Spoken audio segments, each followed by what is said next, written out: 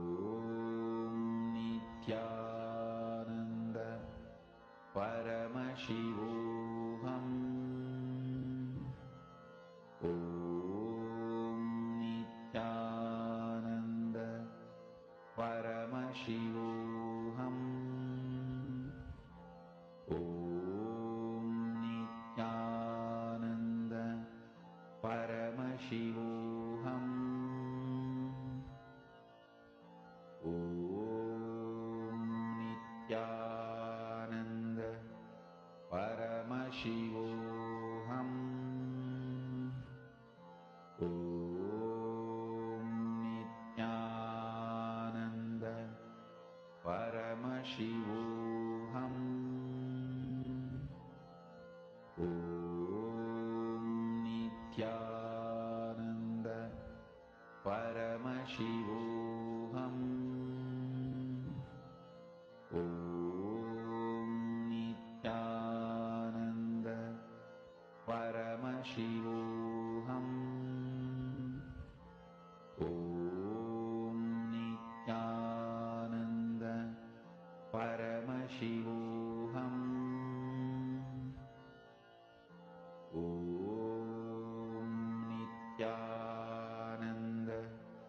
Paramashivoham Om Nityananda Paramashivoham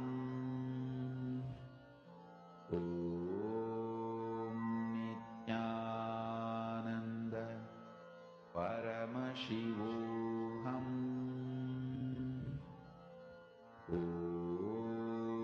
Nityananda Paramashivoham Om Nityananda Paramashivoham Om Nityananda Paramashivoham Om Nityananda Paramashivoham Om Nityananda Paramashivoham Om Nityananda Paramashivoham Om Nityananda Paramashivoham Om Nityananda Paramashivoham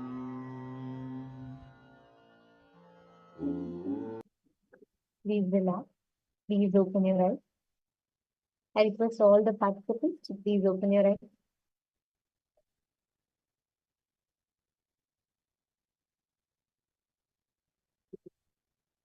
And now please describe in the chat all the details of whatever appeared to you in your third eye. What all did you see in the third eye? Can I request all of you to share?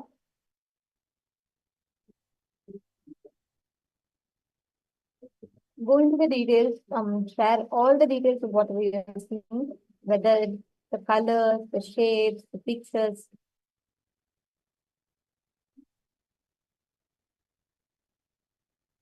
And describe in detail, completely of every single aspect of whatever appeared to you in the third eye.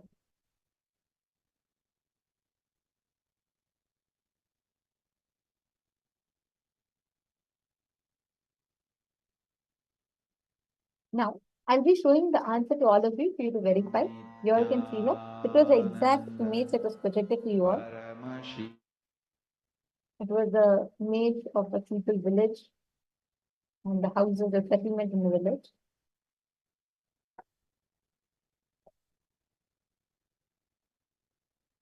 And this is how, see, whenever you manifest power through the third eye, right? Whatever you see through the third eye, every single aspect, whatever appears to you in the third eye, when you go on manifesting it, when you go on detailing it out, you will see how that whole breakthrough will start happening for you.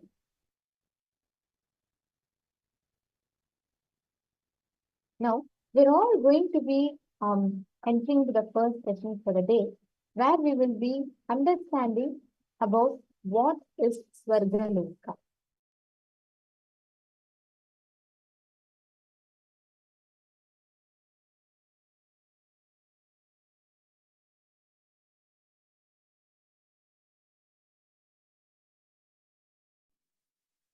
I can project this.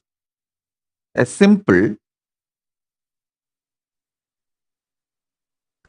kind of a drawing to give you a rough idea about how the lokas are placed.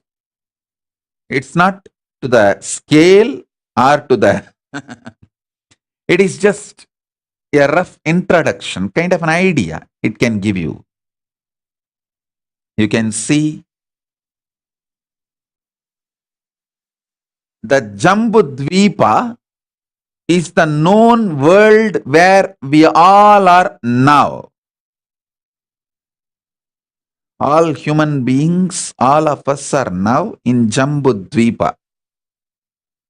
Suvarloka is absolute youth, excitement, energy, absolute power, bliss, no boredom, no tiredness, eternal life, Amara Loka, eternal life. Time does not tire you, frustrations does not bore you, failures do not age you, because they all don't exist in Suvar Loka. So in this higher 7 lokas project, Suvar Loka, Suvar is the Amara Loka, Deva Loka, where gods live, who has gone through superconscious nectar DNA process. So now you are getting the visa, I can say permanent residency for Amaraloka, Suvarloka. I am breathing the nectar DNA into you. The nectar DNA breathed into you makes your complications legitimized. The legitimized complications become complements or multi-dimensions of you.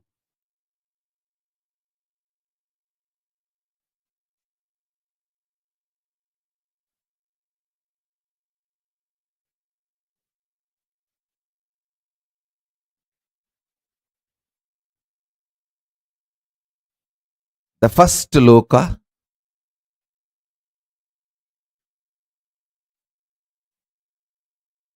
see, Jambudvipa is the known world where we all exist now. Everything science knows as the universe, and even what science can imagine as the universe is Jambudvipa. And above this is Suvarloka. A new kind of intelligence will be awakened in you, where your pleasure, making money, making relationships, health, all will be absolutely aligned. They will not be conflicting each other, complicating each other. They will just be complementing each other. You will go to gym and do yoga and gym and have your health and find your girlfriend, boyfriend there and make few millions there. You don't need to do something separately for millions, something separately to find boyfriend, girlfriend, something separately to keep you healthy and active. It will all suddenly get more and more complementing each other. Conflicts and complications drop when your consciousness is raised. Legitimizing your complications into multi-dimensions of you and making them as part of or complements of your very being. You will just seamlessly exist with all the core aspects of you. absolute unclutching and extreme romance, absolute health and extreme sensual enjoyments, absolute completion and powerful way of dealing with all conflicts. When the superconscious DNA is infused into you, not just diseases disappear, the health in the different level happens. So listen. These higher lokas, like Swargaloka, Maharloka, Janaloka, Tapaloka, these higher lokas have their own ecosystem.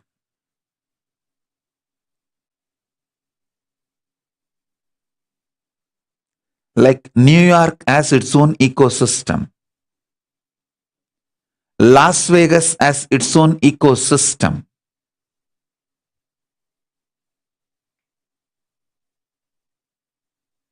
Tirupati has its own ecosystem. Kashi has its own ecosystem.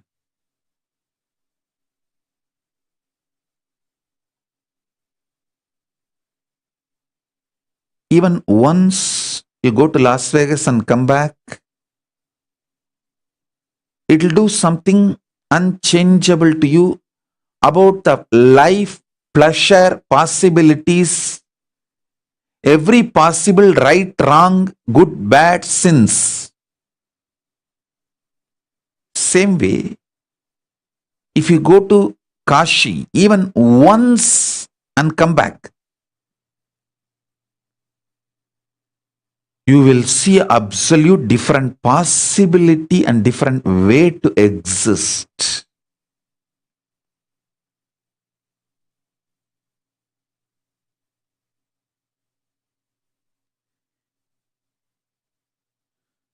Even once, if you go to Tirumala, Tirupati and come back, the devotion for Venkateshwara can never be erased from your inner space forever. Either it grows or stays, but it cannot disappear or dissolve. So listen.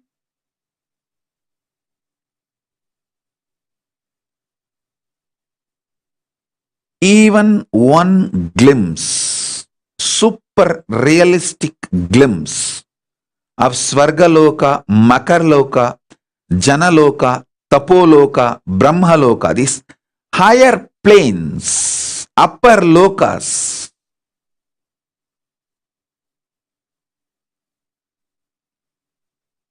makes you irreversibly enlightened, irreversibly empowered.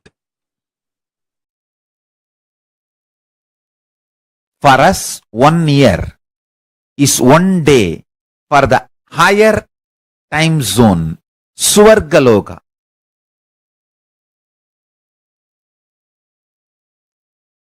That is why Nataraja, the god of Swargaloka, receives 6 Abhishekam in a year.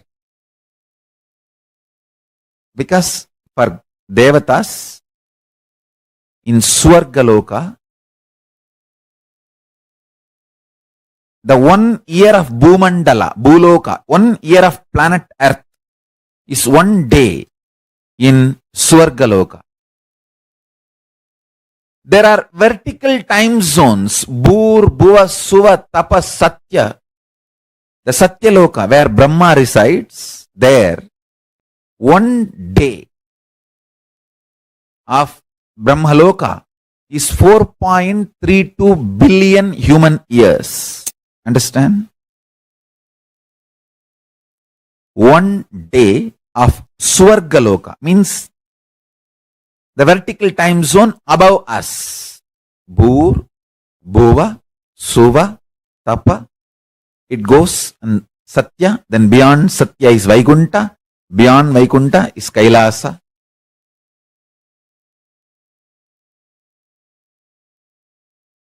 Below Atala, Vitala, Sutala, Talatala, Batala. Understand, I am not giving you some superstitious theories. No. I'll give you precise understanding and experience of these vertical time zones. And understanding about these vertical time zones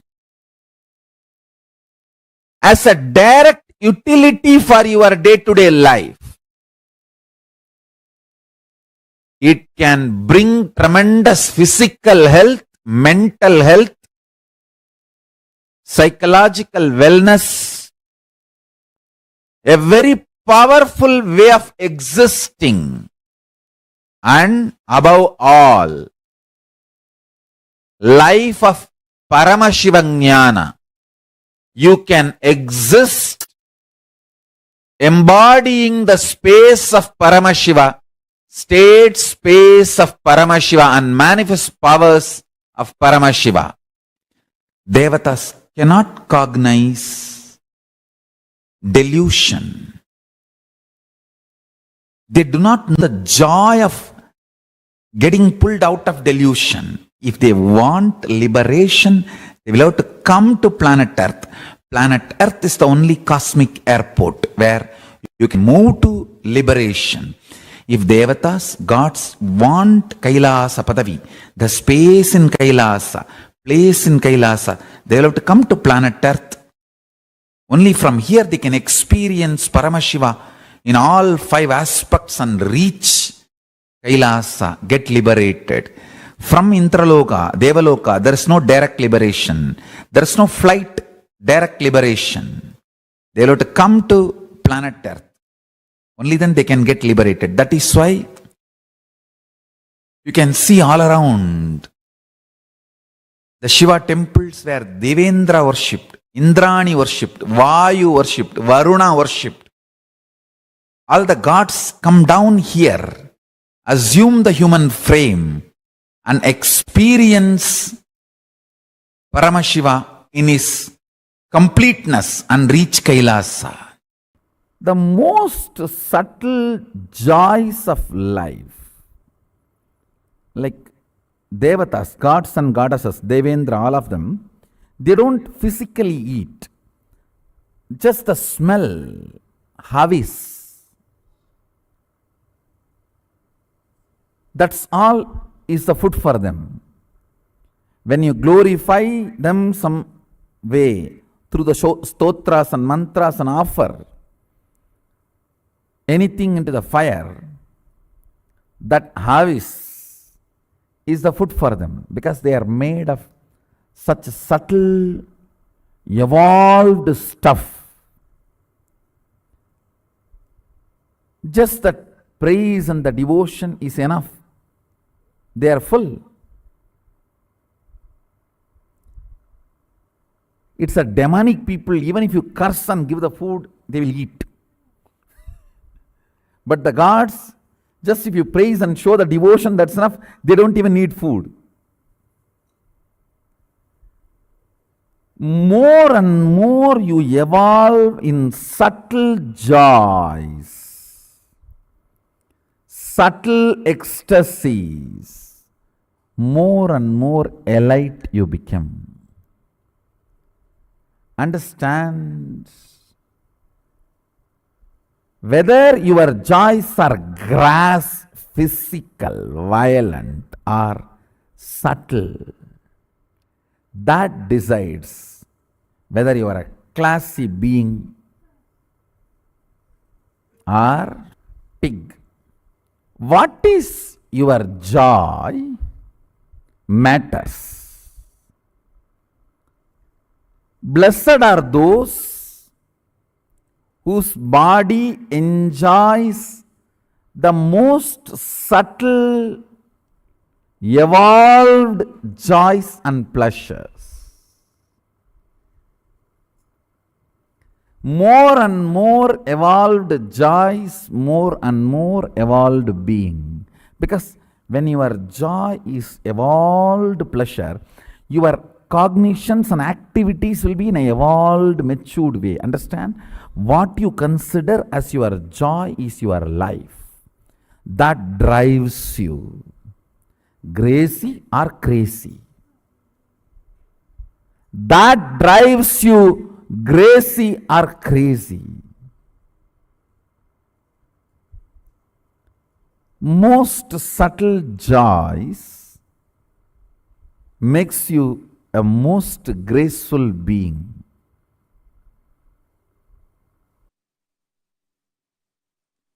Subrahmanya is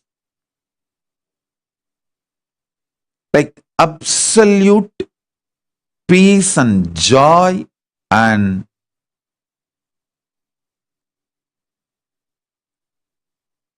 all upgraded life than planet Earth.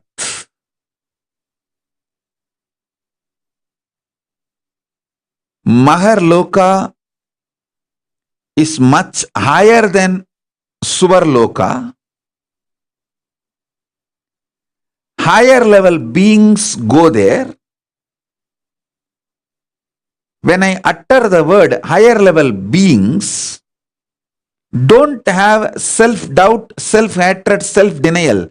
Whether you are qualified, are you higher level being? Please be very clear.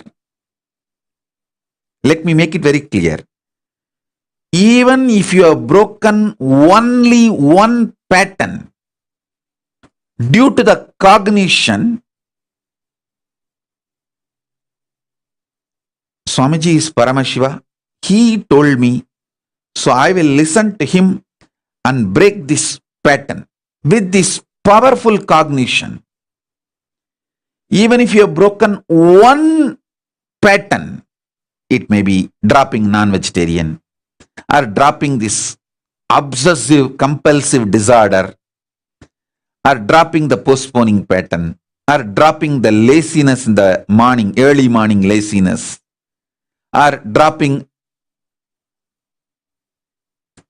your shyness, dropping your fear to speak in public, even any one pattern, if you have dropped, cognizing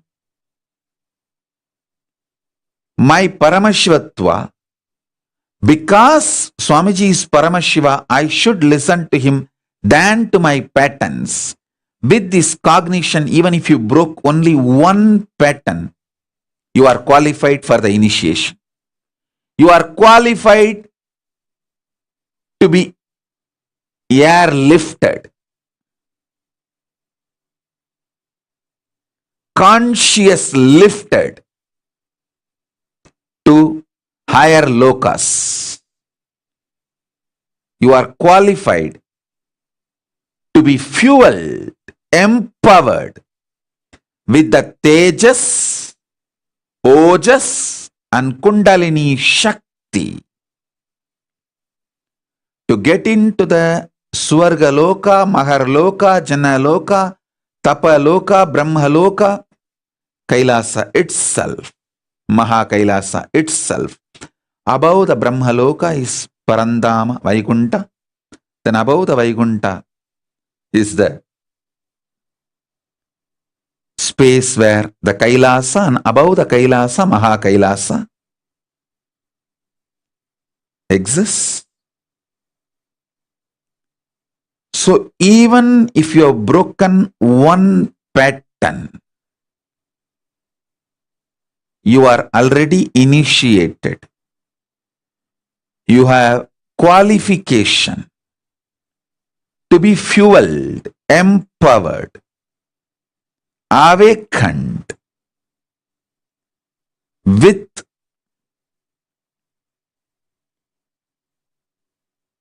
Tejas, Ojas, Kundalini, Shakti, entanglement, Shaktipada, Shaktinipada, initiation, and conscious lifted. Don't worry. Drop the self-doubt, self-hatred, self-denial. Understand this truth. Love has a capacity to break all the barriers, not just among the human beings, all the 14 lokas up and down.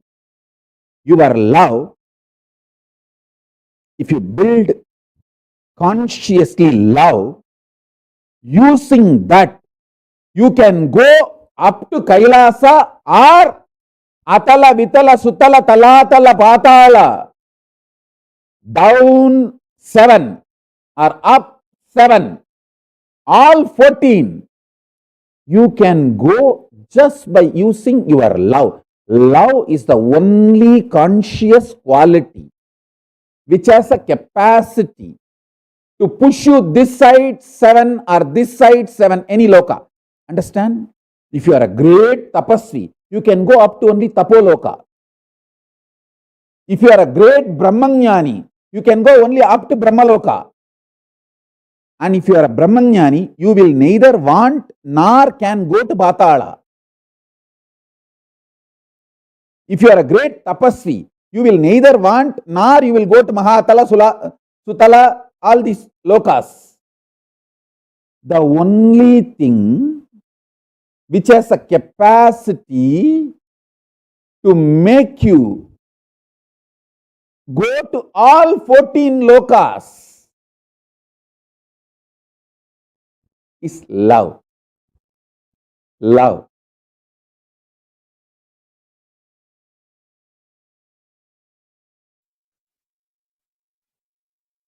Amrita,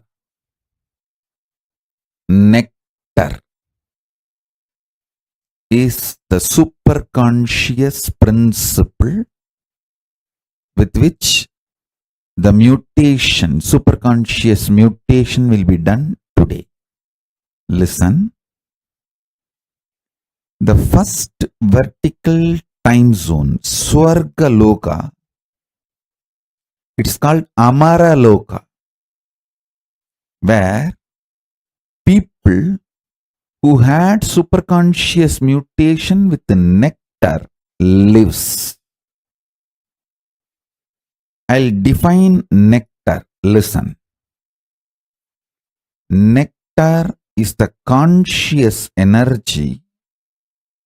Amrita is the conscious energy. When infused into you, makes all your complications legitimized. Listen to this word. Your complications are complications as long as you treat them illegitimate and you fight with them.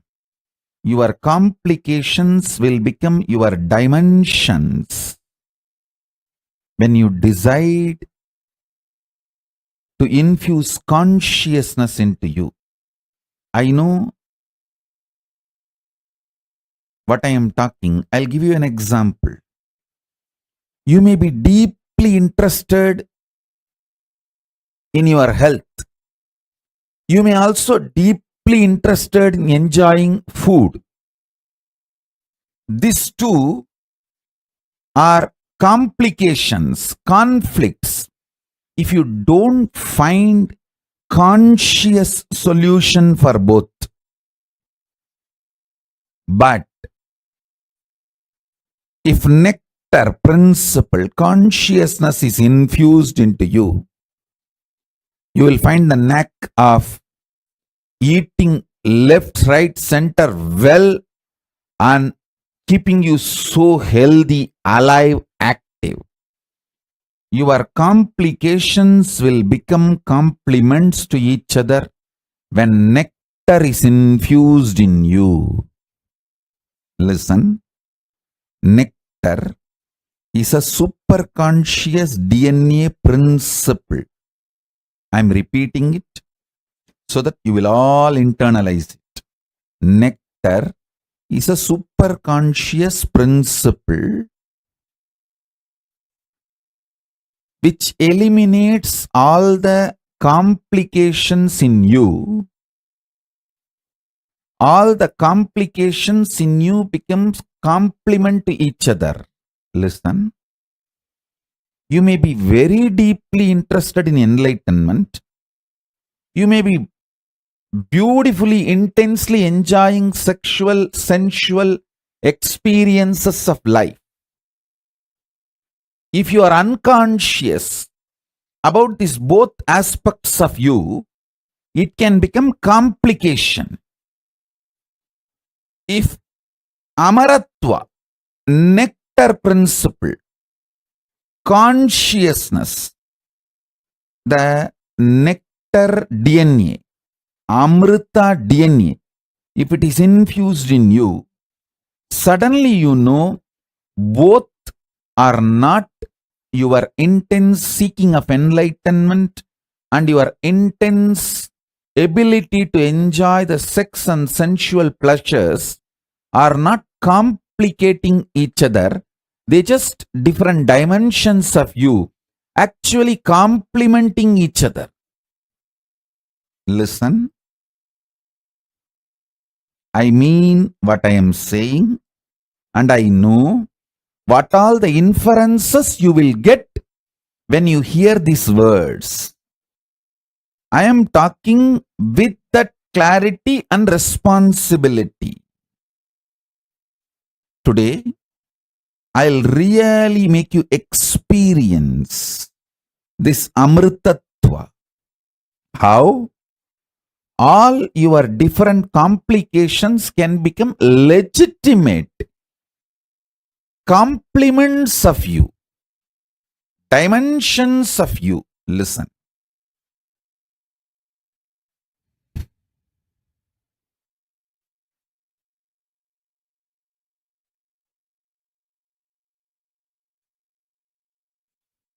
None of your core aspects complicate each other. Your fears don't complicate your desires.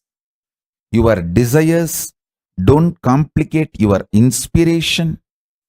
Your inspiration don't complicate your fears.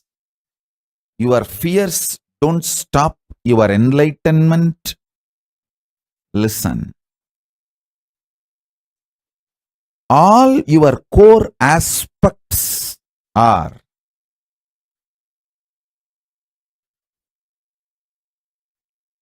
actually complementing each other. A middle class BB, stupid fellows who are not interested in life, the life negative, demonic fellows, devilish fellows, they believe the middle class morals of life. They believe complicating their lives.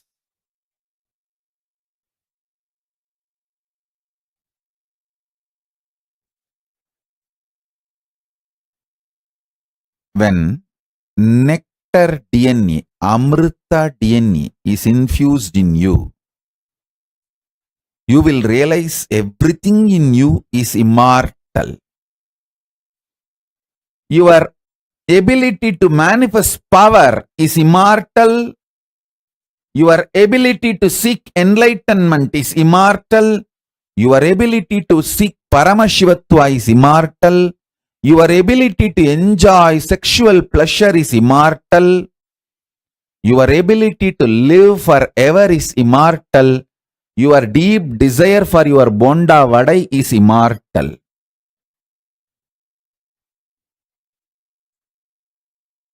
Nothing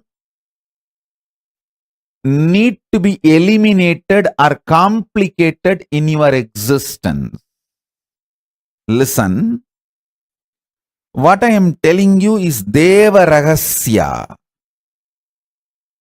What I am telling you is the Deva Ragasya. This is the principle of Amrita DNA. When Amrita DNA enters into you, you are allowed into Swargaloka. Swargaloka does not allow cheap slum dogs. It's like you enter into a grand 7-star casino in Las Vegas and ask, oh, is gambling moral? Is it not sin? Hey, if you know it is sin, why did you come all the way to Las Vegas and get into this 7-star casino, spending thousands of dollars? You have come here to ask this question? Then go and sit where you are and ask all these questions. There are some places the questions have no answer. Those questions just become irrelevant. Suvargaloka is the place where complications become irrelevant. All your dimensions become immortal. Nothing conflicts each other. Nothing complicates each other. Nothing confuses each other. A unique organized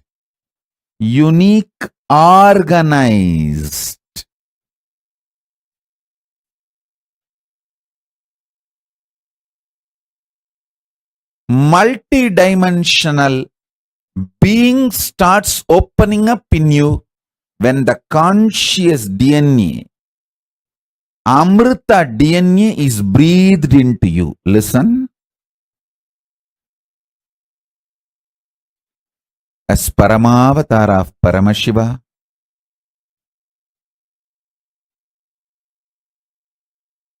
with the grace of Paramashiva, by the grace of Paramashiva, with the blessings of Paramashiva, keeping him as the witness, I commit with you all. Now Paramashiva himself will breathe Amrita DNA in all of you, in all of us. Listen, through this being, he is going to breathe, infuse this Amrita DNA. I tell you, this Amrita DNA superconscious mutation suddenly will take away a lot of your complications. Don't be afraid of life. Don't be afraid of life. Don't try to hang on to your slum mind. You always feel, if I work for money, I may not be able to work for relationships, pleasures, romance. I may not have time and energy.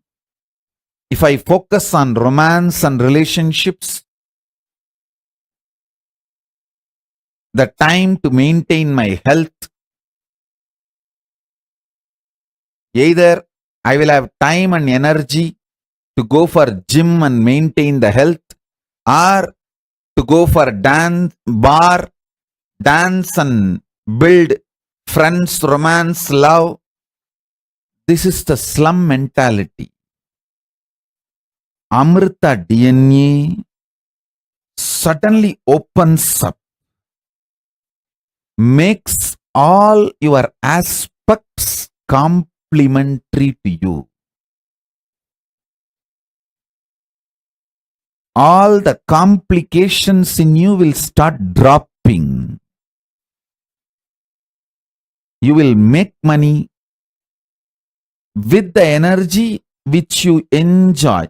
You will make money doing what you enjoy. You will make love, romance, friends, developing your health. You will live longer by eating large quantity of the food which you like. This whole complication or the conflicts and confusion gets burnt when the nectar DNA, Amrita DNA is added to you. I'll bow down to Ganapati, then Paramashiva, then Garuda. Garuda is Lord of Amrita. He is the protector of Amrita. Now Garuda will enter into each one of you and add nectar DNA. Amrita DNA in you all. Understand?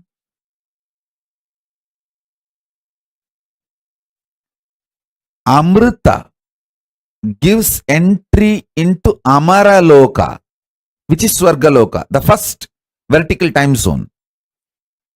All the devatas are called Amaras in Sanskrit because the Amrita superconscious DNA process is done inside you. Listen. The process now going to be done is eternal.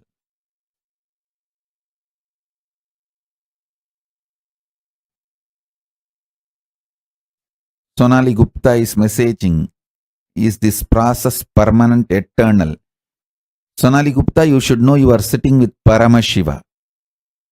You are not sitting with any guru or enlightened being who gives you the glimpse. You should know now you are sitting literally with Paramashiva, who always gives the boons for eternity.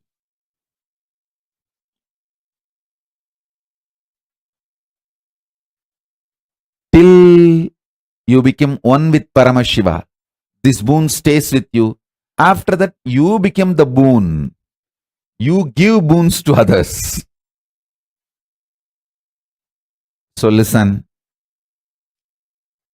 This DNA, I tell you, actually,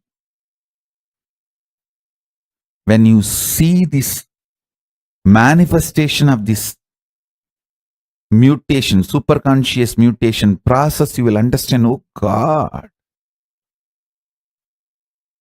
just one superconscious mutation process can do so much. Nectar principle, Amrita principle infuses such vast consciousness in you. The inner space goes through such explosive understanding. The right, wrong, good, bad, sin, merit, all this idea gets organized with a larger picture of the cosmos and enormous energy to handle all the complications and manifest it as compliments starts happening.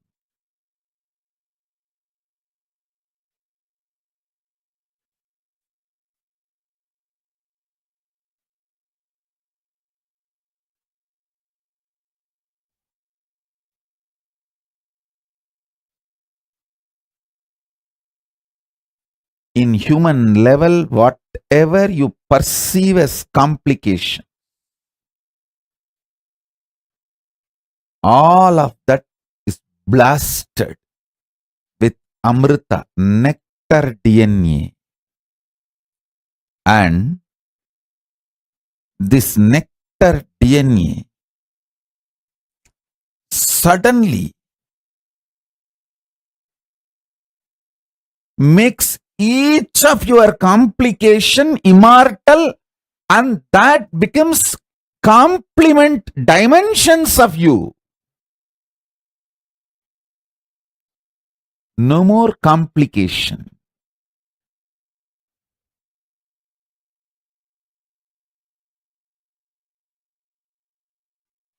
What I say, even if you logically understand, that is enough. And even if you don't understand, it's okay, because I'll pour this Amrita DNA in you, nectar DNA in you. Amrita Tattva, Amrtatva in you. Most fortunate are those who are going to experience today's superconscious mutation process, because today you will see your ability to enjoy the sensual pleasures and your ability to manifest power both expands. Both are not conflicting each other. Both don't complicate each other. Both actually complement each other. Your inner conflicts and complications will get legitimized by your own experience as Amara, nectar DNA. Amaratva, your middle class morals will leave you. Your middle class mentality will leave you. First, you need to taste Devaloka, Amaraloka. Only then you will move to Kailasa.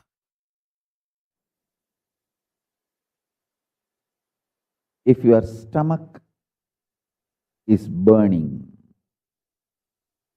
with the Jataragni, the fire of hunger, if you are still capable of feeling hunger, be very clear. Your identity is already established in Swargaloka. Only if your presence is there in Swargaloka, you can feel hunger.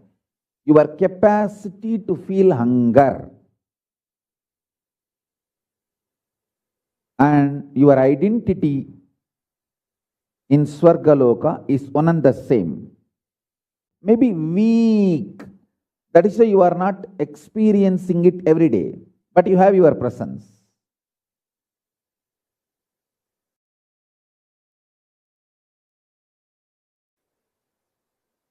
I'll elaborately explain this truth now. All the higher time zones, the vertical higher time zones, up to Kailasa, and all the lower time zones,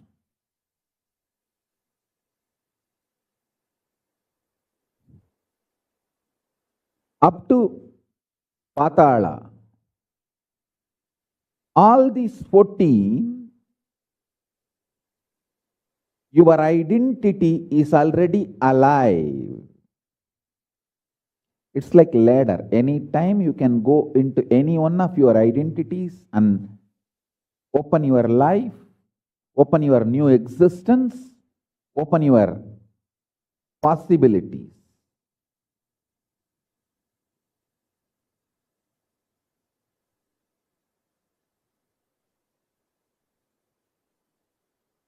Understand this example. You already have, because you are initiated, you already have your identity as Kailasavasi, even in Kailasa.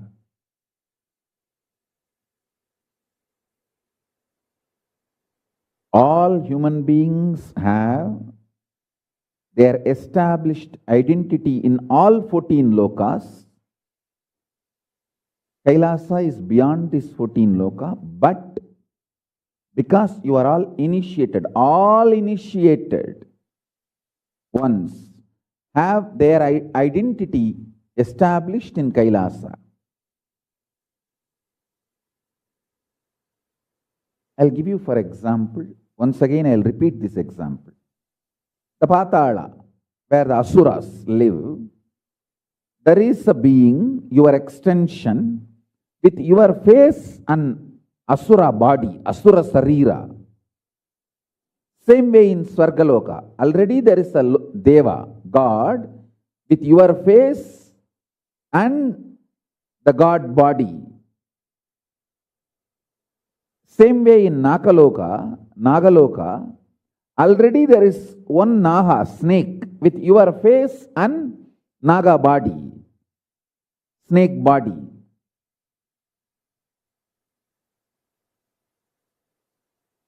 Your existence is alive, spontaneous, simultaneous in all 14 lokas. If you are initiated, not only this 14, the 15th space, the beyond, the space of Kailas also, your existence is assured. The doors of Kailas are opened for you. Now listen. You have the freedom to strengthen any of this identity in this 14. You have a freedom to strengthen or weaken any of these 14 identities. You can be demon if you continuously come to powerful conclusions that demonic qualities are the best to succeed in this world. If you come to this conclusion again and again and start acting on this conclusion, be very clear, you are strengthening your demonic identity and you start planning your future in Patala, the Asura Loka. If you come to the conclusion, very dharmic way of living, win-win, will always be the best strategy.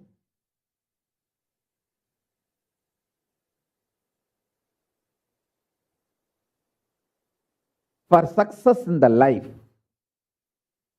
Whenever you come to the conclusion, hey, I should also win, he should also win, that is the best strategy to achieve success in the life. And you start executing those strategies, those conclusions, then your personality in Swargaloka gets strengthened, and more your intensity in Swargaloka gets strengthened, and you start manifesting your future time in Swargaloka.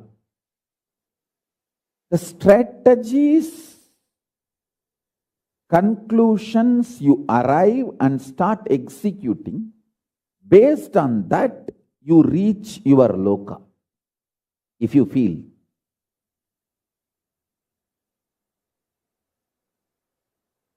Win-win is the best. I should also win, he should also win. That kind of deals are the best for success. Then your Swargaloka identity gets strengthened. You start manifesting Swargaloka in your life. What I am revealing today is the principle of karma.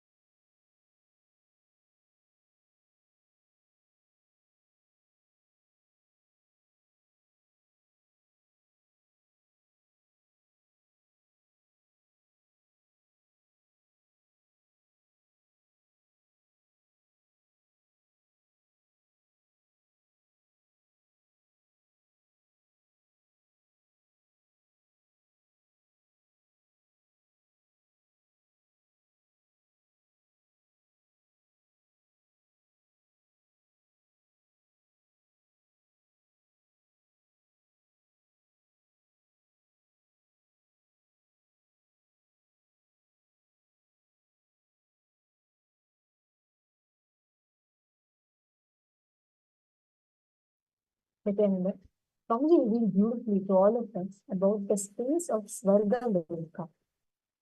How absolute life possibility. The space of Svarga Loka. Svarga Loka is also called as Amara Loka in other words. Amara Loka means that eternally, the space where time does not tire you. The space where the movement of time does not cause a friction, does not tire you. That space is Amara Loka, Svarga Loka. In that space, right, the kind of a oneness that you experience, the state that you experience, you will experience eternal youth, absolute excitement, absolute energy, absolute power, absolute bliss, and no kind of a boredom or tiredness, and eternal life. That is what is Svargaloka, the space where time does not tire you, frustration does not bore you, failure do not aid you, because they all don't exist in Svargaloka. They said, how? When you are in Swargaloka, the conflicts, contradictions, they lose power. Even the things that are conflicting for you in Bhuloka plane, for example, eating a lot and staying healthy. This may look conflicting in this loka. But when you go to Swargaloka, they become complementing to each other. Same way. For example, having pleasure and having enlightenment may look conflicting, may be conflicting here in Bhuloka, but when you go to Swargaloka, these become complementing to each other. So, where conflicts, contradictions, complications, see, all of us have desires, right? Everybody has desires. Desires literally, even for you to exist, it's a desire for you to exist. It's the desire that makes you breathe in the next breath. The problem with this is that having desire is not wrong, but the problem with having desires is that if we go on having them as contradictory desires, complicating desires, conflicting desires, these is what makes us be still in Bhuloka plane. The moment you, all the conflicts, contradictions, complications in your desires melt down, your parallel universe identity in Swargaloka starts getting empowered. I request all of your intense listening. And if any of you have any questions, feel free to post it and ask. It is very, very, very important that we understand and internalize these powerful cognitions. Every step that we are learning here is directly to help you to transform your inner space, to empower yourself. How many of you are understanding this so far? How many of you are with us?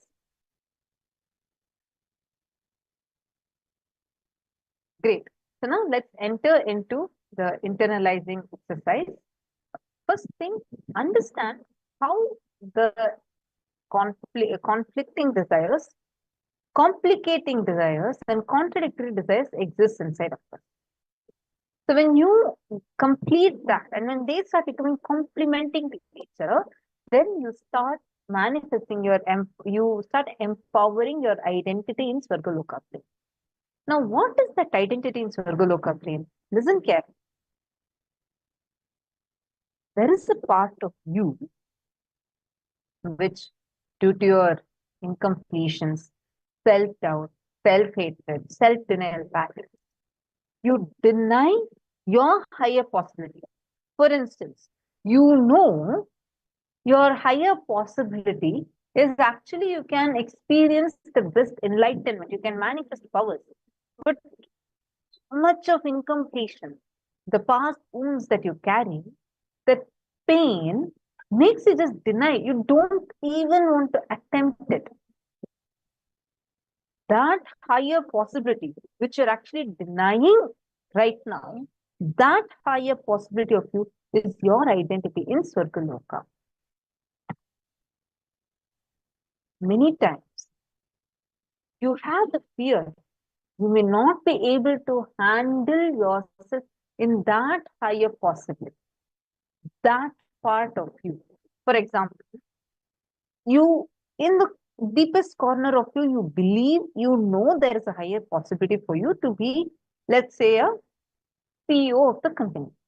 But due to so much of self-doubt, self-hatred, self-denial, fear, insecurities, you just deny that possibility itself for you. So that possibility that you're denying is your identity in Swargaloka. How many of you are understanding this? If you're understanding, can I request all of you to please post yes in the chat if you understand? If not, feel free to post your questions. You just decide to not entertain, to not allow the time to tire you by constantly cherishing SDHD. If you decide to not allow all the patterns, that's what Swami says, right? It's called Amara Loka because that the principles, the fear, greed, that whole state constantly rubbing with the SDHD does not happen. That is why in Swargaloka people live eternal, it's called Amaraloka. And you experience absolute bliss in everything you do. Swami says in Swargaloka, even if you try to, you cannot be deprived. The fundamental law, like just to give an example, if you're in Bhuloka, any point that you're in planet Earth, the gravity acts on you, right? You can't defy the gravity just like that, correct? Same way, in Swargaloka, the fundamental law in which the universe functions is this. You cannot be there without experiencing joy and pleasure. But the part of you which you denied due to your SDHD, the part of you where you know you have the higher possibility and you deny. Because you have the fear, you may not be able to handle yourself in higher possibility. Take a few minutes, look in and pen that down, write it down and analyze it. Take a few minutes.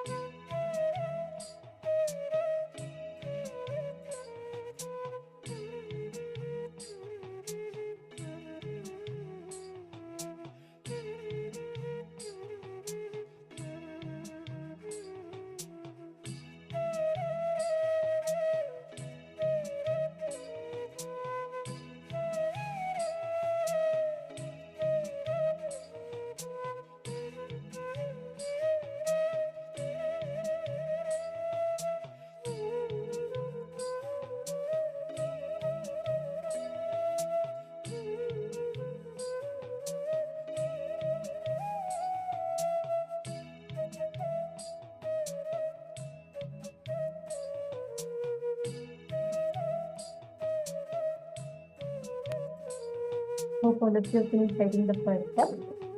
Now, in the second step of this exercise, look very carefully. In the second step of this exercise, I'm going to request all of you, wherever you denied due to your SDHD, it could be for any reason, but you had denied certain aspects or manifesting certain possibility because you felt, because of your doubt, you felt you will not be able to handle it, or you felt it was too much for you. Some doubt, some SDHD in you would have made you stop taking a step for it, correct? Now, in everything that you have written down, listen very carefully. Fear that you may fail, collapse, fall again and again. Because of that fear of failure, the possibility which you deny is your identity, yourself in Swargaloka. Desire to live by being ferocious.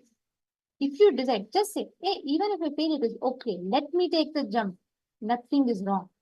Decide now and manifest your highest possibility. Every aspect that you've written down. Tell how you're going to take an action right now. Let's take 3 minutes for this. I request you all to pen.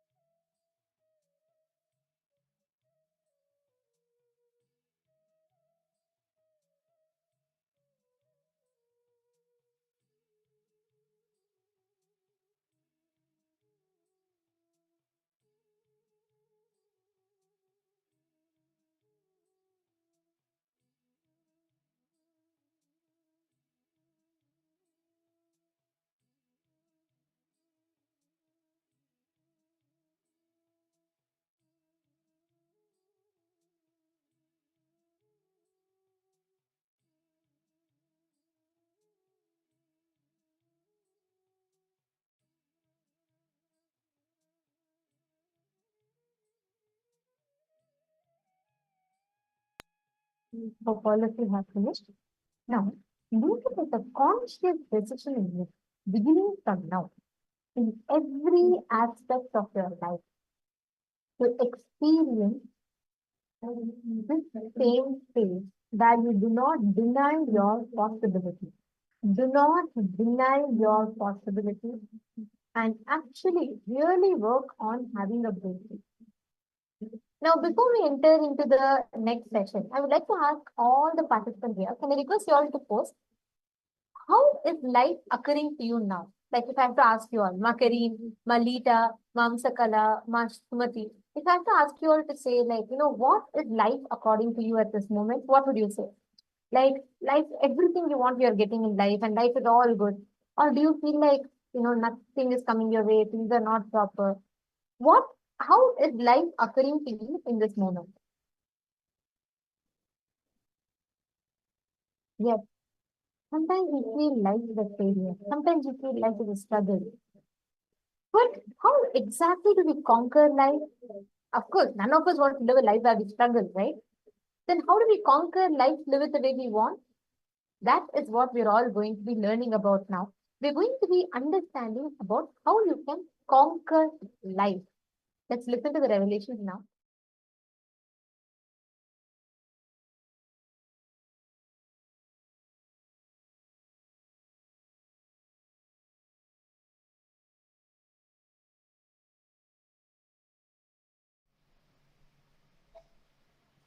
Whatever may be your perception, whatever may be the way life occurs to you, don't try to find reason now. Please understand, I only asked you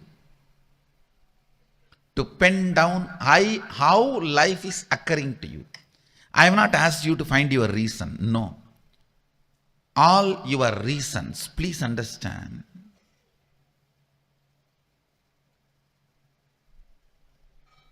When you try to find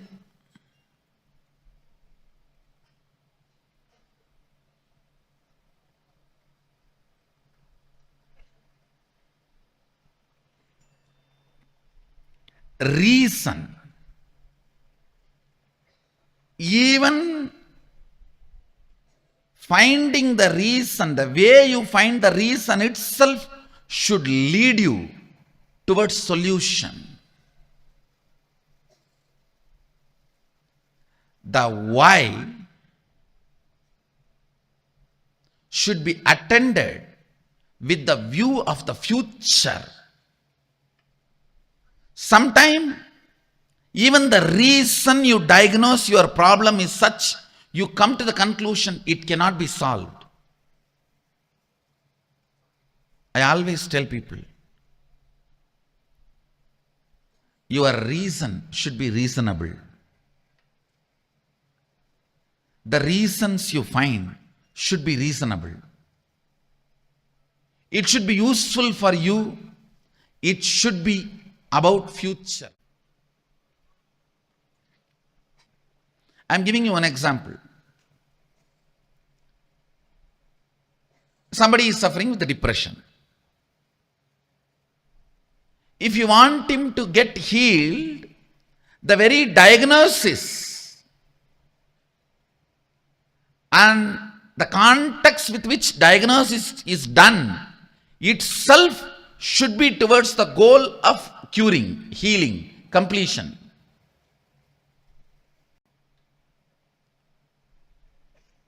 The cognition which is put inside you, it cannot be cured forever. Depression cannot be cured forever. It can only be managed.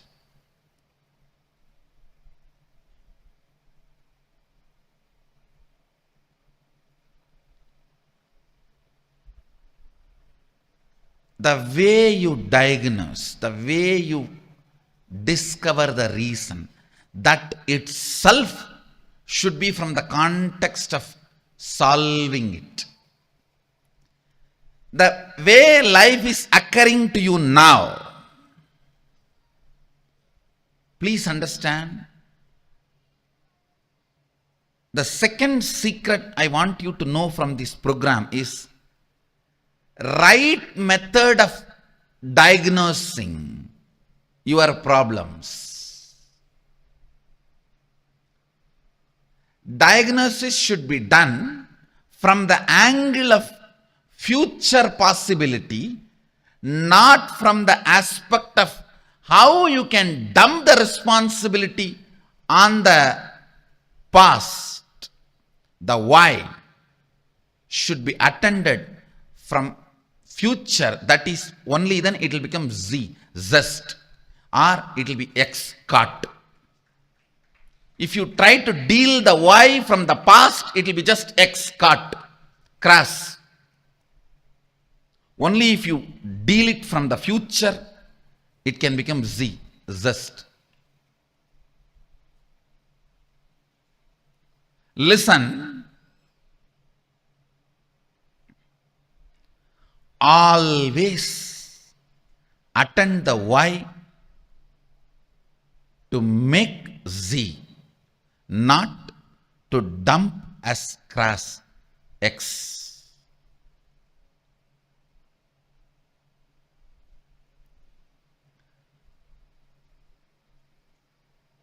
Depression.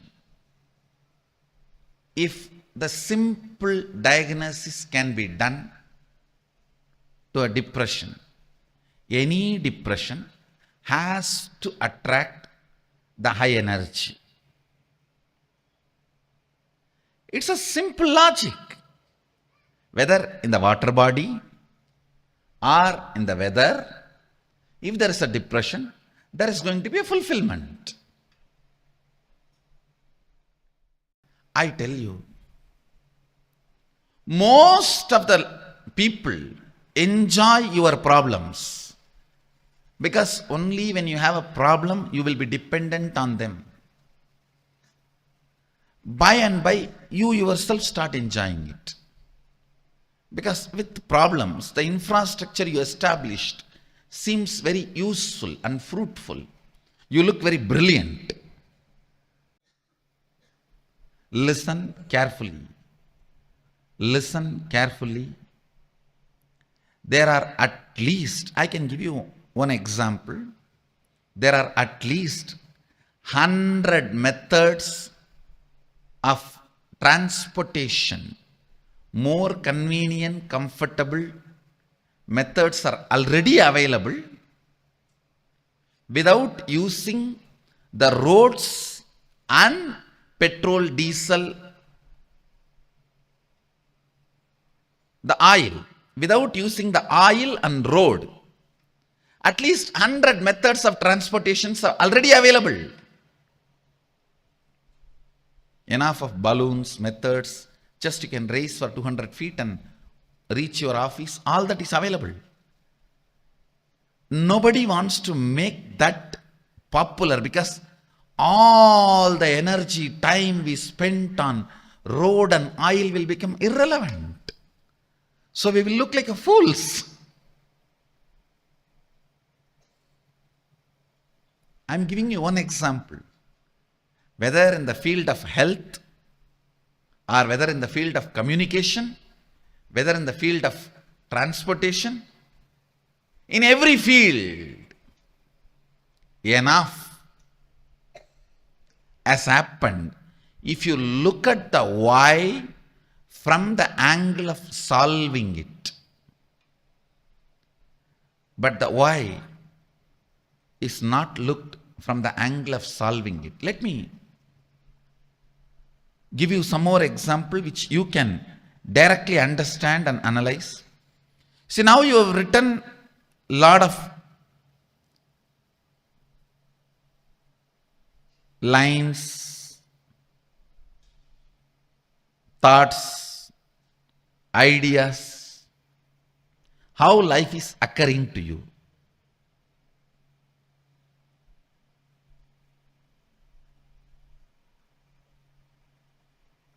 You always think, I know the problem, I know the solution, only I don't know how to execute it. Please understand, if you don't know how to make it into reality, At least be very clear, you don't know the solution. Don't have this half understanding. No, I know the solution. I only don't know how to make it happen. No.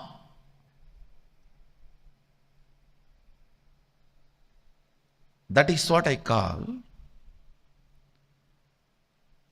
consolation out of confusion.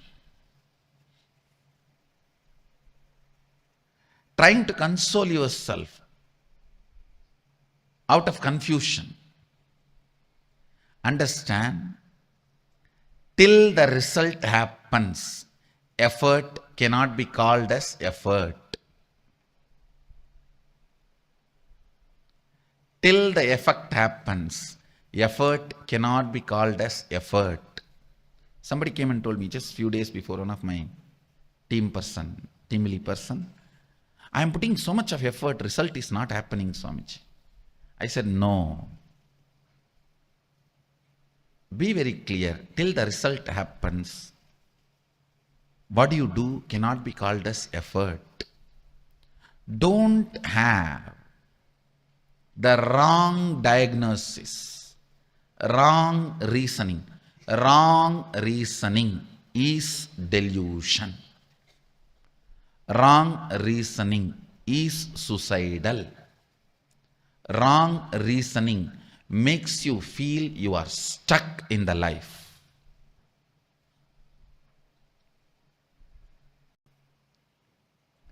The first step, seeing how life is occurring. The second step, next step, always look at the life, perceive the life, understand the life, reason with the life from the context of making it as you want, making it as a reality as you want, not dumping the responsibility or playing the blame game on your past, on everything. We can blame everything, including ourselves, and say, this is the way it is, what can be done? No.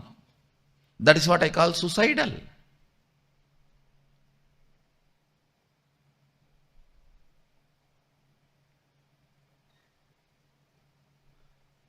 Many times we even start enjoying our belief that we are only capable of this much. This is the way it is.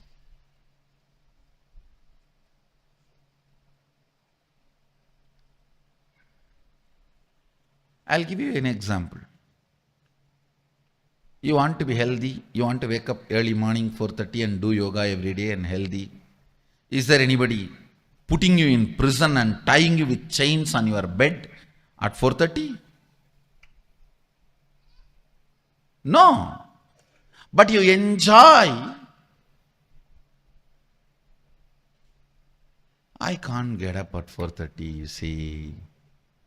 I tried my best. I had enough of alarms, yoga mats, shoes.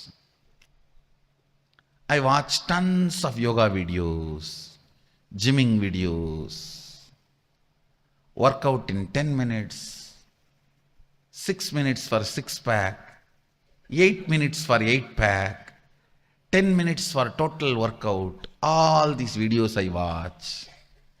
But you see, I can't get up in the morning. And you start either getting comfortable or give up, or even enjoying your inability. Please understand,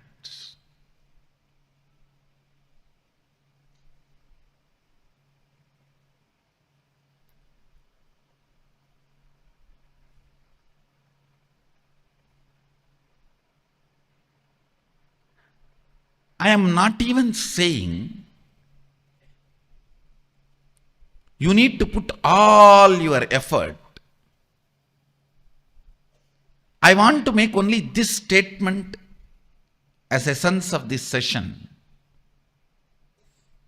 If you can start looking at the whole, analyze each and every situation from the angle of manifesting it as you want,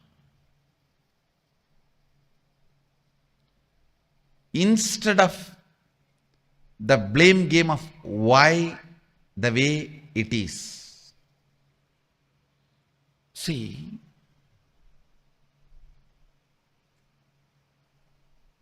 when you look at why the way you think, why the way you act, why the way you talk, why the way you feel, why the way you exist, if you feel tremendous pain, inability, you are only enjoying, entertaining blame game, putting the blame on the past.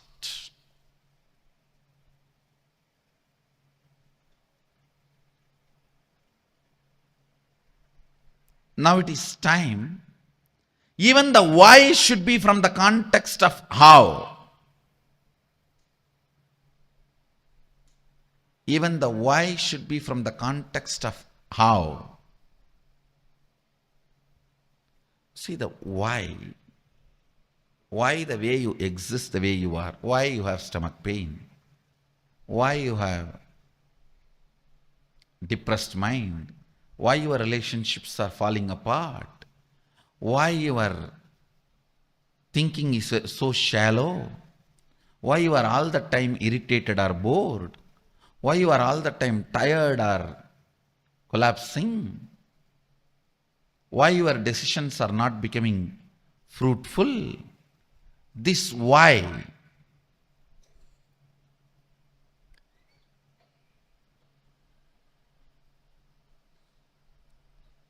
If you approach this why only to blame the past, the existence of past. Oh, you don't know, Swami, my background.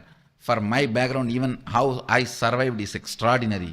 No one else other than me would have survived in my background, the way I grew up or the place I was in. If you are interested in that, you will never find solution. You will never find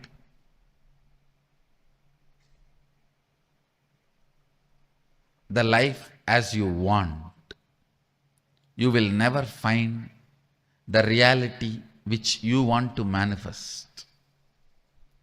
If you want to conquer the life, that's why I use the word conquering life for this program. Actually, you have to conquer it. There is no way you can have agreement with your past. The way as life is happening to you, there is no way you can just paint, do the tinkering, touch up here and there and use it again. No. It is just straight your enemy. The way the life is occurring to you now is not your business partner, is not your friend. I think not your friend, all of you know already. But you always think there is a possibility for negotiation. I'll do little negotiation and just do this touch up and that touch up, little lipstick and little combing and little painting here and there, little tinkering, polishing. No. Only if you understand your past should become redundant and you should not expect inspiration from your past. You should generate a mechanism in you as a source of inspiration and make the whole redundant.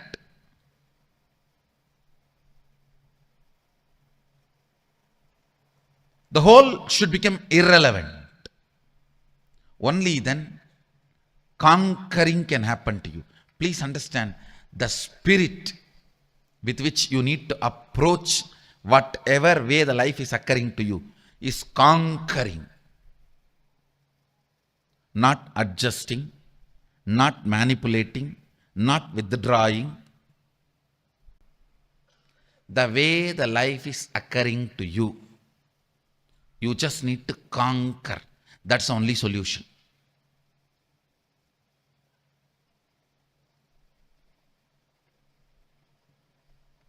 As long as you have the light, soft corner and sympathy for you, and justification about the way you exist, conquering is not possible. I am ferocious with your past. I am not asking you to be angry with your past. No. I am asking you to be ferocious with your past. Be ferocious with the way your life is occurring to you.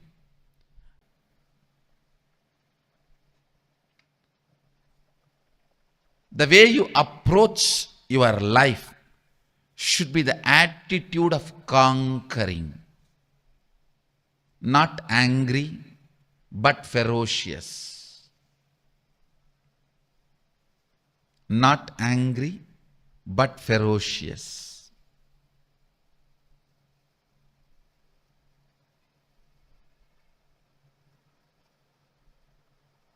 This is one small but great shift needed to happen. The way you look at the life, the way you diagnose your life, the way you find the reason.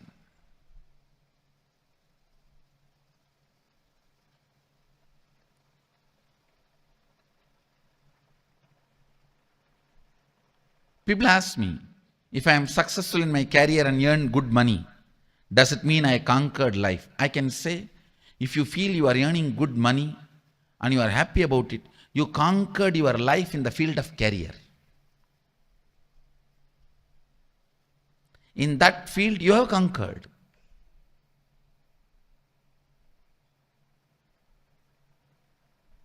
Conquering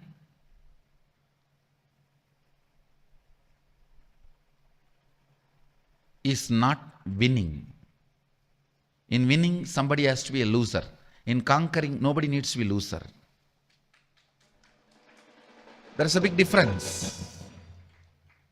If the resources are very limited, it has to be winning. Somebody has to win, somebody has to lose. If the resources are unlimited, that is when conquering.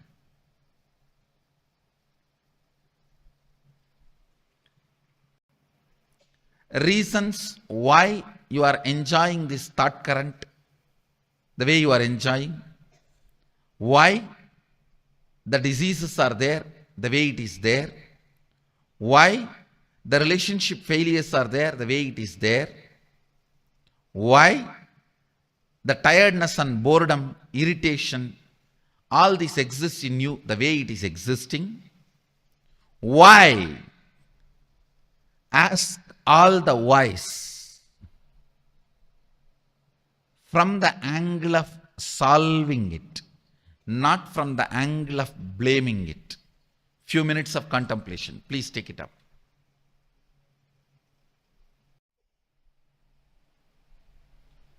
Now, listen to this very carefully. The first set of the writing you did, how life is occurring to you as it is. The second, finding the reason from the context of solving it. Manifesting the new reality you want, to conquer the life as you want.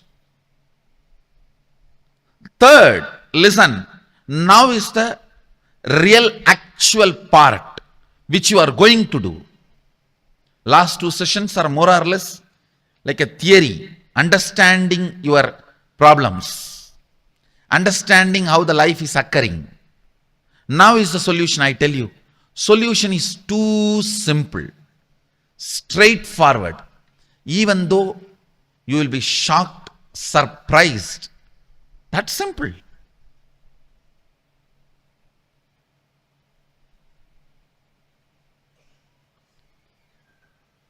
Because you don't practice, some solutions look very simple.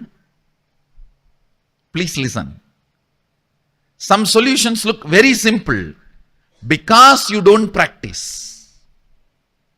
Some solutions are actually simple even if you practice. The solution is your will. Understand? You have so much of pain associated to your will. I used my willpower, but it does not work for me. It worked 3 days, but I think it worked by fluke. You have so much of failure pain. How many of you have so much of failure pain with your will? Raise your hand. The moment I say will, it is pain so much because you tried, it failed, it did not work, and it worked for 4 days, and then you have been dumped by your will. You feel your will is your enemy, and you have too much of incompletion with your will. Listen. Drop all that stupidity. Even those things are some of the wrong diagnosis you have done. Most of the time, even your incompletions with your will, even your incompletions with your incompletions, your incompletions with your powerlessness, your incompletions with your inability, your incompletions with your impossibility, all this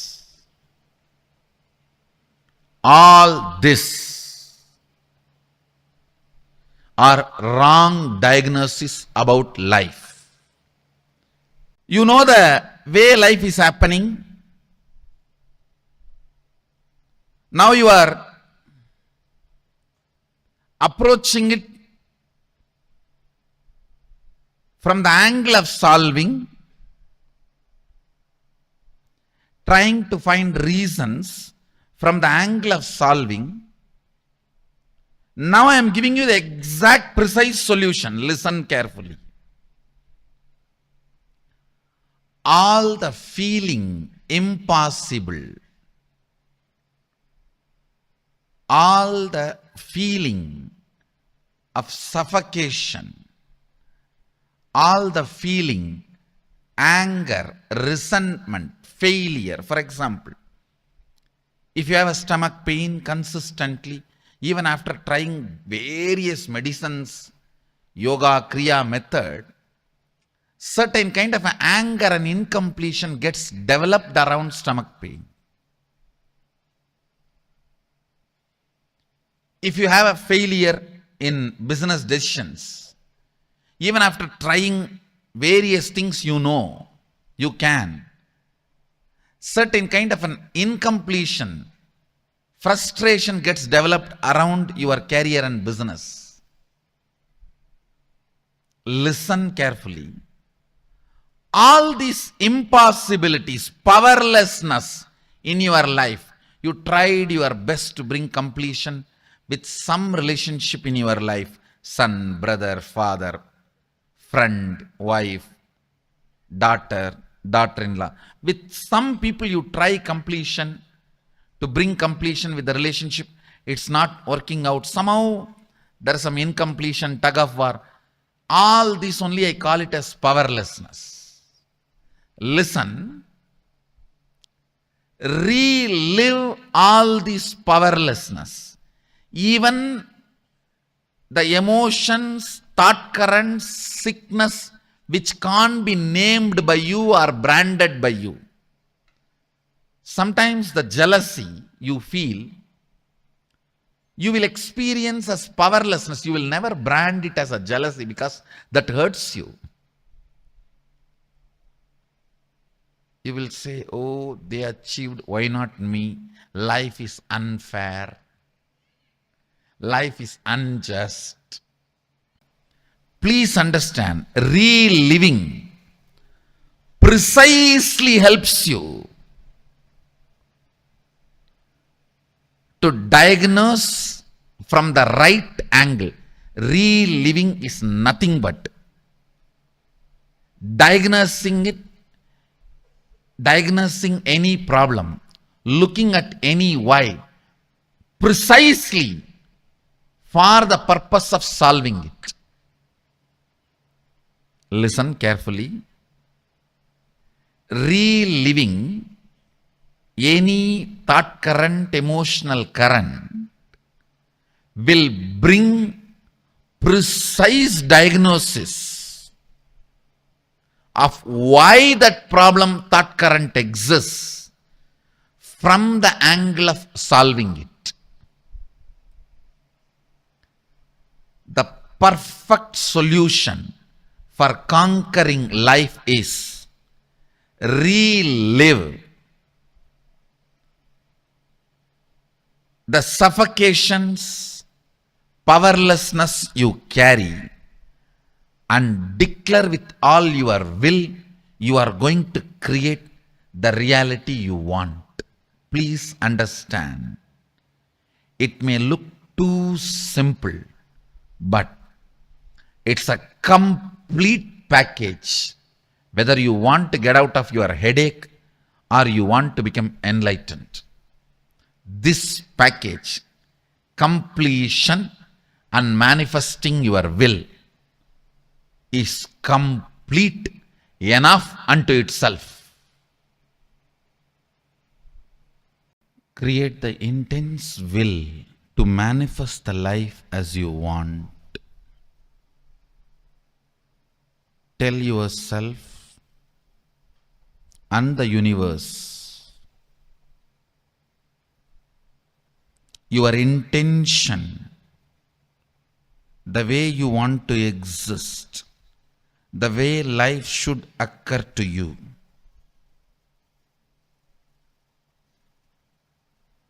Create a clear, detailed, powerful will to declare to yourself and to the universe the way you want to exist, the way the life should occur to you in every level. Consciously spend few minutes and declare it to yourself.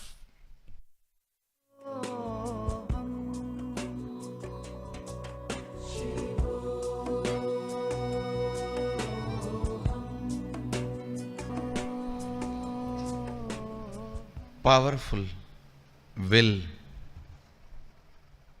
with your declaration to yourself and to the universe.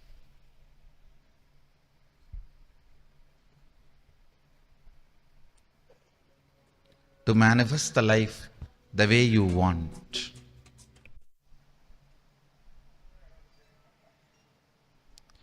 From the space of Sadashiva, I bless you all.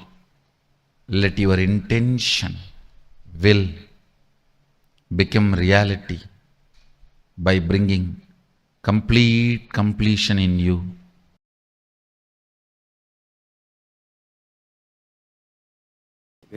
For manifesting them into reality, what we wish to do, what kind of the visualization that we have to brought into? See, what you want,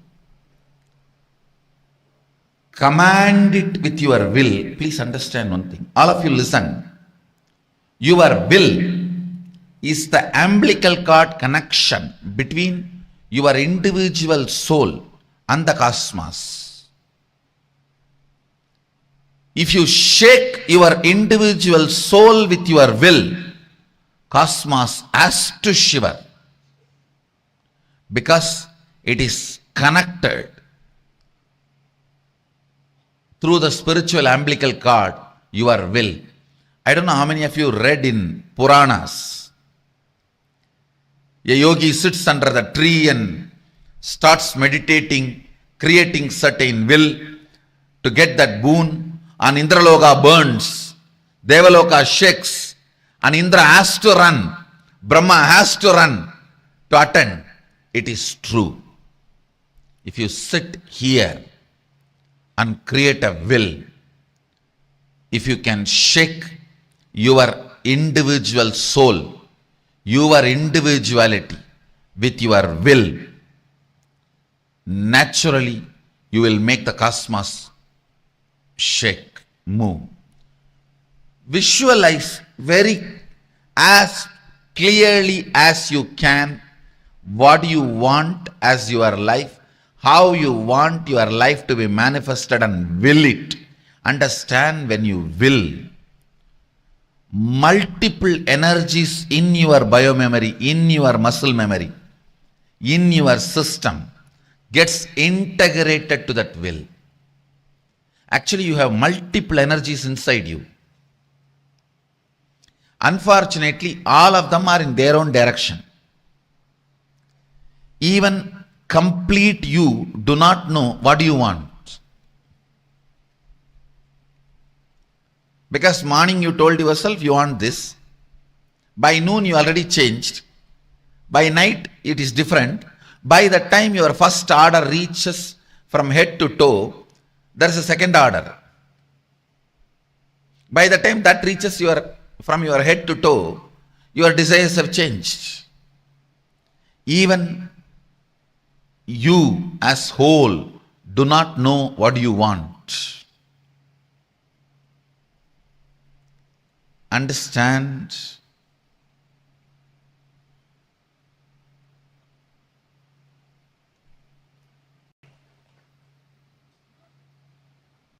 The next question we have from Milpitas, California Center. Raj is asking, what is will? Just executing your intention?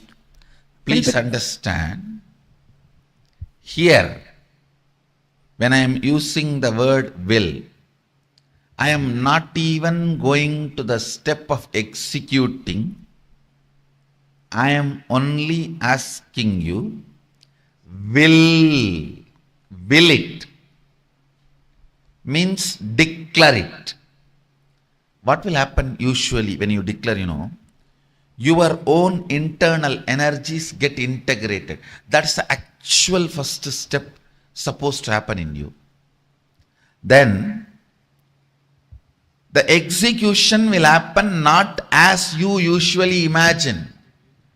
You struggle, make 10 project plan, scratch 9, sometimes 9.5, and then rebuild, and in this confusion get tired, bored, and sick, curse everyone around you and you. Don't even bring the word executing, because there is too much of incompletion with that word executing within you.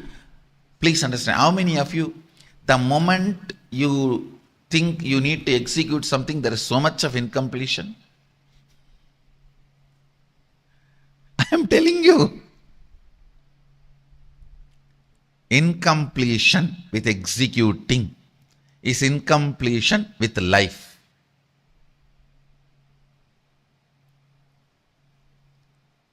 I know it is there. I know it is there. That is why I am saying, don't even bring the word executing. Will is powerful enough. Will is powerful enough to integrate. Then it is capable enough to manifest. Maybe a little bit of your cooperation is required, but you may not need to do this whole executing exercise. Most of the time your execution exercise is almost like fighting with yourself. Fighting with yourself.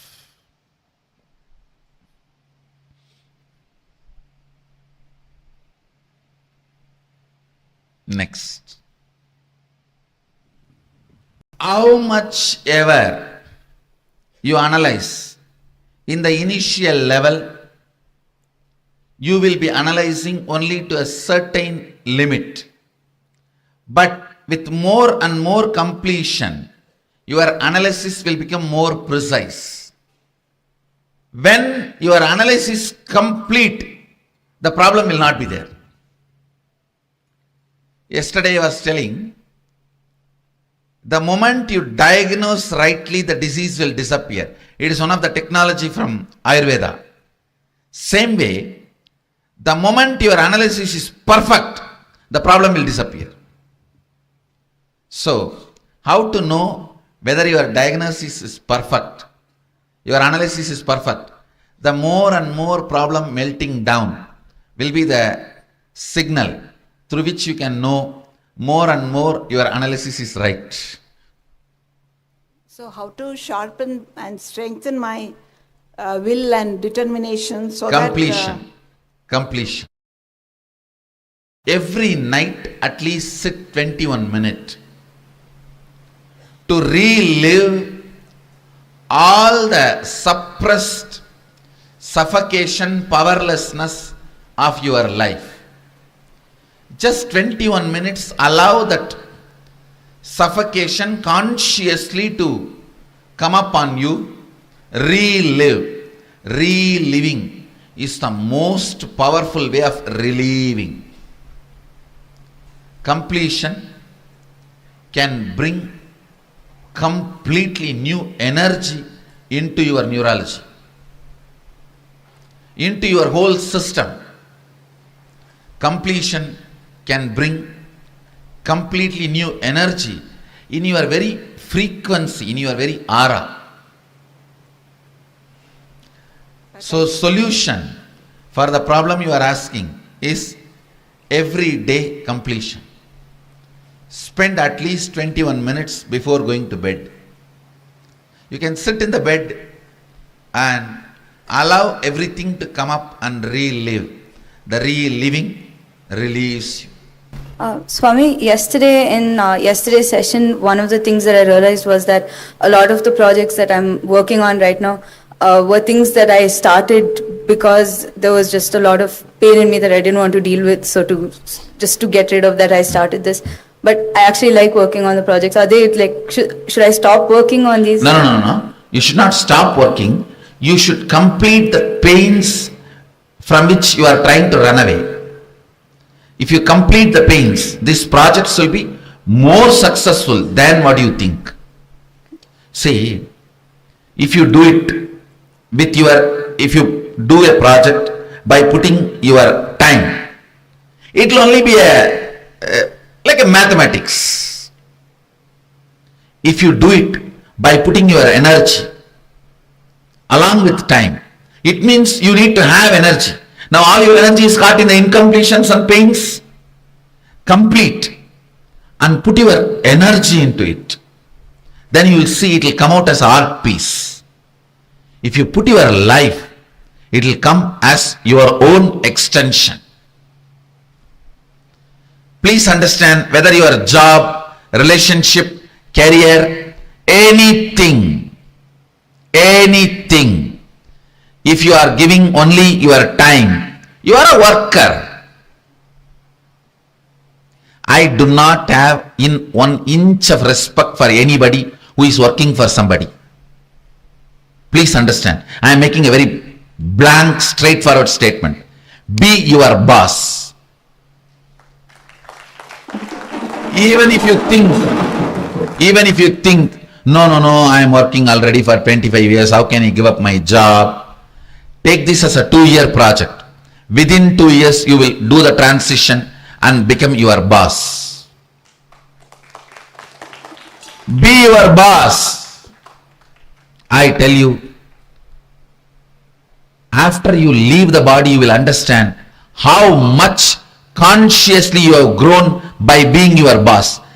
Please understand, only to the people whom you are serving, your clients, your customers, whom you are enriching, should be your boss. Be your boss. I tell you, consciously, you will be complete about life. If you are working for somebody, you will learn only one thing: to give your time. You will never learn the taste and joy of what it is to give your energy along with your time. You will give your energy along with your time only if you are going to be the ultimate beneficiary. If you are going to be the ultimate beneficiary, only then you will put your energy into your time. Otherwise, that's that 9 to 5, especially these government jobs in India. I don't want to talk about it, but you read from my face.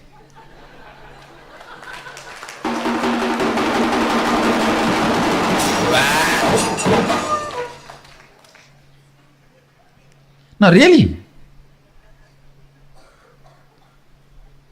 If you want to make some fellow dead, if you want to destroy somebody, if you don't like somebody in your life, want to destroy them, somebody for any reason, just get him a government job in India. For his life is done. No, he learns there the ultimate cunning, cheating methodology of giving only time, even by mistake not giving little energy or giving little life to his time. So that is the way he will destroy himself. That is the worst, long, prolonged, painful suicide. Giving your time for something but not giving your energy or life to it is the most prolonged, most painful suicide possible. Be your boss. You will learn, you will be inspired to give your energy to your time. Anything you do, then you will learn how to give your life to what you are doing, to your time and energy. Understand? If you are in a mechanism where you put your energy and life into your time, you will be fulfilled in your life. See, even in the private sector, if you are putting your energy into your work to the level your seniors can handle you, they are okay. But if you are putting your life into your work where they feel threatened, it is not okay. That is why I am telling you, take up this as a 2-year project in your life. If you are working for somebody, decide in next 2 years I will become my boss. And it will really make you put your energy and your life into what you are doing. Not only you will have success, you will have completion. You will have fulfillment. Understand? Micromanaging your inner space is enlightenment. Micromanaging your outer space is success. Both will happen to you if you are in a mechanism where your time and energy is not separated. I tell you, even the people who hire you, if you put too much of energy and life into what you are doing, which they are not able to comprehend, they will feel threatened. Your great work, your boss will feel threatened. Because that is the whole setup of hiring and firing mechanism. Hiring and firing mechanism. I tell you, take up this one truth in your life. I am 100% guarantee, 100% sure you will only appreciate me for giving you this advice. Never you will blame me.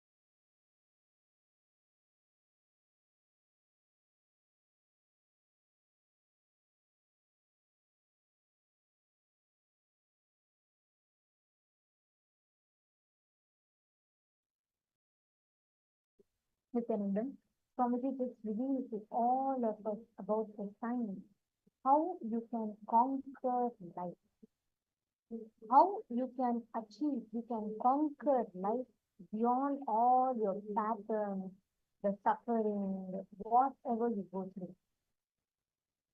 What Swamiji revealed in this session is something too important. Can I request every one of you here to post what you understood from this session? Because Swamiji is very elaborately revealed to all of us about how you can conquer life. I'd like to request all the participants to please take a moment and share with us. Okay, that's Swamiji said. The reasons why you are enjoying the thought current the way you are enjoying. Why the diseases are the way they are, it is there. Why relationship failures are there the way it is there. Why tiredness, boredom, irritation, all these exist in you. Why? Ask all the whys from the angle of solving it, not in the angle of brooding over the problem. See, we think, why suffering for me alone? Why should I keep suffering? Why all of this needs to keep happening?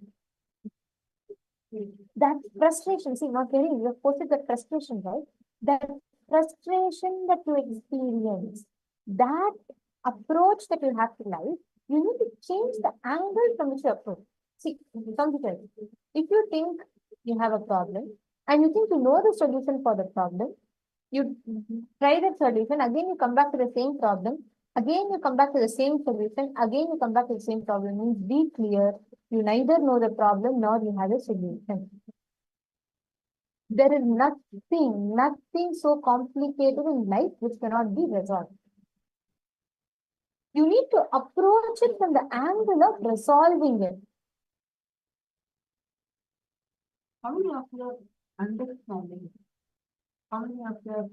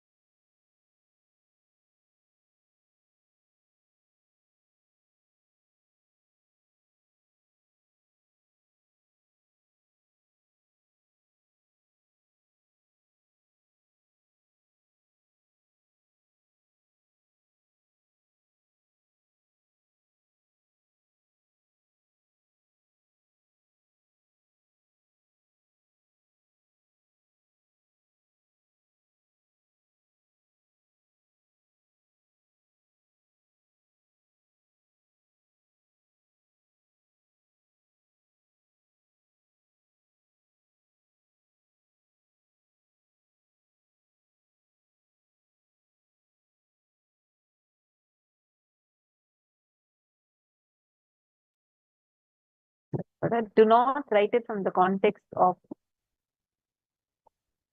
putting yourself down or from the context of blaming the past. The why itself should only be from the context, cognition of future. It should be for making it happen for your future. So from this approach to life, sit and write down why. Why am I like? Why am I enjoying these thought currents? Why is this happening the way it's happening? Everything approach it from this context. Do not blame the past. Let's sit and write it down now.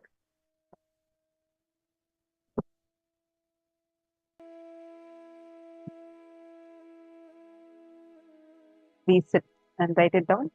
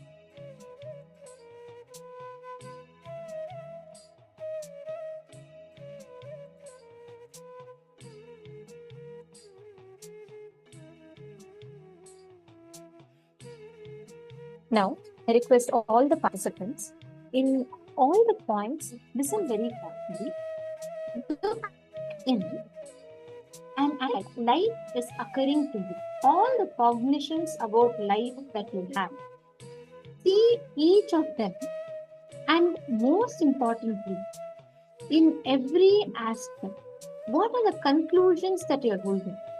Look at the first exercise you wrote, how life is occurring to you. All of you are written that down, right?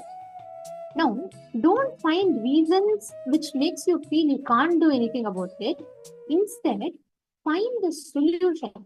Okay, I'll give you an example. Okay, normally, let's say you are wanting every day you want to go to the gym, you want to make sure you want to participate in that and etc. And you're trying. Now there are, and let's say almost every day you're missing. Every day you want to get up, but you miss. There are two ways you can look at it also.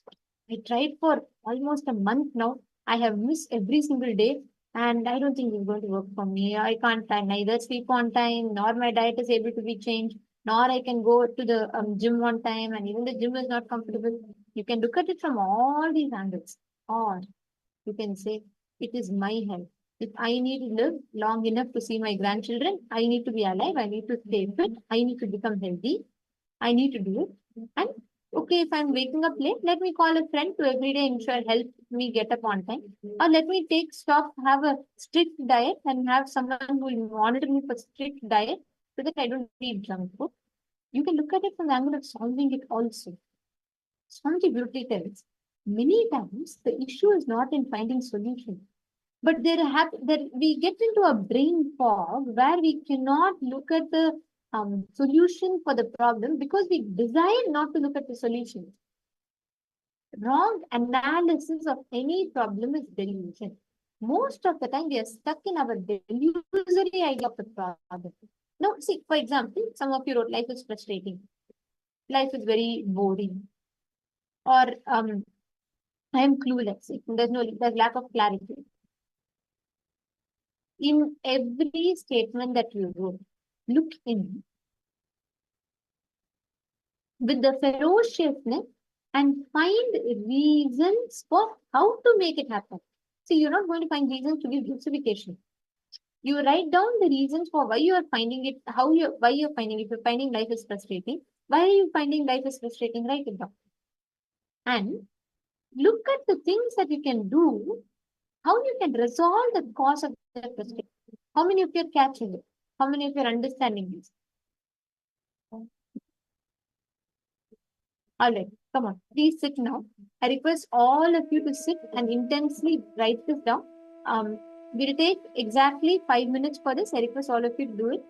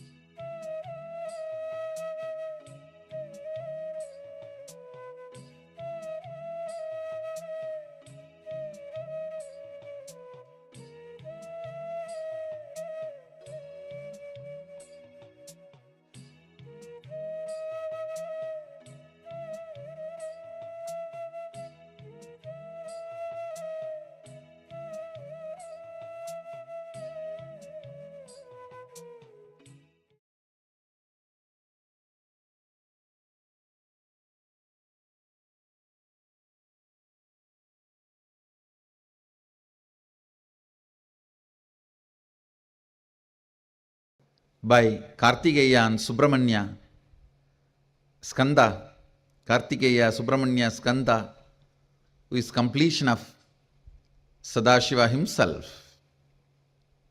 The story is beautiful. Story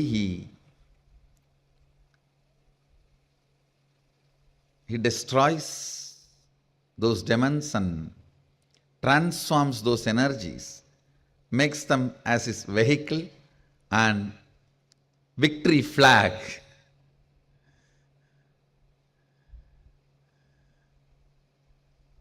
The attack done on him, he transforms that itself as a brand for him after victory, after his victory.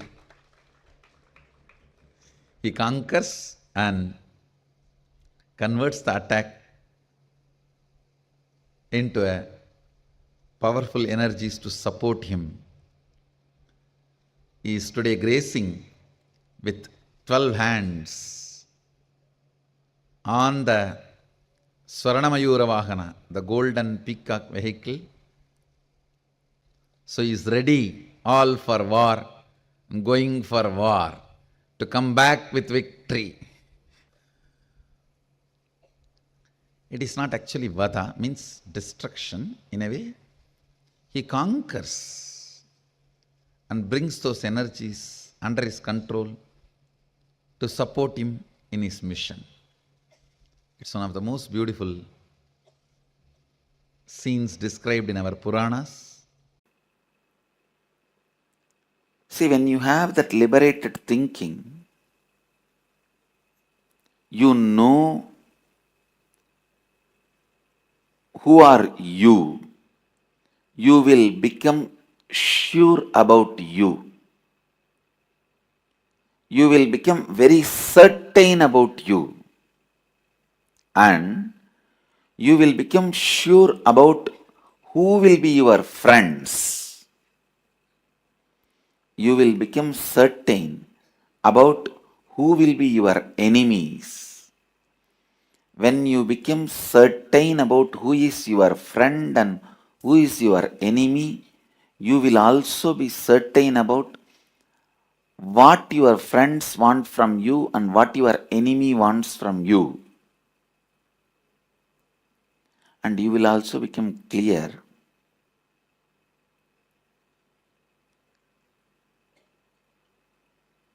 what world expects from you, what you are supposed to deliver to the world. Never let your enemy occupy your inner space and guide your words and activities completely. That will be the worst defeat you will have. Your enemy may be attacking you from very stupid, foolish level. If you allow him to occupy your inner space and go on changing your words, decisions, or even trying to justify, explain yourself, I tell you, he will destroy your life. You should only know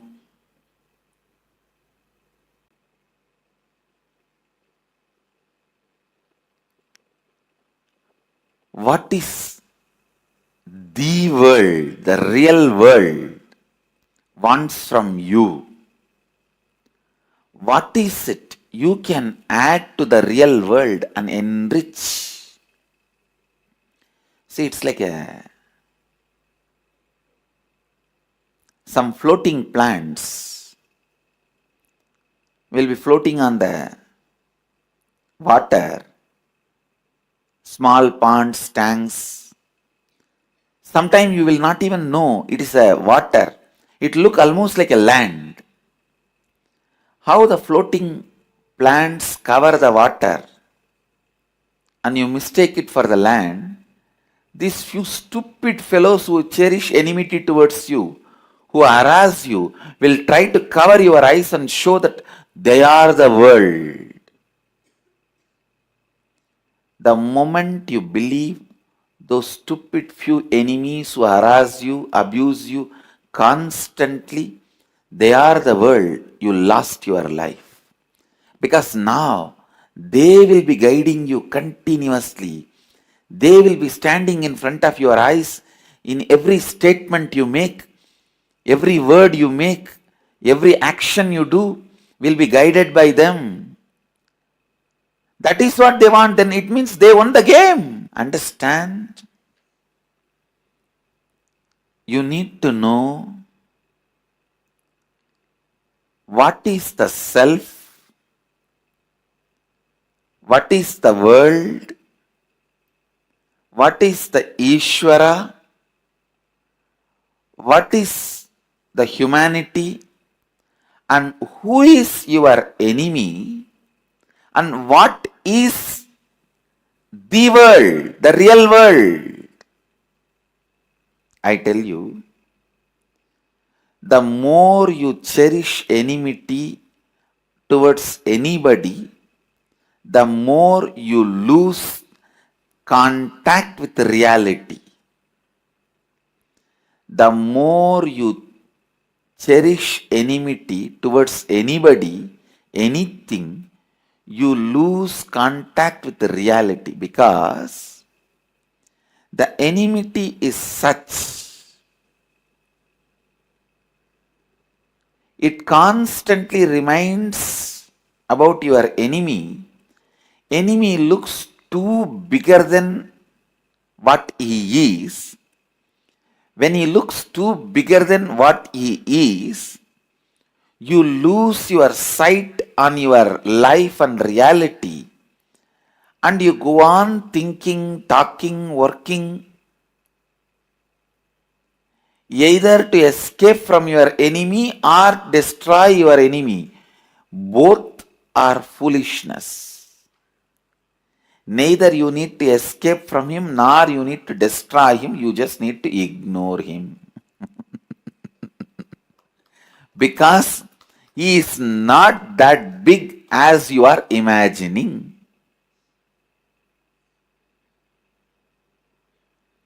It is your enmity makes the enemy big. It is your romance makes your lover big. It is inside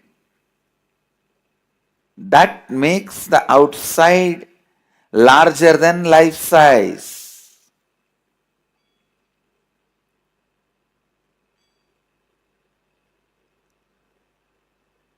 It is that which is inside that makes anything which is outside larger than life size. Understand?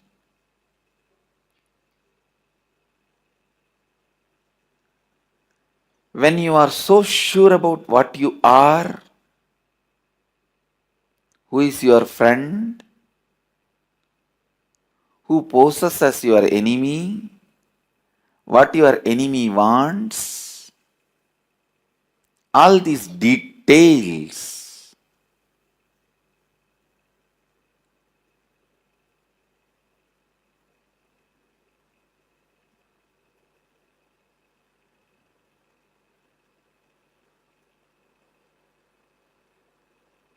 your very thinking will be liberating you.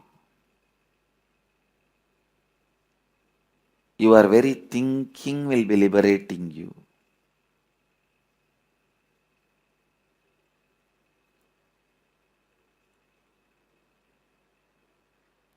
Your thinking can be binding you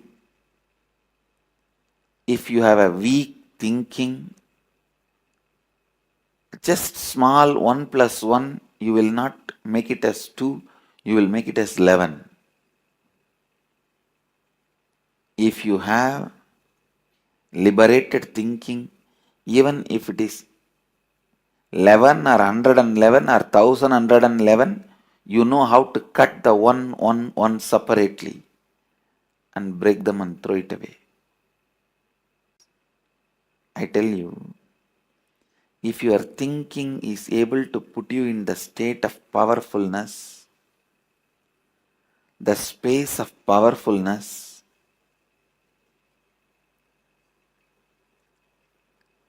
if your thinking can keep yourself in the space of strength,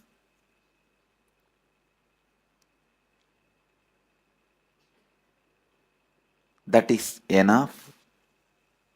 You will never bother to conquer somebody. You will never bother to power over somebody. You will never bother to build enemies for yourself. And even if somebody tries to cherish enmity towards you, they can't do anything to you because you can't be manipulated by their enmity. See, only when you also accept the fear and recognize somebody as your enemy,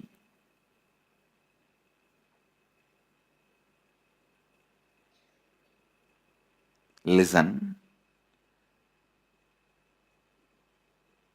for enmity to be complete, one person has to feel enmity towards you, and you should have fear towards that person and accept his enmity. Just like friend request, enemy request. You should accept that. Only then the enmity gets completed. But if you don't have the fear and you don't cherish enmity towards them and you don't accept the enemy request, you can never be weakened. Even if millions of people cherish enmity towards you, millions of people may send friend request to you, but only the request you accepted, they become your friends. Same way, thousands may send enemy request to you, but only if you accept those requests, they become your enemy. Do not ever bother, be bound by any of the so-called enemy requests.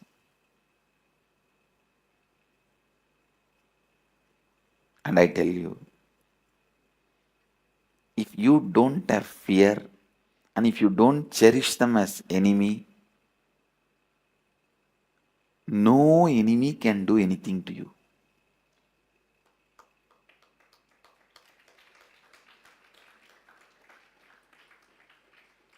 Whatever they may try, no enemy can do anything to you. It's law of life.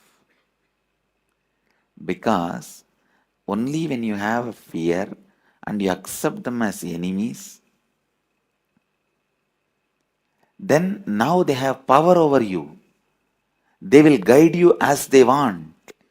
They will tell you what they want and what they don't want from you. And constantly you have to be running about it. Either you will do as they want to escape from them, or you will do completely opposite to prove to them that you are more powerful than them. Both are foolishness. Just do what world wants from you. Just do what you need to do to the world. Just do how you can enrich the world. In any of your decisions, your enemy's decisions should not be mixed. Understand? Directly or indirectly, any way, if your enemy's influence gets mixed in your decisions, it is like dropping poison into the milk. Never allow your enemies to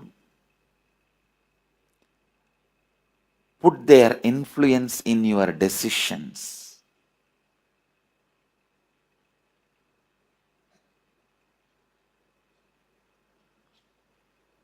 Directly or indirectly, if your enemy's influence is there on your thinking or decision making, it is equivalent to getting poisoned.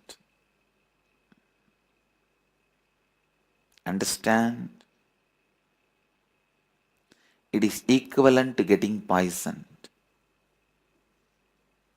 Don't do just because you want to escape from enemy. Don't avoid doing just because you want to escape from your enemy. Or don't do just because your enemy does not want this. Or don't stop doing something just because your enemy does not want you to do this. Anyway, do not allow the influence of your enemy directly or indirectly into your thinking. Don't do something just to irritate them. Don't do something just because they don't like it. Don't do something just to show you want to do something against them. Positively or negatively, directly or indirectly, your enemy should be never be able to influence you. That is liberated thinking. That is liberated thinking.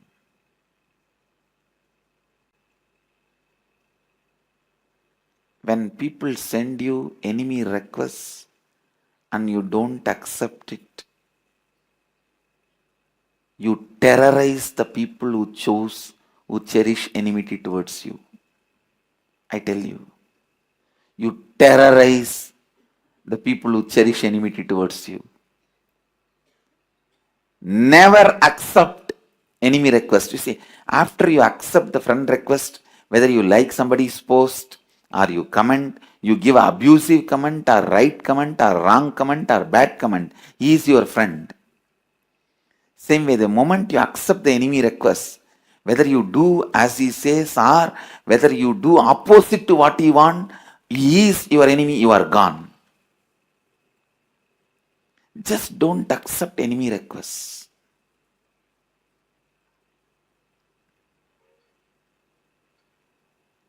Just don't accept enemy requests.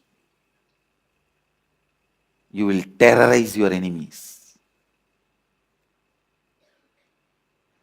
I tell you.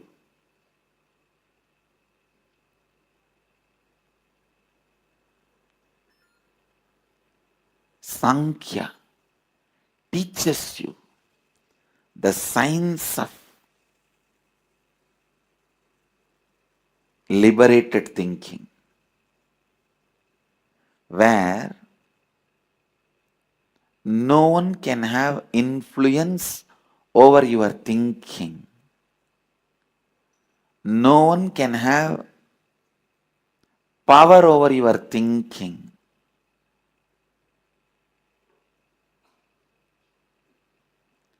No one can have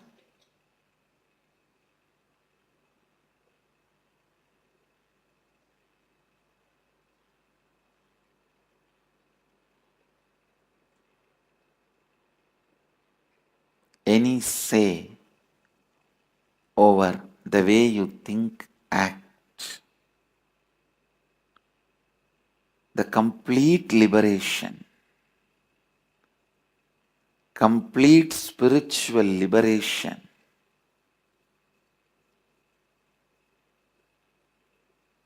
you will experience when you do not cherish, when you do not accept enemy requests.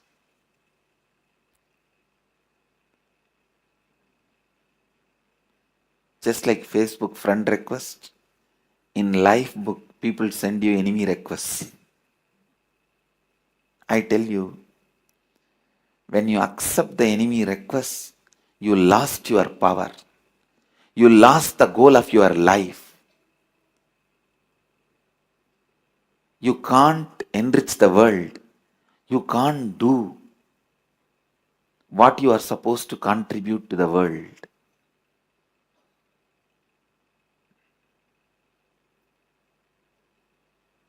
That is why I always tell people, whoever cherishes enmity towards me, I never say my enemies because I never accepted the enemy request. I never reject any friend request and I never accept any enemy request. I don't reject any friend request anywhere in the world, and I don't accept any enemy requests.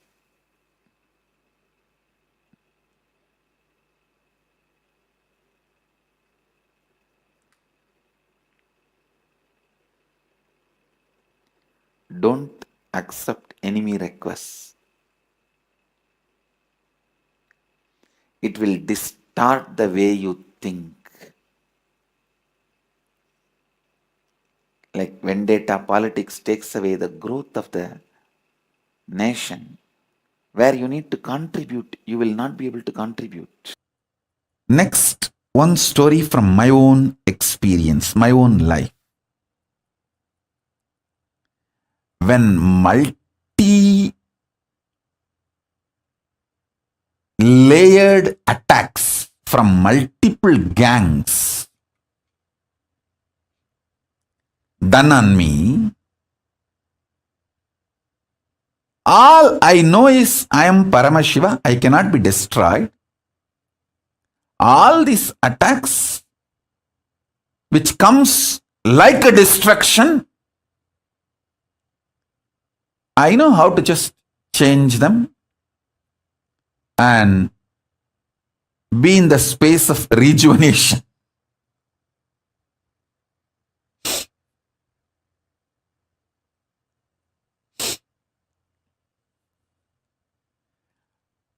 Various gangs attacked due to their vested interests. There are some people who waged the war. There are some people who tried to war benefiteer. They did not wage the war. It's like a jackal, culinary, never attacks an elephant.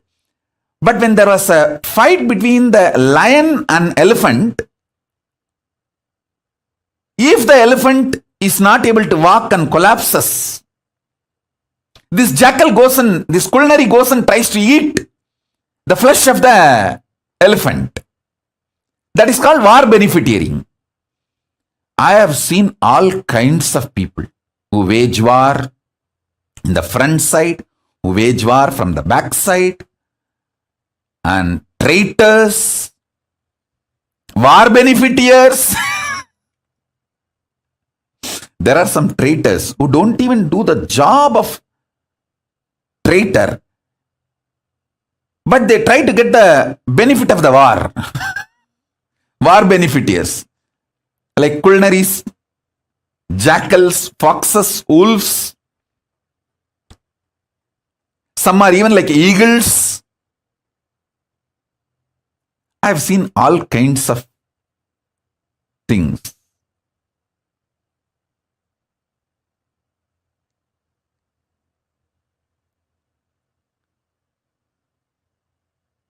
I don't even want to name those gangs, groups which attacked, because, listen carefully, this is one of the most beautiful strategy of Krishna. He doesn't name his enemies. Why you know? He says, hey, because many times who try to attack you, they think you are weak, so they attack you. But when you prove you are strong and successful, they change their strategy and they decide not to be your enemy anymore. But if you name them as enemies, because they have to defend themselves, protect themselves, they continue to be in the space of enmity. If you don't name the enemies, many people lose their enmity and carry on with their life, and they are no more in your enemy list. Listen, this is a different plane. Revelation. So a king, a leader should never name enemies. He should only handle the attacks which comes in front of him. So almost 99% of the people drop their enmity and carry on with their work if they know that enemy is too strong with whom they are trying to fight. Everyone tries to attack only the weak people. But when they see, wow, it's too big, nothing can be done. Come on, carry on with our life. Go. A good leader never names enemies. He forgives, does not forget, and never names. That is what Paramashiva, having alahala, poison in his throat, neither goes inside. Means, see, poison going inside means like he has to react. Neither goes inside, nor he spits out. Neither he utters the name. So, neither I allow my enemies to destroy me, nor I name them. They are there just in the throat. In Ganta. That's why Neela Ganta. Mahadeva never allows the poison to kill him, nor he names out. I forgive and I don't allow anyone to destroy me. I don't forget and I don't name. Multi-layered intelligence and understanding needed for any leader. If you want to become a leader, take this same strategy. Do not allow your enemies to destroy you. Forgive them, because if you don't carry the anger, vengeance, you will live your life. You will not be living the life fighting with them or the way they want you to live. Listen, engaging in a war means you are living the life they want you to live. So they become the master of your life. Don't allow.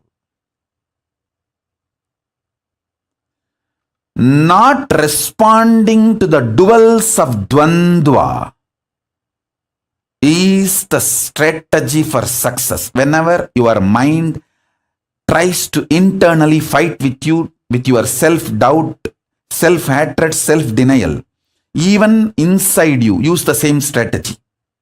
Understand?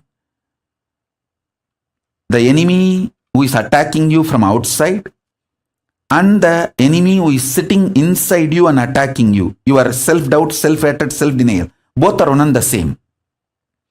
Don't try to respond to them.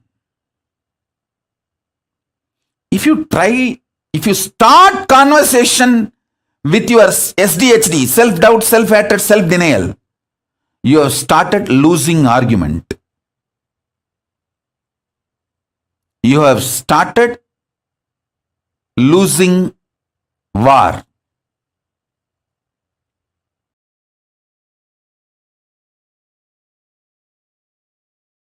If you are filled with enmity, the other person will look more powerful.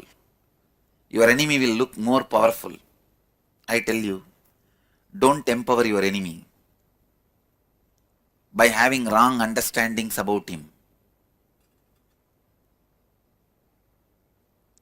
Being a successful warrior in the life, I am telling you, when you don't have enmity, you will understand the real ability of your enemy. You will not be fighting in the air. You will know the capacity of the fellow who is cherishing enmity towards you and intensity of his enmity. I tell you, don't make your enemy too big because of your enmity. Don't empower him. I am clearly telling you, the moment you think getting scared, going crazy is a mental problem, you empowered your enemy. Now he has become more powerful. If you know, even for your enemies you supply energy, you will not hate them in a stupid way, cheap way. You will have a patience to look in, hey, what way I am supplying energy to them? What makes them energetic? Triggers which I am doing within me. When you look at this very patiently, you will understand you suffering triggers them to attack you more. If you stop suffering and continue with your life, they just drop dead. Never change your lifestyle or life due to your enemies. Increase the smile, joy, excitement, intensity. Listen. If you ever change your lifestyle because your enemies are criticizing you, abusing you, attacking you, gone. You have supplied energy to them. They are going to bully you more and more. When my enemies attack me for wearing gold jewelry, I make a gold throne also for me. Not only I don't bend because they criticize me, I expand. They get frightened to see my expansion, and energy supply to them stopped. And if they criticize me more for wearing gold jewels and gold throne, I'll make the dress also in gold fabric. That's the next thing I'm going to do. They know that. That is why they are just keeping quiet.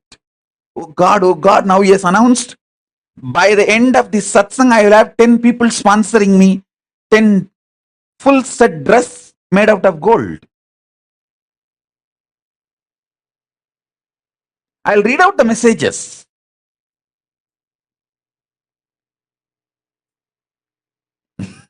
My enemies, people who cherish enmity towards me, they know it. That is why they are just keeping quiet and they just collapse automatically. They just collapse.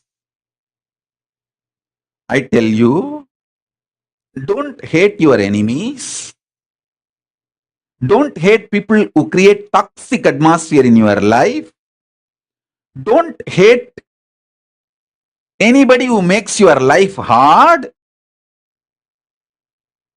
Have a deep patience, knowing you, Paramashiva, God particle in you, Paramashiva.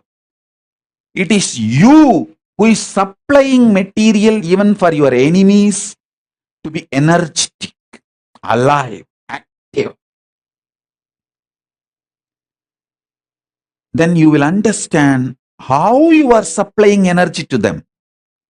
When they see they are successful in their efforts by depressing you or reducing your expression, your life focus, distracting you or slowing down your speed, when they see all that, they get energetic. The moment you understand that, that clicks with you, you know how to keep yourself excited, energetic, intense, active, without supplying energy to them, without letting their motive get fulfilled. You know how to manifest you. That is enough. The people who cherish enmity towards me will just collapse and they will stop. They will not feel energetic anymore.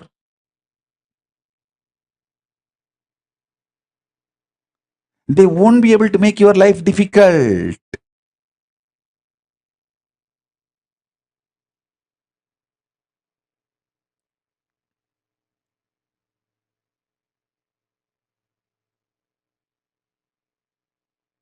Actually, all these gold jewels I wear as a responsibility to demonstrate Hindu traditions. That's all. I am neither attached to it, nor I hate it.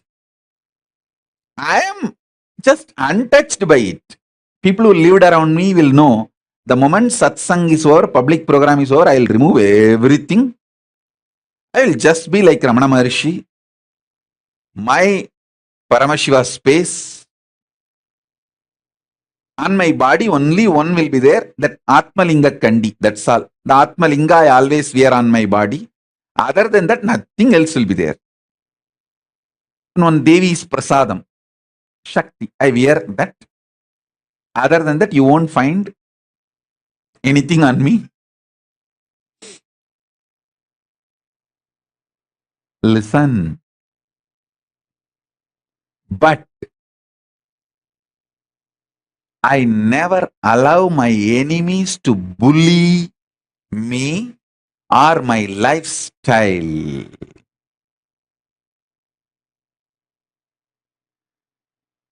First thing, you should stop hating your enemies. Don't hate your enemies. Don't get agitated by them.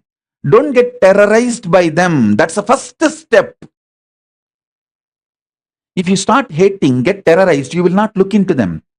You will not know how you are supplying energy to them. You will be stupid. That's what I am telling. If you are stupid, you won't know the route, the method through which you are supplying energy to them.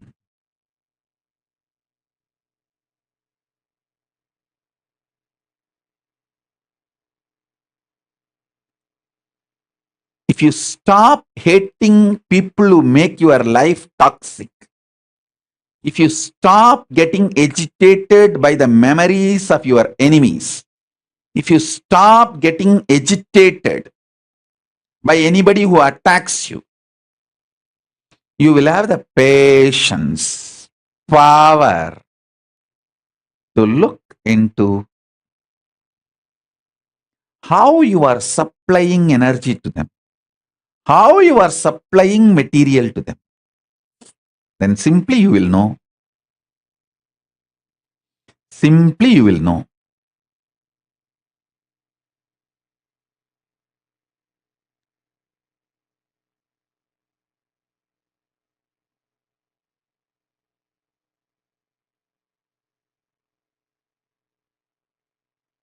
How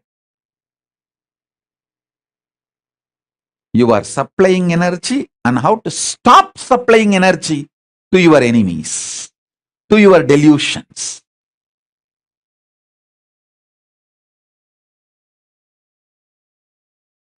If you can bring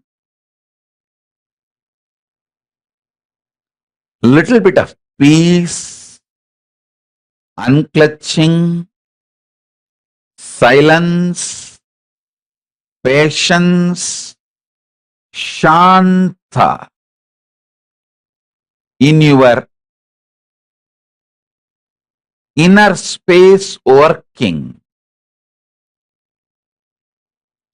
I want all of you to know, no problem you perceive can be sorted out by thinking. I guarantee. Drop the false idea you can solve your life problems by thinking. No! You can solve all the problems of your life by bringing silence in your inner space and making the problems redundant. Hey, listen.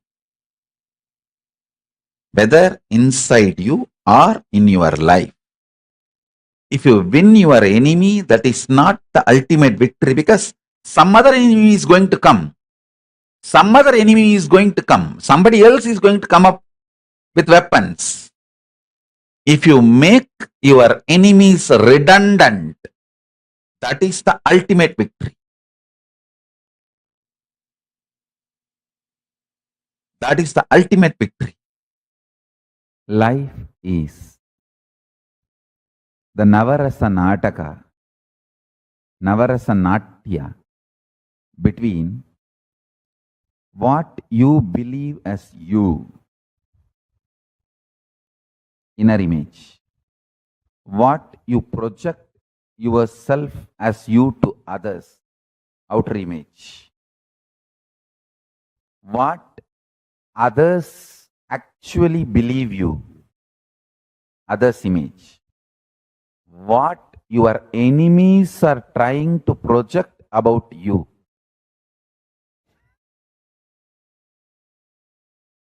Enemy's image.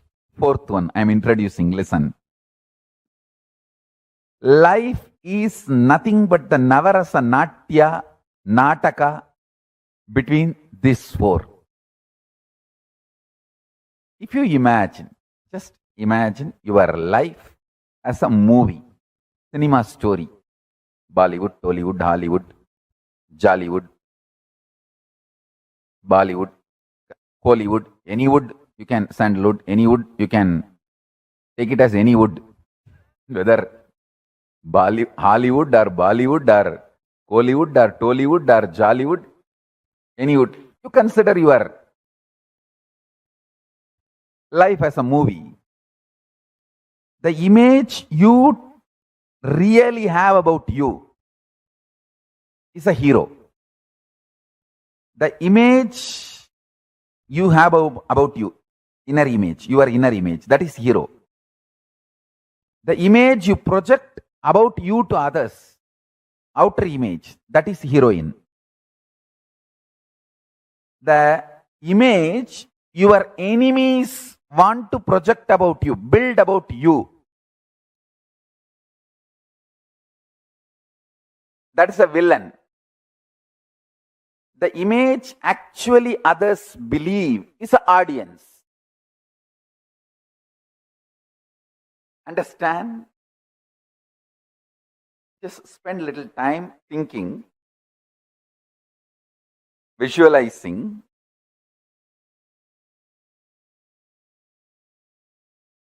This example.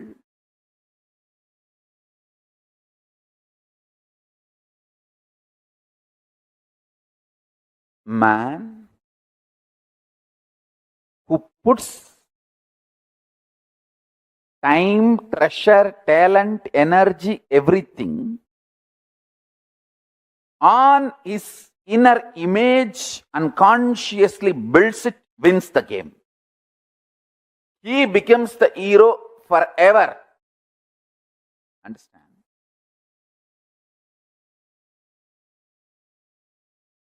Movies' climaxes are not conclusions.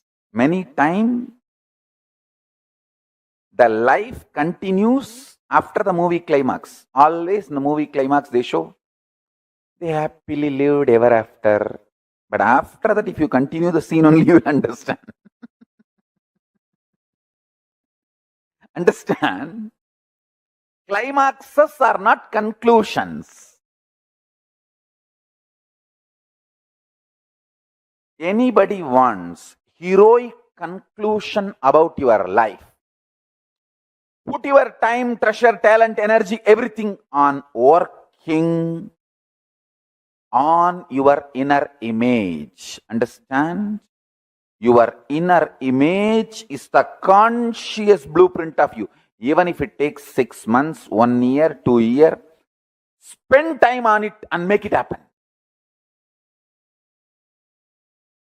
I tell you. I really tell you. Simplest thing. If you can just conquer your junk hungry pattern, not even your hunger for real food, your hunger for junk food. if you can conquer even one or two patterns, like stop this stupid non-veg, stop this destructive plastic food, food-like products, not the real food. I can list many things. Food-like products, but not real food. But it can create a strong pattern of addiction in you. It can send a strong signals inside your system demanding those same food to be supplied to you. Understand, the visual and the taste and the way it shakes your whole nervous system and decision making system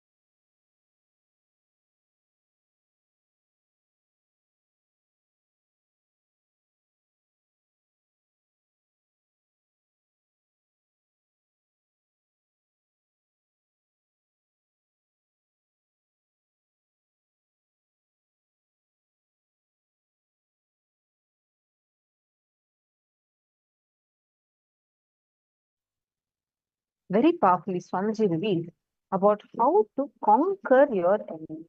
What does conquering your enemies mean? What is the secret to conquer your enemies? Swamiji had revealed this elaborately to us. And these powerful cognitions not only help you to win over your enemies, but they also help you to be in a position where your enemies have become redundant, irrelevant to you in your life. Like actually, if you see Swamiji literally has no enemies at all. Even the people who are trying to send enemy requests, Swamiji says, like Swamiji says, and Swamiji said, I'm too busy loving the people who love me. I don't have time to hate the people who hate me.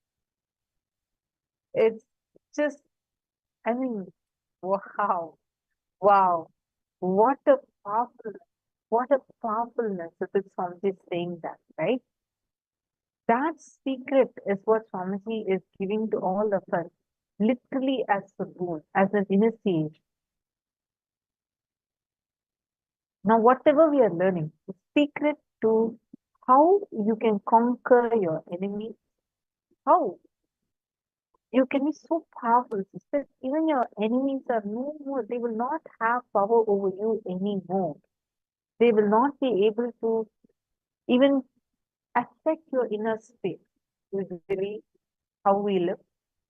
We constantly, if our enemy, who you consider as your enemy or who you compare yourself with, he buys one car, till now the car that you had and you enjoyed a lot suddenly looks so small, and now you want another car, you want a car that's better than you. Or you were so happy with your house till now, but just because another person got a bigger house, a better house, now you feel like you have to go all out and you want to buy even a bigger house. Suddenly the space looks very small. Again and again and again, you go on supplying your energy to the enemies that you have in your life. Someone is coming and let's say they are conspiring against you, they're attacking you. If you go on strategizing your life based on what your enemies are going to do to you, then you're spending a lot of time on them. In that way, you're supplying your energy to them. Look in. Hey, what way am I supplying energy to them? What makes them energetic triggers which I am doing within me? What am I doing such that I'm triggering their energy? Look in. See, you may not be the person who is actually making your enemy behave the way he or she is behaving. But there is something in your inner space that is triggering the other person to react in a way they react. How many of you understand? Ma Jayalakshmi, are you understanding?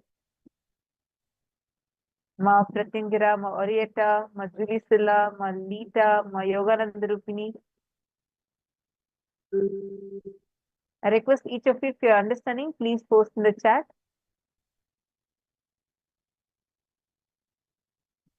So take a few minutes and first pen this down. Pen down how you are supplying energy to your enemy. What is it that you're doing that is giving continuous energy to your enemy? What you're doing that is actually giving that trigger to create that enmity in your enemy. It may not just be your actions. It even goes to the level of the ideas, the cognitions that you carry inside. Take a few minutes, spend a few minutes and write it down. Please start.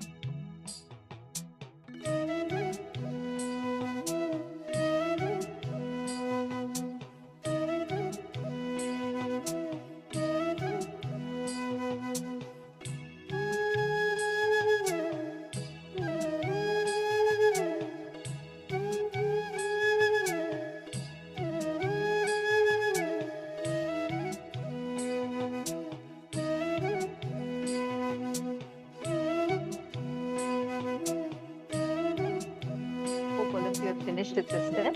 Now let us all move to the next step. See,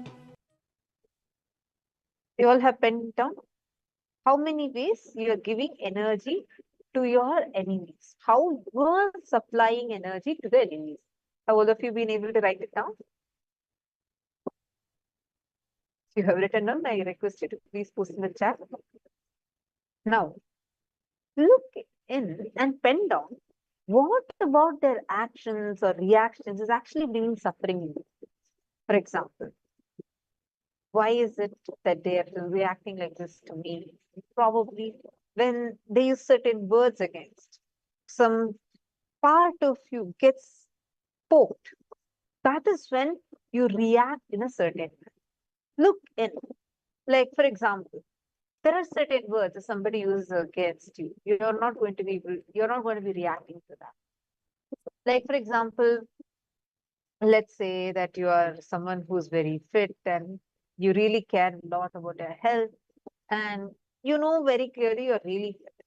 Someone comes and says, oh, you're very careless about your health. Or someone comes and says, you look fat. Would you care? No, that would not enter inside of you because you will be actually very confident about you. You will be confident about who you are. You will be very confident about what kind of physique you have. You will feel that confidence from within you. Am I right? Now let's take another thing. Let's say someone comes and says, you're such a loser. You've lost so many times. You're such a loser. Probably that word would trigger inside of you. You immediately react. There's a whole reaction happening inside of you. Why is it that? Why is it certain words, certain reactions, certain conversations are actually triggering you, whereas on the other hand, there are certain things that are not triggering you? How many of you are able to see this? If you're able to understand this part, can I request you all to post in the chat? Can I also request everyone to be on camera?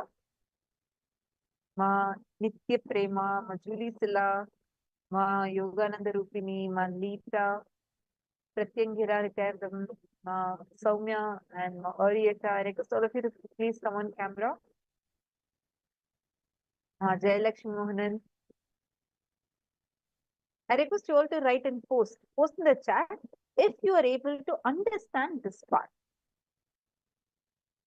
Ma Sonia, are you able to understand? Ma Sonia Rao. Please post here in the chat. Nityanama Sophia E.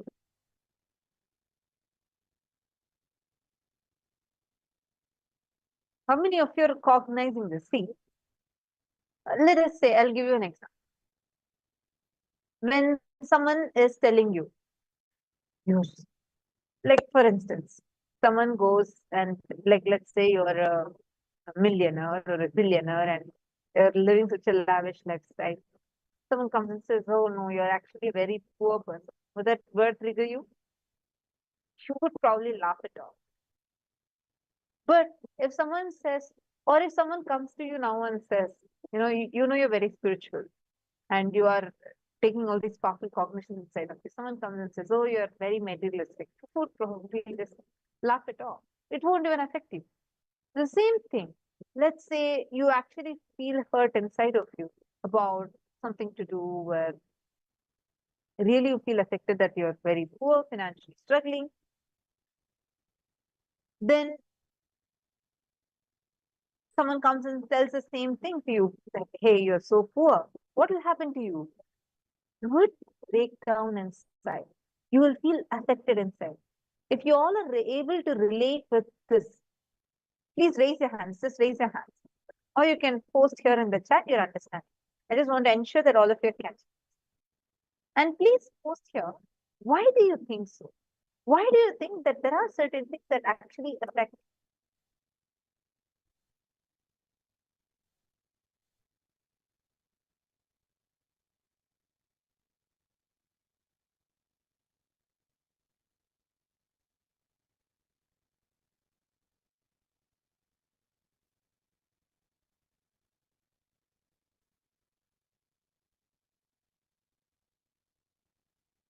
Listen. Thank you. See, understand. I request all of your intense listening for this. See, many times with many of your enemies, many times with many of the people who are either trying to put you down, who are trying to affect you, you go on supplying energy to them by getting triggered at certain reactions they give you from external. Understand, it is not from external, it is an internal trigger that is happening. You need to first analyze. How many of you right now having situations, you don't need to tell the situation. If you want, you can tell, but you don't need to. How many of you are at least seeing in your life, you are having situations where either you have someone who's trying to put you down, you feel someone is putting you down, or you feel someone is against you, or you feel you have enemies that are actually really like, being having so much of enmity towards you. People don't like you being successful, like these kind of categories. How many of you are able to see people that are actually there like that in your life? How many of you are seeing that? Okay, see, in some rooms there are no answers. Can I request all of you to participate actively, please? Please post it here. As you're understanding, please keep posting.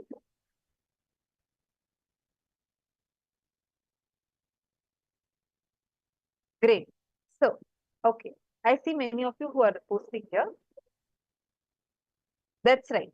So you're identifying that there are certain places where really itself you feel people are actually doing that for you.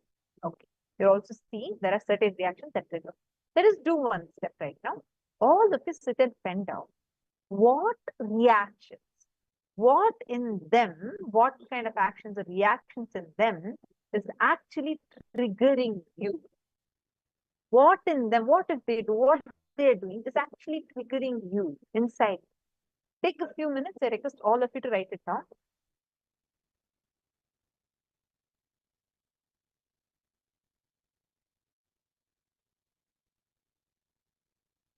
Kind of suffering are you facing, and what is the exact reaction happening inside of it? Are you all clear? Why?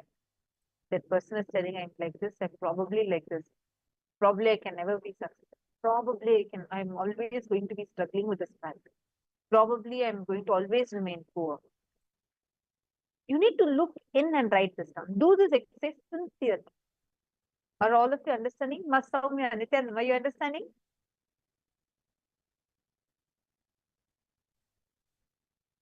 Great. I request all of you now sit and pen this down and please post here in the chat also. See, I request every participant that is here to actively post in the chat, and you can keep asking questions and post even what your understandings are. Let us start. Let's take a quick few minutes to write this down. Please, even if you feel you already know it, write it down. Verbalize it. Write it down for yourself in your notebook.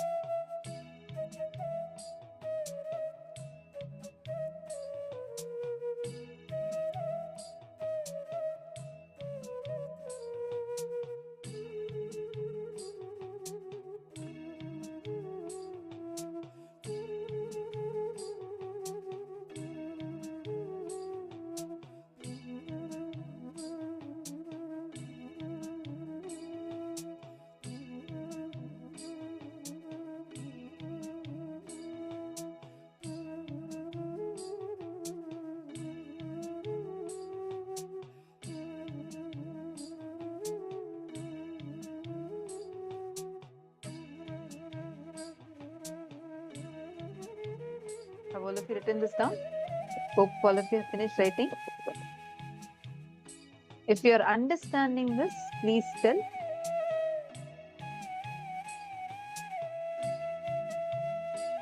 Please post in the chat if you are able to understand. How many of you are seeing? Fundamentally, you are not having the reactions because something is happening from outside. But there is a trigger, there is a pain point that is already there inside of you. How many of you are cognizing that part? See, when someone is telling something to you, or somebody's reaction, someone is not smiling at you, you feel affected. Oh, probably that person is not liking me anymore. It's not wanting to talk to me. This is happening, that is happening.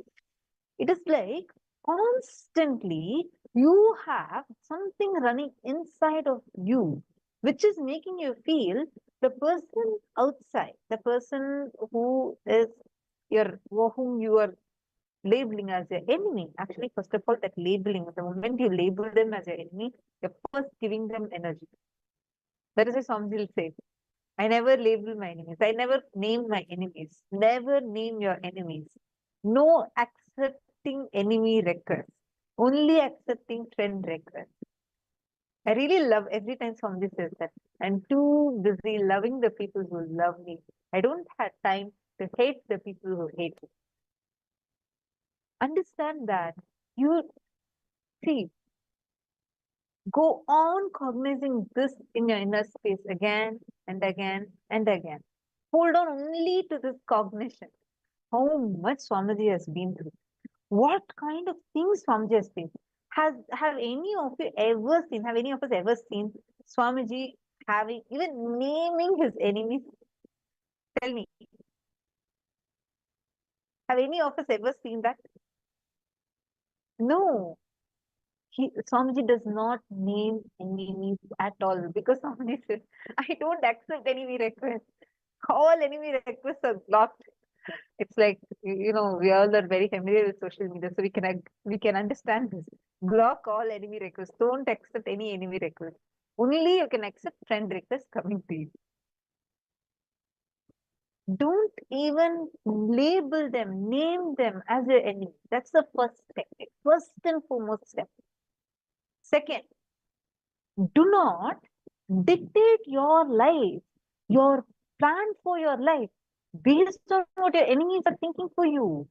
Why do you want to spend your resources, time, energy, all that in trying to prove that they're wrong or prove something you're better than them? No. In this race, whether you win or lose, you have empowered your enemy.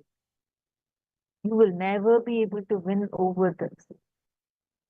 The only way you can conquer your enemies is first by not accepting enemy requests. Second, your goal, the purpose of your life, the vision with which you're planning your life, everything should be based on you, your conscious, based on the reactions that you're getting from external.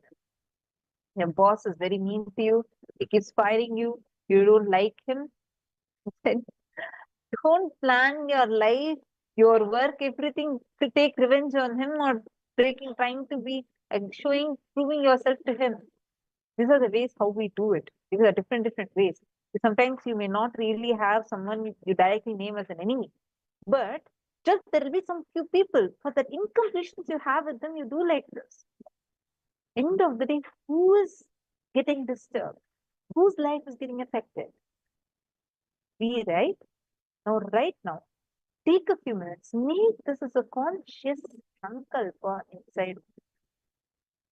So sit and go on doing completion. Bring completion to the suffering you're carrying. Never change your lifestyle or life due to your enemy. Increase the smile, increase the joy, increase the excitement and intensity. See how continuously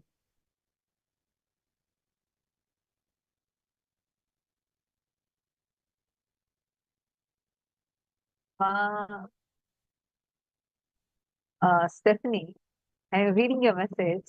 Songs never named the never. anti-Hindu elements. That's all. He never names the enemies at all. Never once would have ever heard a single person's name from Swamiji. Never. That is the reason why, no matter the number of attacks, no matter the persecution, have you ever seen even one inch of Swamiji's smile reducing? No. Instead, what does Swamiji do? He goes on increasing the bliss. Already, I don't know how many of you know, actually every day we are getting thousands of Kailasavasi applications. Oh my God, like it's just pouring in. People from all over the world are wanting to be in Kailasa. We have been having special meetings with Swamiji. Continuously, more and more people want to become Kailasavasi. Now this bliss, this enlightenment, this superconscious breakthrough that Swamiji is giving, is spreading to more people.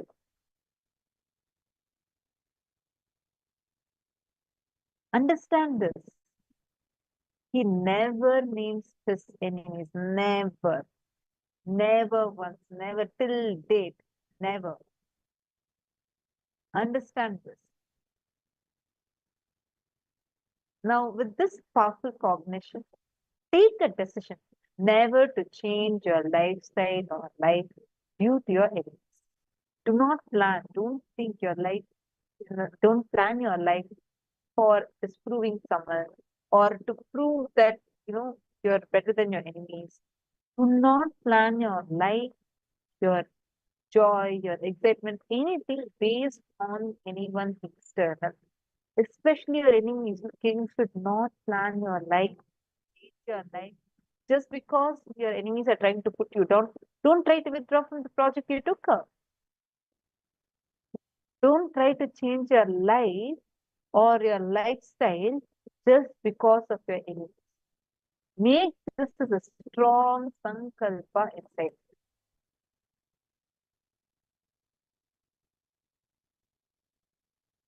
For all of you understanding?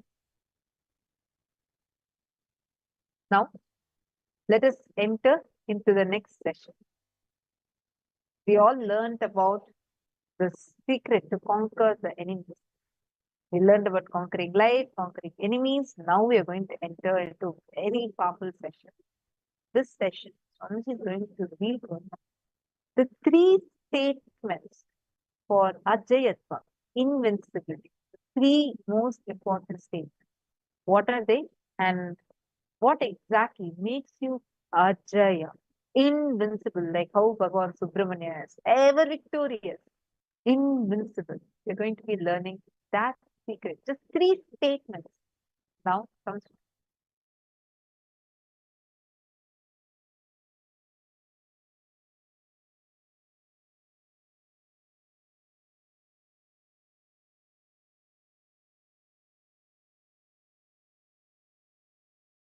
Now, I'll enter into the exact inner space, the being of Subrahmanya and being of Paramashiva. Listen intensely. There are 3 things: Pashu, Pasa, Pati. Pashu means bound soul, the self. All of you who are experiencing limitation, bondage.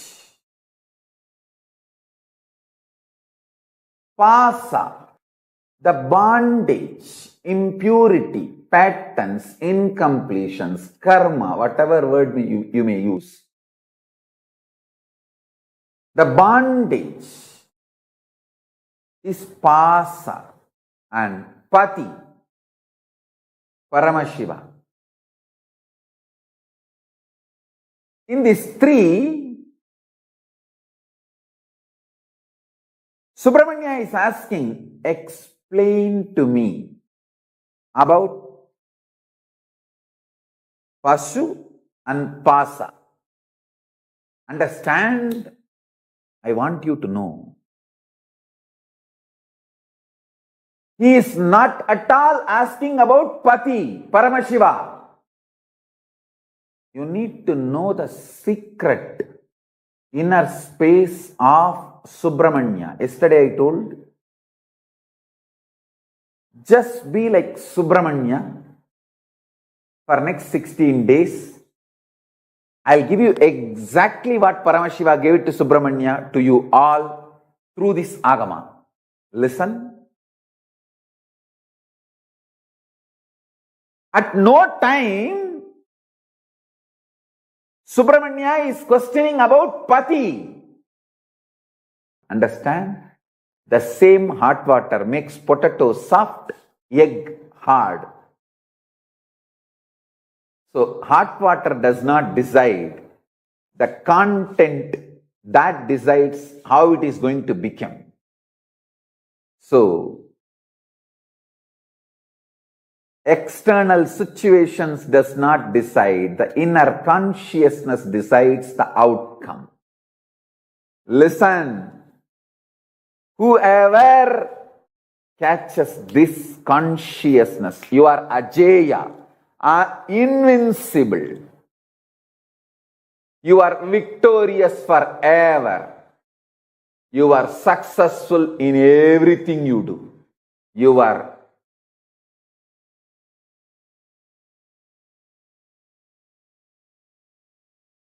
invincible. Listen. Just this one lesson. Learn from Subrahmanya.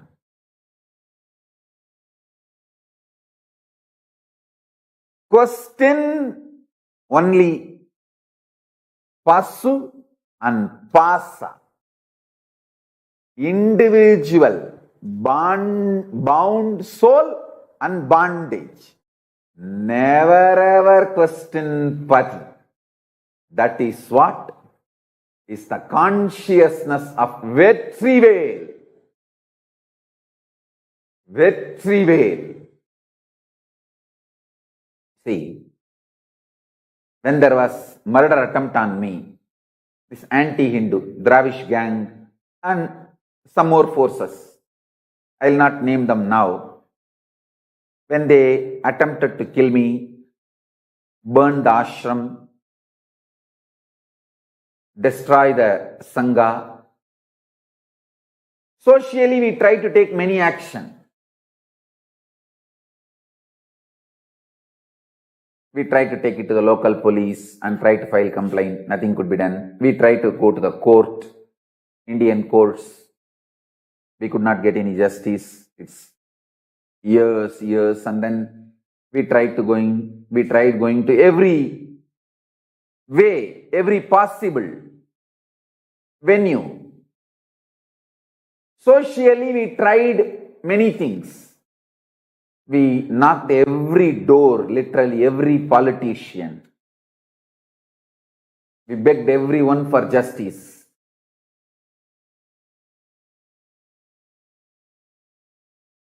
Socially, how we try is one. And we tried to tell our story to everyone. Morally, how we deal is one. All that is external world, outer world related. How I handled it inside me. I am opening that secret now. Listen. Listen. How I responded inside me.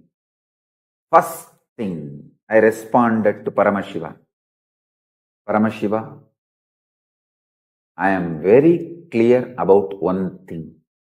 I will not question you. I will not doubt you. I will never consciously or unconsciously, even in the remote corner of my mind or dream, will point the finger towards you or will turn the needle towards you. I am very clear about it. Your existence and your connection with me and you manifesting in me, all that is absolute truth. There is no doubt, question, negotiation, up, down in that. It's sealed deal. Over. I will only question, doubt, think, other than your existence. I will only ask, through these attacks, you are asking me to do some great work. You are asking me to take some more responsibility.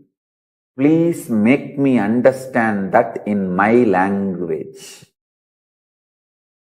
That's all. You are asking me, you are sending me the message to be more responsible for larger vision and larger projects, larger expectations from you. Let me just understand that and evolve to that. And I give you my absolute commitment. Just make me understand in my language the responsibility I need to take for your vision for me. And I am here to put everything you have given me to make that into reality. I am just reading out exactly as I responded.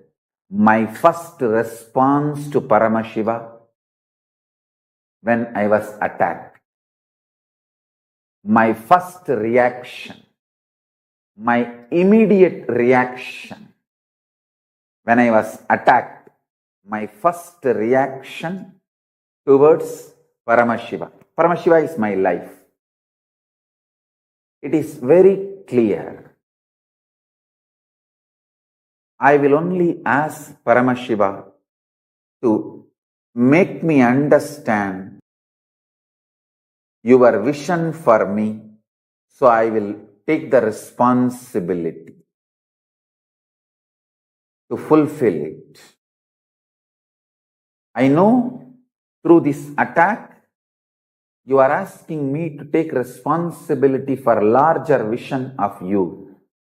You want me to raise to the higher level of life, higher and higher.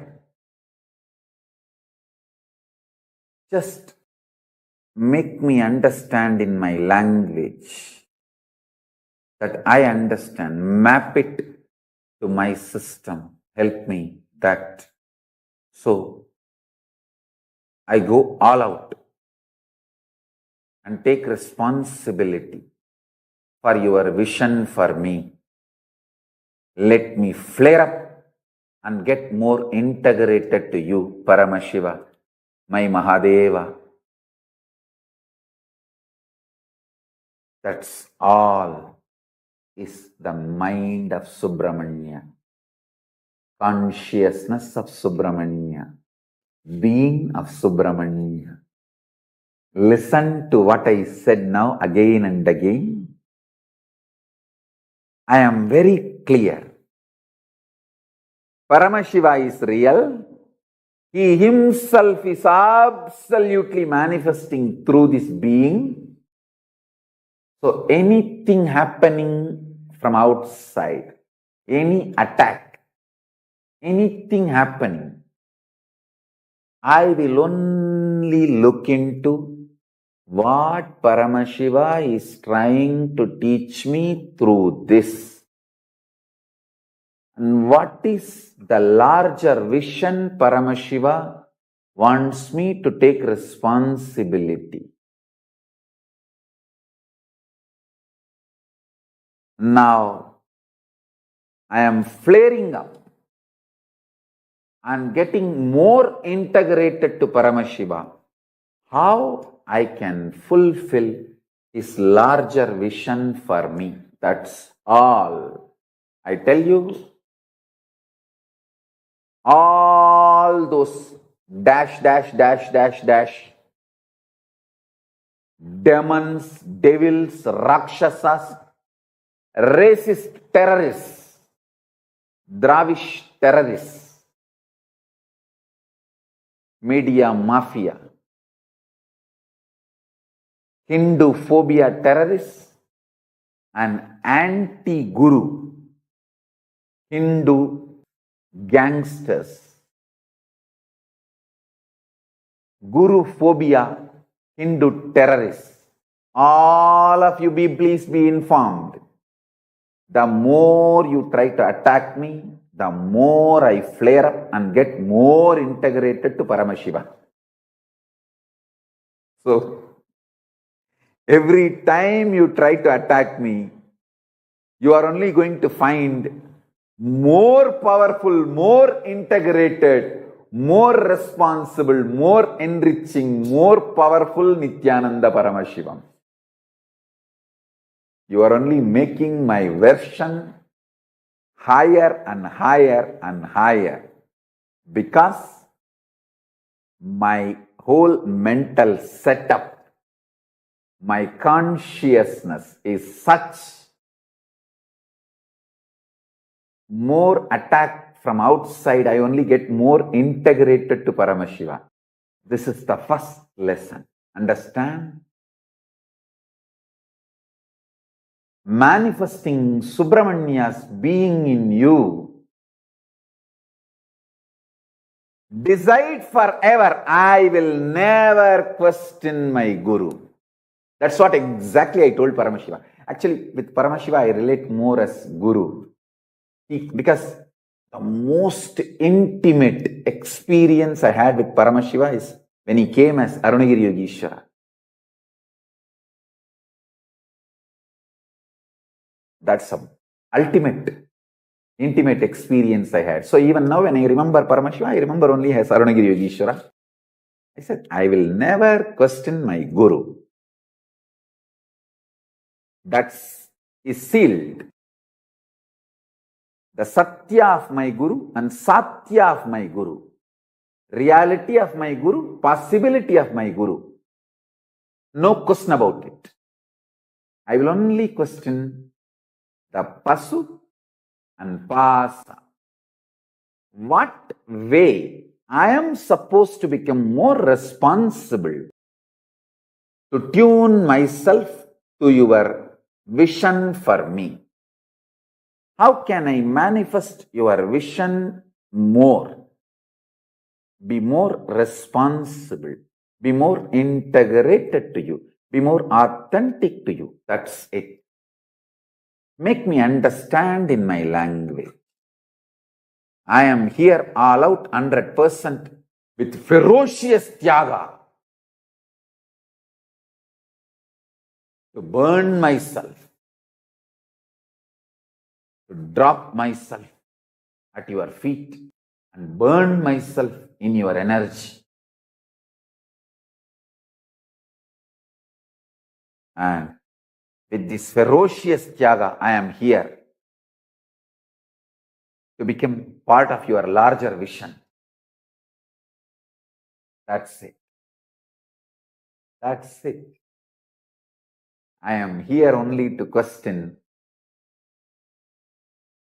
Pashu and Pasa about bondage and bound soul. Over. Nothing else. Nothing else. Will never ever question Pati. Pati's reality and possibility.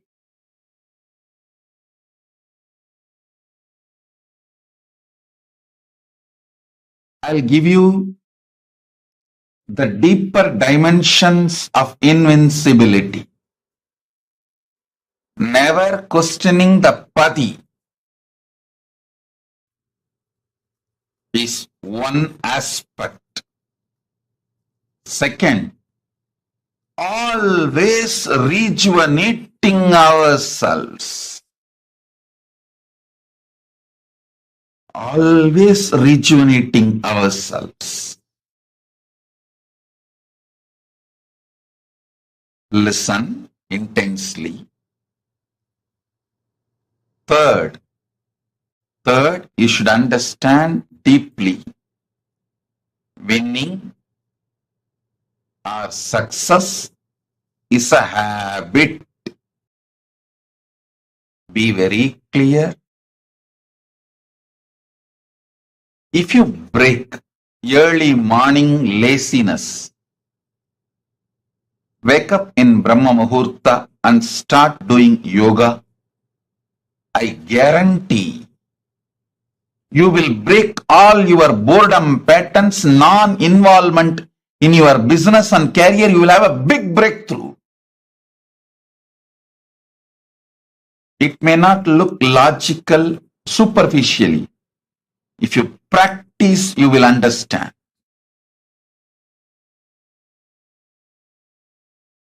Success is habit.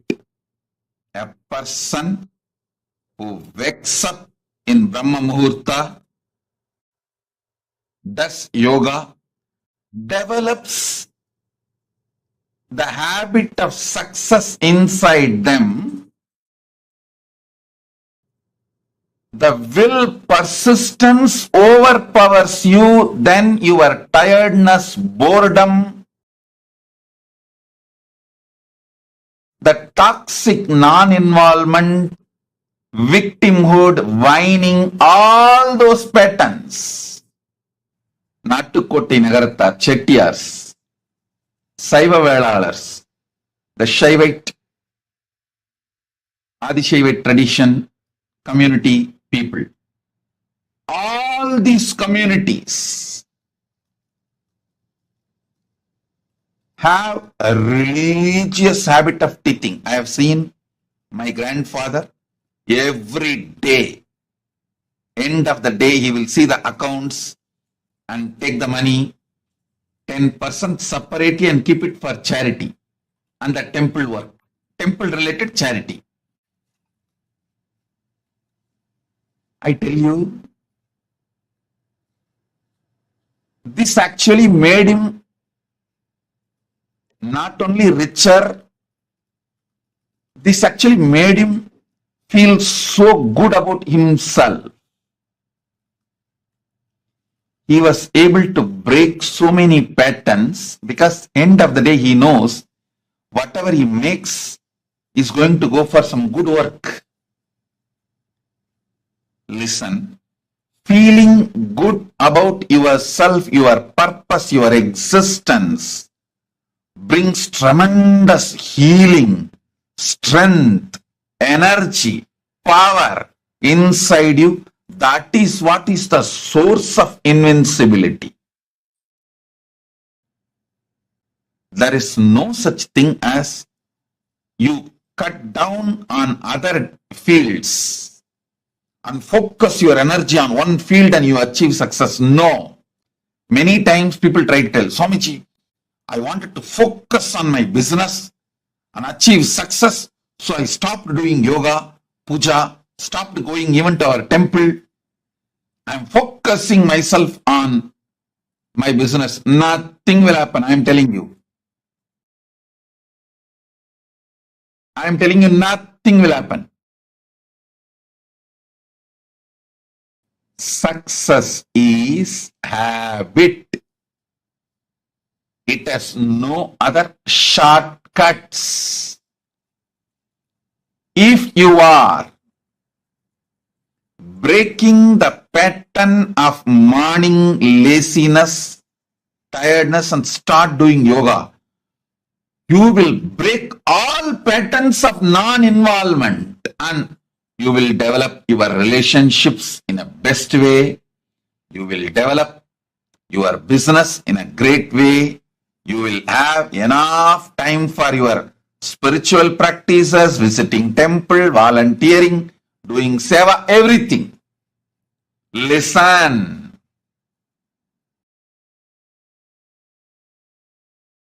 Logic of life is different. Logic your deluded brain teaches you is different.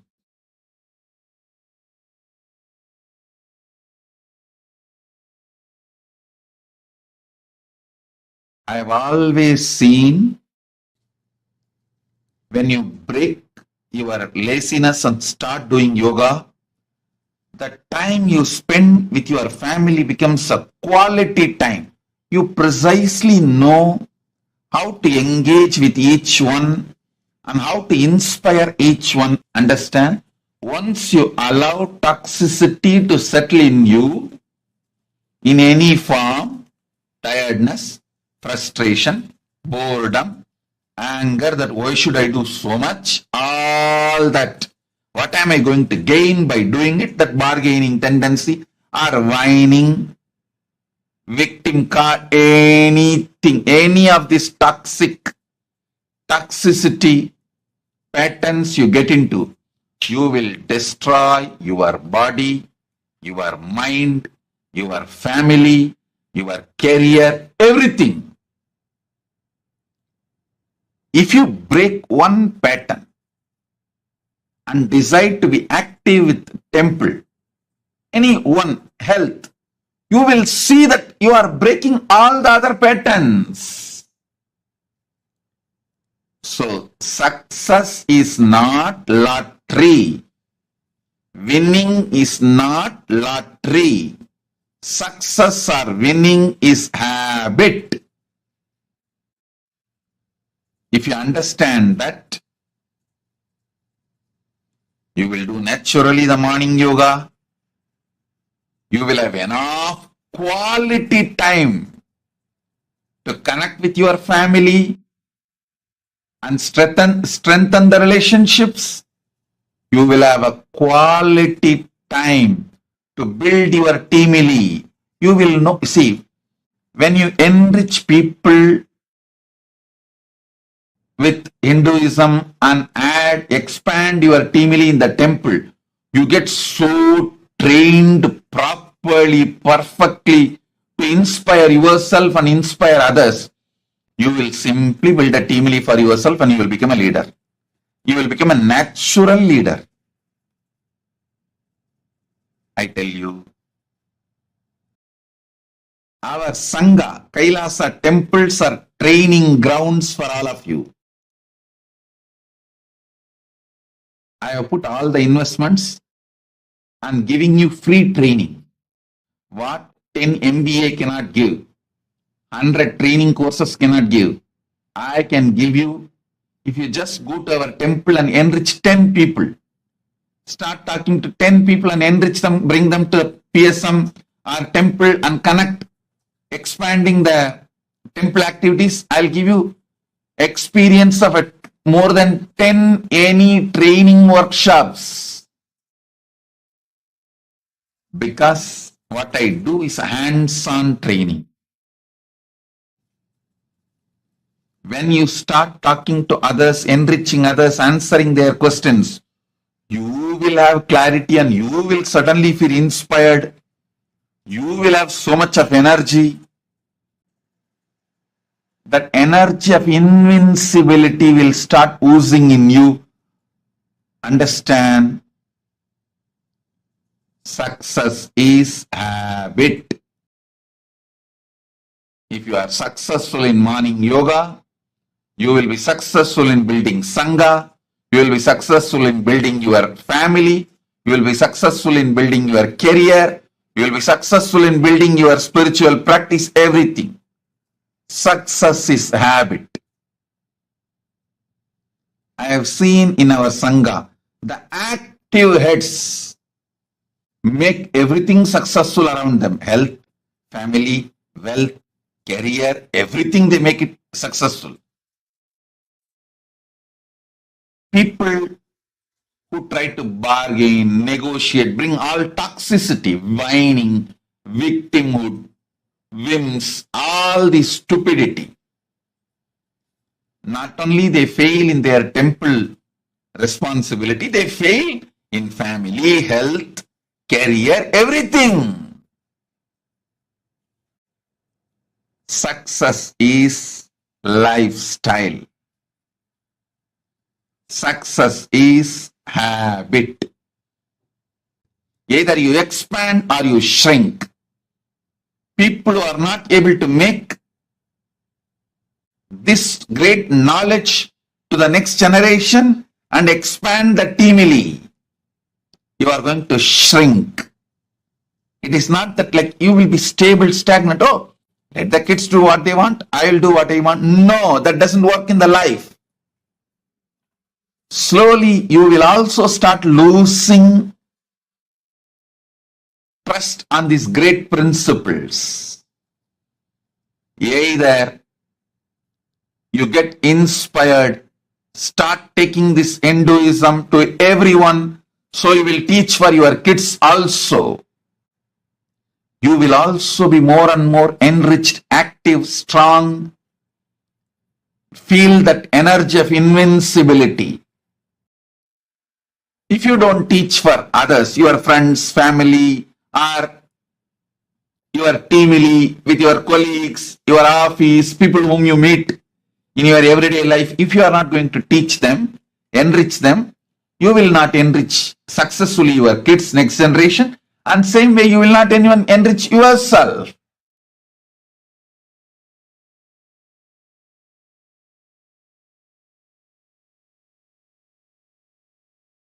There's only two possibilities. Either you are active, make success as a habit, or you shrink. Up to you.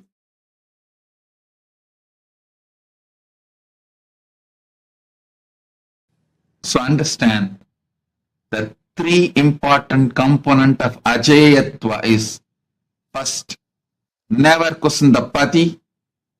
Next, make sure you understand this great principle of success is habit. Success is habit. It is not just like a lottery, one-time incident in one thing. Success is habit.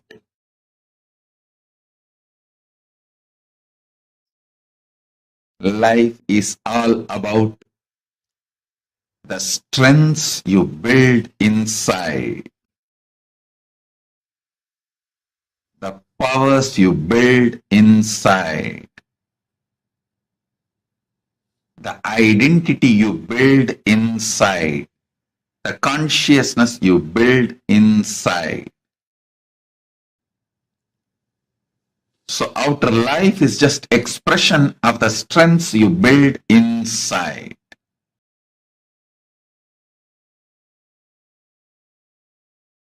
So three important components of Ajeyatva.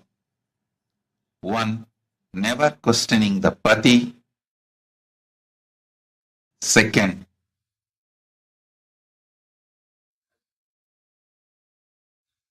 making success as a habit in every field, in every level, in every action, in every aspect, in every dimension of your life.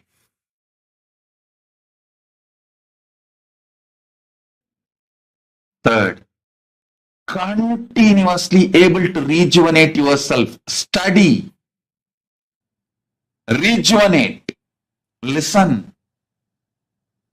Even Paramashiva was ready to sit as a disciple to his own son, as a Sishyabhava Murthy, because Paramashiva shows I am ultimate but not final. I will go on be expanding. I will study. Studying, the habit of studying and expanding is the quality of Paramashiva. He is showing this through this Sishyabhava Murthy. He is not closed. He is not dead. He is not ended. He says, being Paramashiva, if I am sitting at the feet of my own son as a Sishyabhava, even though he and his son are one the same, But he is showing the attitude of studying. Sishya Bhava means he is teaching us. Have that attitude of constantly rejuvenating yourself. If you missed in the past, don't worry. Come on, wake up now, today. Today again I make the Sankalpa. How I met Swamiji. When I met Swamiji, how I was a real student. The beginner's mind I had. Let me restart with that beginner's mind. Teaching the great truth of the beginner's mind, Paramashiva manifested Sishyabhava Murthy.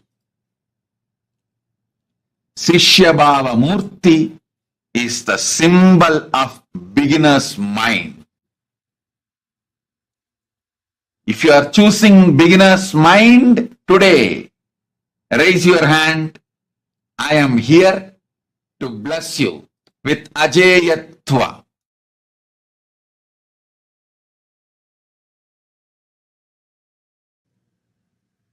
I am repeating 3 things, 3 important components for Ajeyatva. 1. Never question Pati. 2nd, always decide to rejuvenate yourselves. Keep that beginner's mind as a lifestyle. You have failed does not mean you are a failure. How you came to me as a devotee disciple in the beginning with the beginner's mind, learn to rejuvenate, refresh that beginner's mind. Decide to rebuild. 3rd, important truth. Success is habit. If you raise your hands for all these 3 truths, I am raising my hands to initiate you, to give you Ajeyatva, invincibility.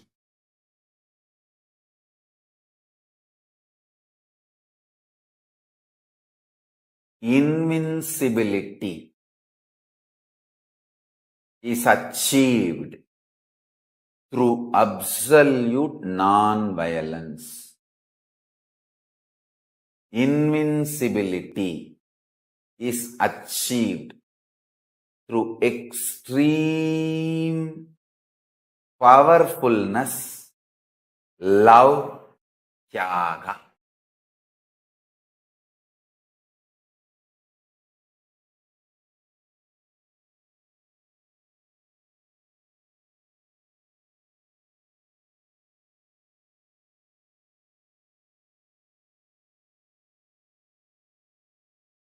All suffering, all guilt, all pain, hurting others or hurting you is violence.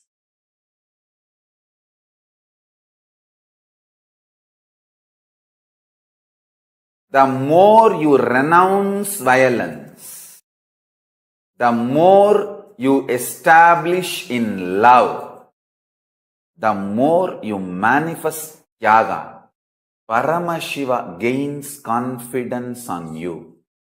When he gains confidence on you, he showers all the best things on your life.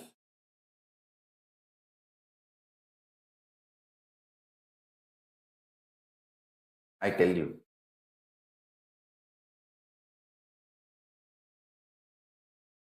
Just clean up all the cobwebs you have inside you. The stupid cobwebs you have is you have been exploited. So much injustice is done to you.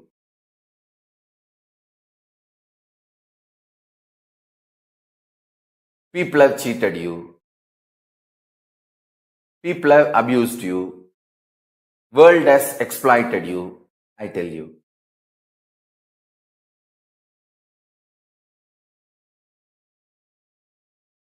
If you see factually, you are not abused, exploited more than me. How much I have been abused, how much of injustice has been done to me, how much of attacks have been done to me, you have not suffered more than that, anybody. But be very clear. The so-called social facts, ideas, external happenings are different. The internal powerful truth, reality, cognitions are different. People may throw shit at you. You don't need to eat it. You don't need to eat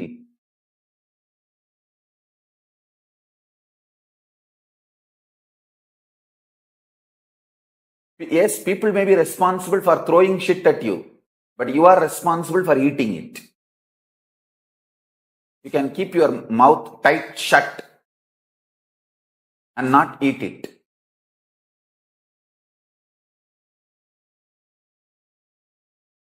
I am telling you,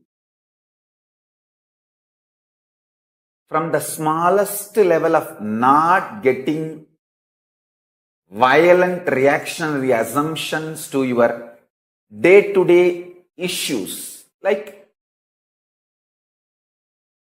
a word from your family or team or others, or even not just word, your idea, hey, this fellow has anger, violence on me, he is destroying my career, she is destroying my life, she is destroying my income, he is destroying my family. Constantly presuming, assuming,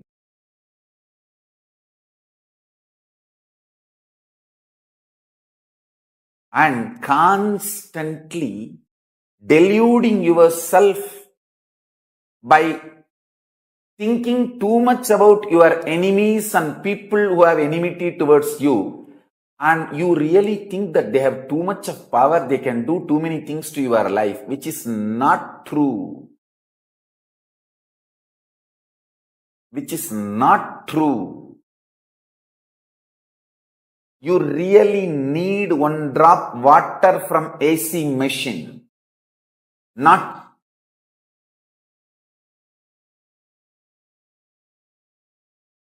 machine guns or weapons to kill your enemy. You don't need machines and weapons to kill your enemy. You just need one drop water from leaking AC machine to wake up from your stupid dream, delusion. Understand? This great blessing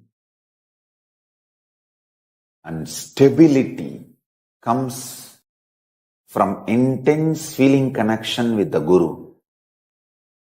The sincerity to Guru makes you absolutely sincere to life, life positivity. See what I am? I am just extreme life positivity. In every situation, how can be life positive? How can be life positive? How can be life romantic, life loving, life intense, life sweet, life intimate, life passionate, life manifesting? In every moment, I will only look in that direction.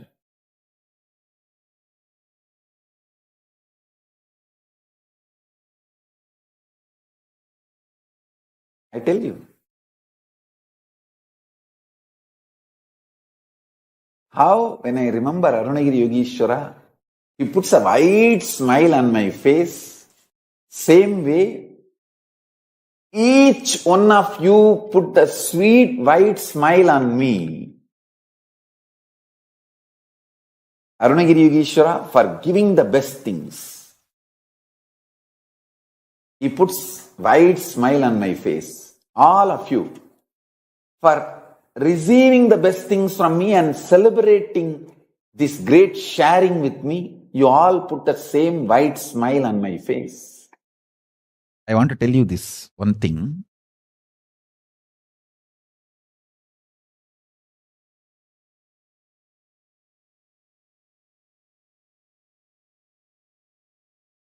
Raghupati Yogi is a great yogi. Very rare to see is bhakti dimension.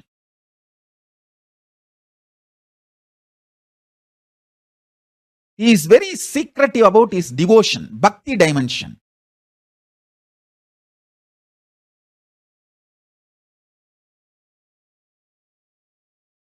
Once he and me, we both went to my aunt's village.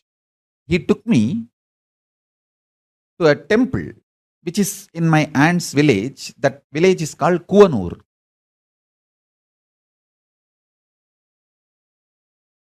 We went to one Vishnu temple. It's called Adi Thiruvarangam. And then another one Shiva temple which is in that village Kuvanur. We went to both the temples and we stayed 1 or 2 days with my aunt, pre-monastic aunt. And he used to stay in the temple and I'll stay in the house and go also to temple to be with him. And few days, one of my aunt's relative, of course my pre-monastic relative also, his name is Paramashivoham. He had 2 wives. One wife is from Tiruvannamalai. First wife did not have a child, so they did a second marriage. In those days, it's a tradition. When first wife doesn't have a child, they will have a second marriage done. But after the second wife came and second wife gave birth to a child, first wife also gave birth to a child. So they both lived happily. That's not a big problem. Maybe small little, some problems will be there, usual, the household issues, but there is no big issue. They both lived in the same house.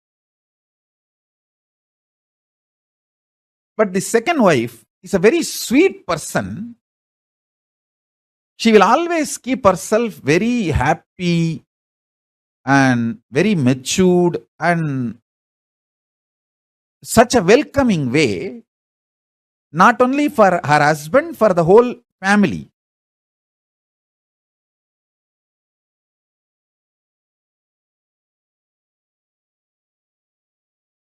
So when we went there, he came to that second wife's house. She gave food for me and my guru and she took care of everyone. After we came to temple, Raghupati Yogi told me, understand how she keeps herself happy, makes everyone feeling welcomed. Keep your heart like that same way for Paramashiva. Always make sure you are the second wife for him, who is waiting for him to come to your heart, to reside. Never ever any complaining or ill feeling or incompletion can enter into your heart.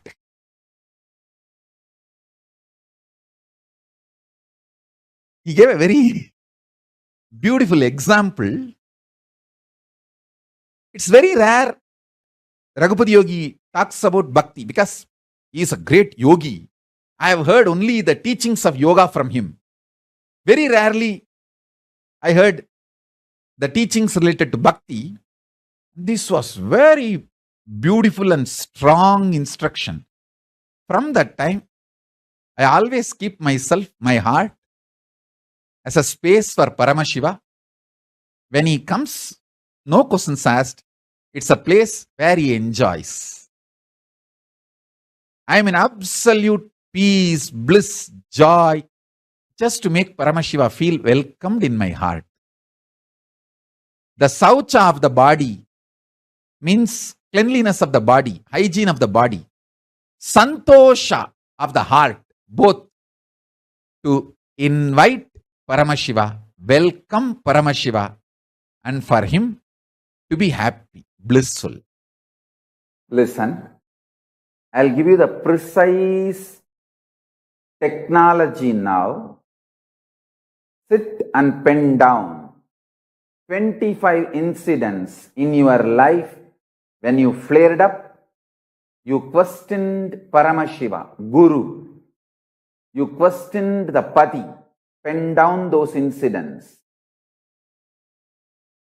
Decide ferociously never to question Guru, but to question the soul, bound soul, and the patterns, bondages.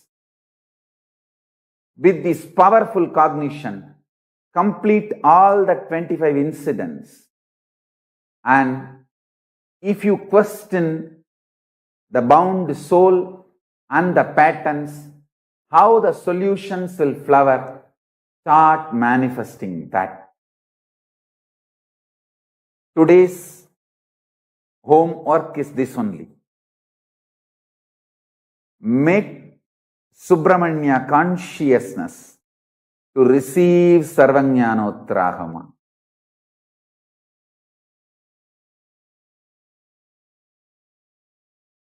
Just make yourself as simple as Subrahmanya. You will manifest it. You will manifest Paramashiva. Whatever Paramashiva gave it to Subrahmanya, you will receive that.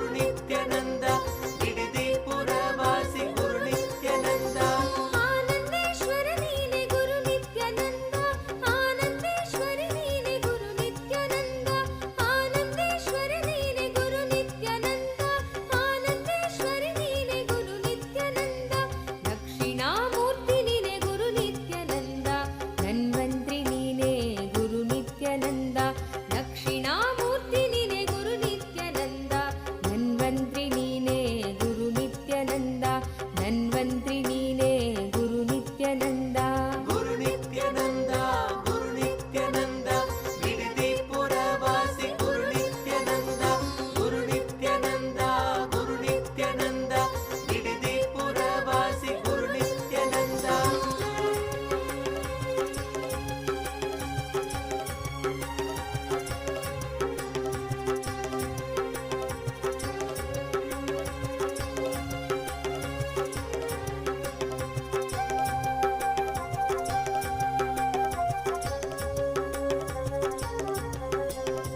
ಗುರು ನಿತ್ಯಾನಂದ ಗುರು ನಿತ್ಯಾನಂದ ಬಿಡದಿ ಪುರವಾಸಿ ಗುರು ನಿತ್ಯಾನಂದ ಗುರು ನಿತ್ಯಾನಂದ ಗುರು ನಿತ್ಯಾನಂದ ಬಿಡದಿ ಪುರವಾಸಿ ಗುರು ನಿತ್ಯಾನಂದ ವೈದ್ಯ ಸರೋವರದಲ್ಲಿ ನಿತ್ಯಾನಂದ ಕಲ್ಪತರು ನೀನೆ ಗುರು ನಿತ್ಯಾನಂದ ವೈದ್ಯ ಸರೋವರದಲ್ಲಿ ನಿತ್ಯಾನಂದ ಕಲ್ಪತರು ನೀನೆ ಗುರು ನಿತ್ಯಾನಂದ ಆಲಾರಳಿಯಲಿ ನೀನೆ ನಿತ್ಯಾನಂದ ಬಿಲ್ವತ್ತಿಯಲಿ ನೀನೆ ನಿತ್ಯಾನಂದ ಆಲಾರಳಿಯಲಿ ನೀನೆ ನಿತ್ಯಾನಂದ ಬಿಲ್ವತ್ತಿಯಲಿ ನೀನೆ ನಿತ್ಯಾನಂದ ಗುರು ನಿತ್ಯಾನಂದ ಗುರು ನಿತ್ಯಾನಂದ ಬಿಡದಿ ಪುರವಾಸಿ ಗುರು ನಿತ್ಯಾನಂದ ಗುರು Nithyananda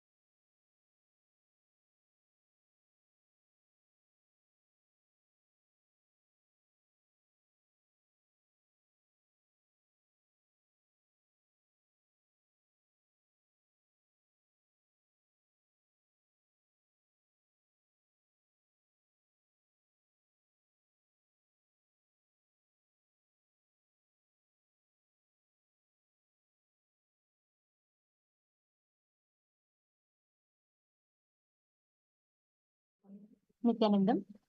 To all the participants, we apologize for the technical glitch, and to all the participants that are here. Just now, Swamiji revealed to all of us about how the three statements for invincibility. Can I request all the participants here to please take a moment and post it in the chat? What are the three statements for invincibility? What are the three things you need to have for you to achieve invincibility? Can I request every one of you here to take a minute and please post it in the chat? Come on.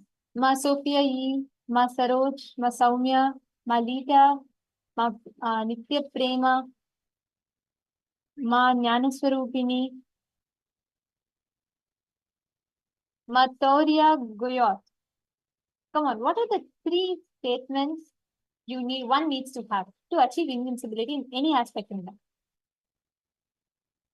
Somebody gave three statements, three key statements. How you can experience invincibility, how you can achieve the invincibility. I request every one of you to post.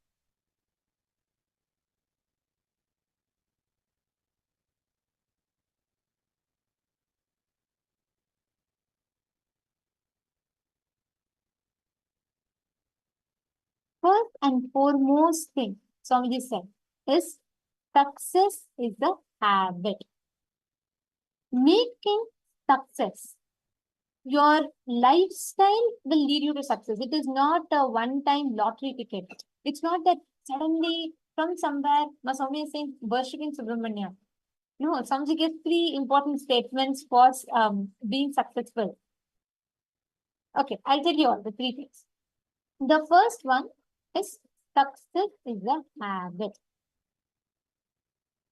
The second part, the next important aspect for it is never questioning the Pati, never questioning the Guru, and having this fundamental understanding clear, never questioning the Guru. The third and the most important statement for success is having the beginner's mindset. So what does this mean? First thing, success is a habit. Don't think suddenly from somewhere sky will open, $1 million will fall, and I'll become successful. No. Success is a habit. You will have to build it. Every action right now. Are you sulking? Are you depression? Are you in tiredness? Are you excited? Are you involved with life? Every action that you build right now counts towards your success. That's why success is a habit. The second statement, never questioning the Pati. Many times we do this. Once you might have tried in something, let's say even if you tried 10 times, you would have failed. Then we start questioning. We start saying, oh, why life is like this for me? I know exactly this is what, for me alone it happens. And why does life manifest these things for me? Questioning life is questioning Guru, questioning Paramashiva, questioning Swamiji. Never question the Pati. Do not ever doubt the Pati. You can doubt the bound soul and the bondage, but not the Pati. You can doubt what in you is causing that suffering. But you should never have questioned the Pati. This is the second aspect. And now the third and the most important of it all is having a beginner's mindset. You may ask, what is a beginner's mindset here? See, when Swamiji gives this example. The first time when you come to Swamiji, right, when you join Sangha, there's a freshness, right? Like there's no kind of you don't have any sort of an expectation, you don't have any kind of an incompletion. You're just like fresh. You're all out, you're just willing to start. Having that mindset forever, the ability to be excited, being ready to reboot yourself and upgrade your understanding. This is the third statement of how you will have in every aspect of your life, you should have the beginner's mindset. Now, one of the most important aspects for this is first you need to sit and dissect your inner space, analyze where all have you questioned the Pati. Many times in your life, knowingly, unknowingly, consciously, unconsciously, you question the Pati. And you miss out the essence of it. Now, take a few minutes, sit and pen down 25 incidents when you flared up, you questioned Paramashiva, Guru, questioned the Pati. Questioning life is also called questioning Pati. Pen down 25 such incidents. If any of you have any question, please feel free to ask. Please take a few minutes, pen down at least 25 such incidents.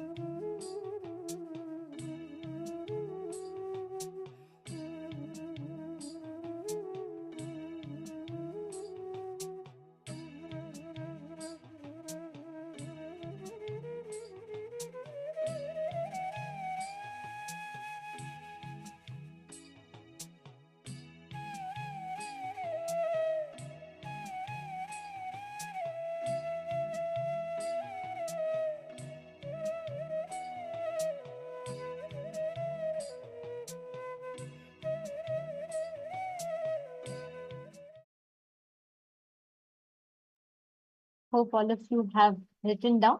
How many of you have finished writing? How many of you are actually able to identify where all you flare up in situations and question the pati?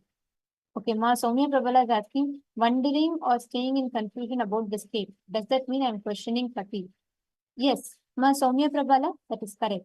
See, whenever you cherish confusion, Swamiji tells beautifully, consciously cherishing delusion is what is called as Throbhava Sankalpa. When you entertain the delusion inside you, Ma Soumya Prabhala, are you there, Ma? If you're listening, could you please put yes in the chat? See, listen very carefully. Knowing something is delusion, Maya, and entertaining it without coming to a conclusion is it's actually the worst way to entertain the delusion, because at least if you make one end of it, sometimes you will decide, no, I don't want spirituality, I don't want enlightenment, it's okay, and you'll go. And then life will give you so many situations which will push you back, which will make you realize, and you will come back seeking for it. But at least that decision will make you still continue to travel in the path, though you go to a longer route, but you're still at least on that route. And if you're smart enough, you directly decide saying, yes, ultimately my life is in Mahakailasa, I have to experience this thing. This is the purpose of my life, and you come. But the people who get stuck in confusion, dilemma is the worst thing you can do to yourself, because you will neither progress this side, nor you will progress this side. You will be stuck. And the truth is, unfortunately, there is nothing called being stuck, which means you'll only have a free fall completely. It is like you keep going back to the ground zero, ground zero, ground zero. You climb the first step, then you fall back to ground zero, fall back to ground zero, and you keep going down. So being in dilemma, confusion, means you are cherishing the Maya and questioning the Prakriti. You're understanding? Does this answer your question, ma?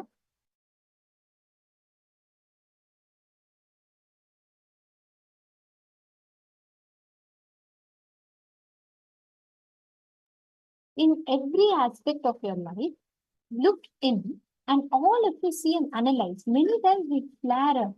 We say, oh God, why is life like this? Why things are happening like this? Why is it wrong? All those situations is called questioning the Pati. In every aspect, wherever you question the Pati. Now, whichever you all have written down, consciously go back, revisit that, listen very carefully. All that moments are Maya. Now decide ferociously never to question the Guru, but the bound soul and the bondage. I'll explain to you what it means. What do we mean by when we say questioning the bound soul and bondage? Don't tell yourself, oh, I'm not even manifesting powers. I'm not even I'm still stuck in delusion. But Swamiji is saying Paramashiva, how can I be Paramashiva? No. Ask yourself, Swamiji told I am Paramashiva. How can I suffer? That means you're questioning the delusion. You're questioning the bound soul. You're questioning the bondage inside of you. How many of you are understanding this difference? Every situation, wherever you ask yourself, one of my favorite lines from what Swamiji said. Swamiji say, hey, don't show your guru how big your problems are. Show your problems who your guru is. That is what is questioning the delusion. When you question the delusion, you will wake up to understand that, hey, there's no such thing as delusion. You're not having, there's no delusion in the first one. The fundamental thing is there's no delusion.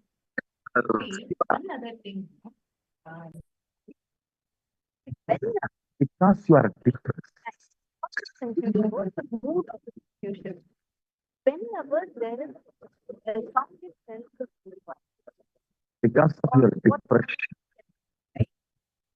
never ever not act like and for birth, we need to start with that. The wrong biochemistry you are developing. And you are getting comfortable with it. That is what is the worst thing. Even became very cute about it. I'm not sorry. I believe it's just,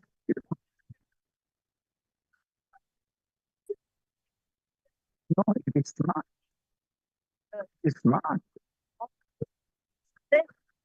Understand, following the false signal to pull the strings in your system, and you acting based on those false signals. That you are seeing. It's the most side of you mentioned struggling. But the biochemistry mess up. The disturbance happen to your biological clock. Repairing that is the first and foremost. And you also coming morning till 11 o'clock, not able to get out of bed, and whole day tired. Tired of what? Tired of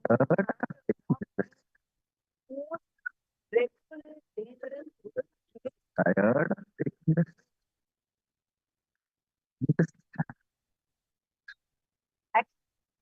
Breaking them.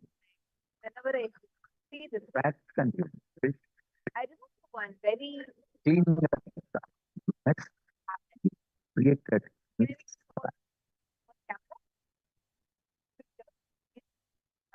by disconnecting your biological clock from the nature. Understand? The dharma of the body is vibrating with the nature. If you are not ever bed in the night time, your biological clock is messed up. There are two more words which I don't want to tell in the satsang. One starts with yes, another one starts with and the biological clock is hard. And the largest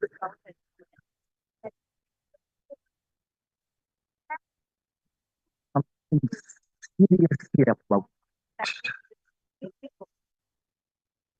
morning routine is to repair your biological clock, clean yourself and tune yourself to the dharma. But also hearing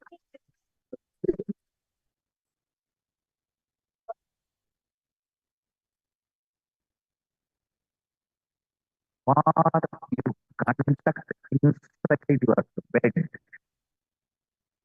is nothing but the war between you saying no to life and yes to life.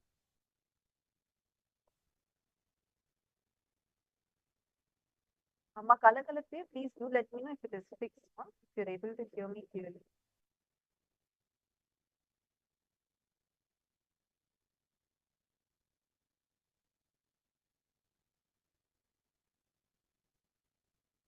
Okay, is it, are you able to hear me clearer now?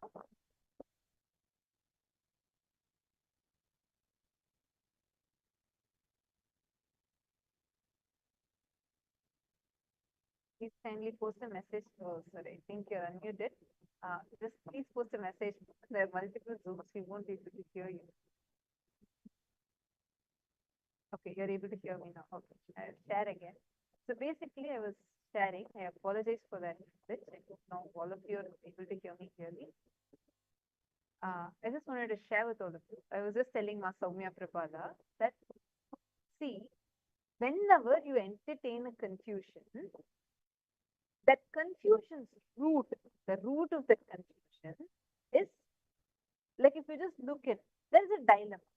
There is some kind of a dilemma. You start, that dilemma only is leading you to have that confusion. And that dilemma itself is rooted in you questioning the pati. The moment you think, when you're not questioning the delusion, automatically if you start questioning the pati only. You need to look into that. You understanding? I'll give you, but the moment you understand, even in worst of the worst situations, even most frightening, terrorizing calamity happening in your life, if that kind of incident is standing in front of you, it won't even touch you. It will not be able to even scratch when you're the surface of you. Swamiji will be protecting you. Just listening to Guru Vak, he will protect you in an amazing level. Actually, whenever I speak about this Swamiji protecting us, like I remember one incident. That's what I was sharing as Kumbh Mela. And in Kumbh Mela, in Ujjain Kumbh Mela, 2016. How many of you had come to the 2016 Ujjain Kumbh Mela? Please post here. How many of you had come? We had 2 month program. Swamiji had opened it completely for free. 100,000 people were minimum at any given point. Minimum 100,000 people were there. So at that time, it was like a grand celebration happening. It was such an amazing session happening. I mean, like the whole program was like one of my favorite ones. One day we had a strong storm that had hit the place, and like I think it was a very strong hurricane that had come. So many campuses, like other campuses that were there, were just getting blown away. It was heavy rain, and just before that that storm actually hit us, like hit our campus, I remember clearly of sitting in that. We were sitting in temple in Kumbh Mela's campus. So basically, it was a temporary structure that was built. So we were all sitting there. I remember seeing this so clearly. Above us, the roof is flying. Okay. And it's all only a temporary structure. And at that time, we were all wearing white color sari. I had not taken kavi yet, and like a group of Gurukul kids, all of us are wearing white and white, like fully white color sari. And there's a lot of sand, like yes, the floor was a lot of sand was there, and the whole building is just is shaking very badly because of the heavy winds that are coming, and things are falling, things are flying away. The deities, heavy deities, which are like some 6 kg, 7 kg deities, they are falling. That was the speed at which the hurricane had actually hit, or the storm had actually hit. And it was like really, if you see just the situation, there was a huge natural disaster happening right in front of our eyes. We're sitting in middle, okay? The whole temple is there. We're sitting in middle of the temple. People are there in different places. It was fully crowded. Fully means fully crowded. Not even a single person, not even a single person got even a scratch on us. I remember even the sari, the white sari that we were wearing, did not get dirty. Not a single scratch. It felt as if all of us were in a protected bubble, like as if all of us are sitting inside one protected bubble, and Swamiji was protecting us. And do you all know, when just before the actual hurricane hit, Swamiji straight went to the gate. Swamiji just looked at it, and Swamiji put the foot, like Swamiji's feet down like this, and just blew. The one that was supposed to come to our campus just turned and went away. Nothing happened. Not a single person. Not just they were no fatality, like no one died or anything happened to their life. Even nobody got wounded. Not a single scratch. I remember seeing everything is flying, okay? The roof is flying. It was just an asbestos sheet. That sheath is just getting removed and flew away. And things are flying. Deities, like we had the largest number of deities in that place. Everywhere you see, there'll be so many deities. So many heavy deities were falling. Like they were literally physically moving and falling down. That heavy storm it was. I remember one of the Guru kids pointed out, saying, "Hey, what is happening? Do you see even our hair is not flying? Like, even to that level, it didn't come near us. It is not that we had some distance between that place where it is happening and to us. It did not touch. It did not touch. It's like everything is happening around us, except for the people, the places each of us are sitting. It's like as if there's like a protective bubble that is there, and we all are being protected. Nothing came, nothing affected us. And after this whole storm, Swamiji went and literally turned it away and it went away. It didn't come and affect any of us. Do you all know what we did? Everybody went straight to the big hall that we had with Swamiji, the Nityananda Sabha that we had. Everybody went there. And all of us were singing and like dancing kirtans. Swamiji was sitting and we all were enjoying snacks and dancing. This was the response to such a huge disaster that had happened. So, like, what actually came, what Swamiji just removed away, and we were all enjoying our life like this. Like, we were dancing, jumping and dancing. Everybody. Like, nobody even knew the storm has come and gone. And, like, you're supposed to be afraid, right? But that's the life. That's the life actually when you're with Swamiji. This is how life is. And the best part is when you completely surrender and just leave Swamiji, when you come to Swamiji, right? When you come into his protection, literally, like she said, he not like physically he protects you in that bubble. Without absolutely nothing will come in your way for you to experience this, taste this, the super conscious breakthrough that Swamiji wants to give you in every aspect of life. Actually, that's the reason why you should be in Paramashivoham. Like the way Swamiji gives you the life as a Kailasa Vasikya is magical. You it is not verbalized. Like even if they say magical, you cannot imagine just see the situation. First thing Swamiji goes to physically goes, he turns the face of our star, such that it doesn't even come to our camp. And not forget about us not getting sick. One, nobody's life was affected. Second, nobody got hurt. And more than that, not even a cat scale. Our white sari that we're wearing, why I'm highlighting it white is because the whole floor was mud.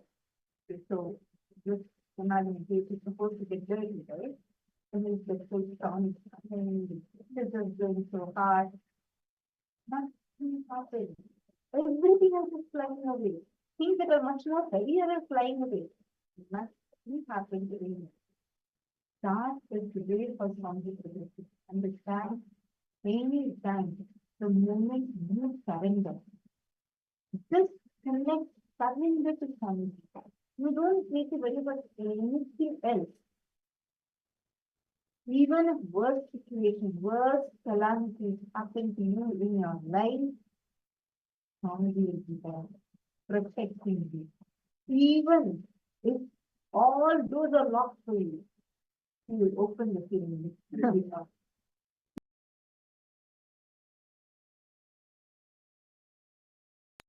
Not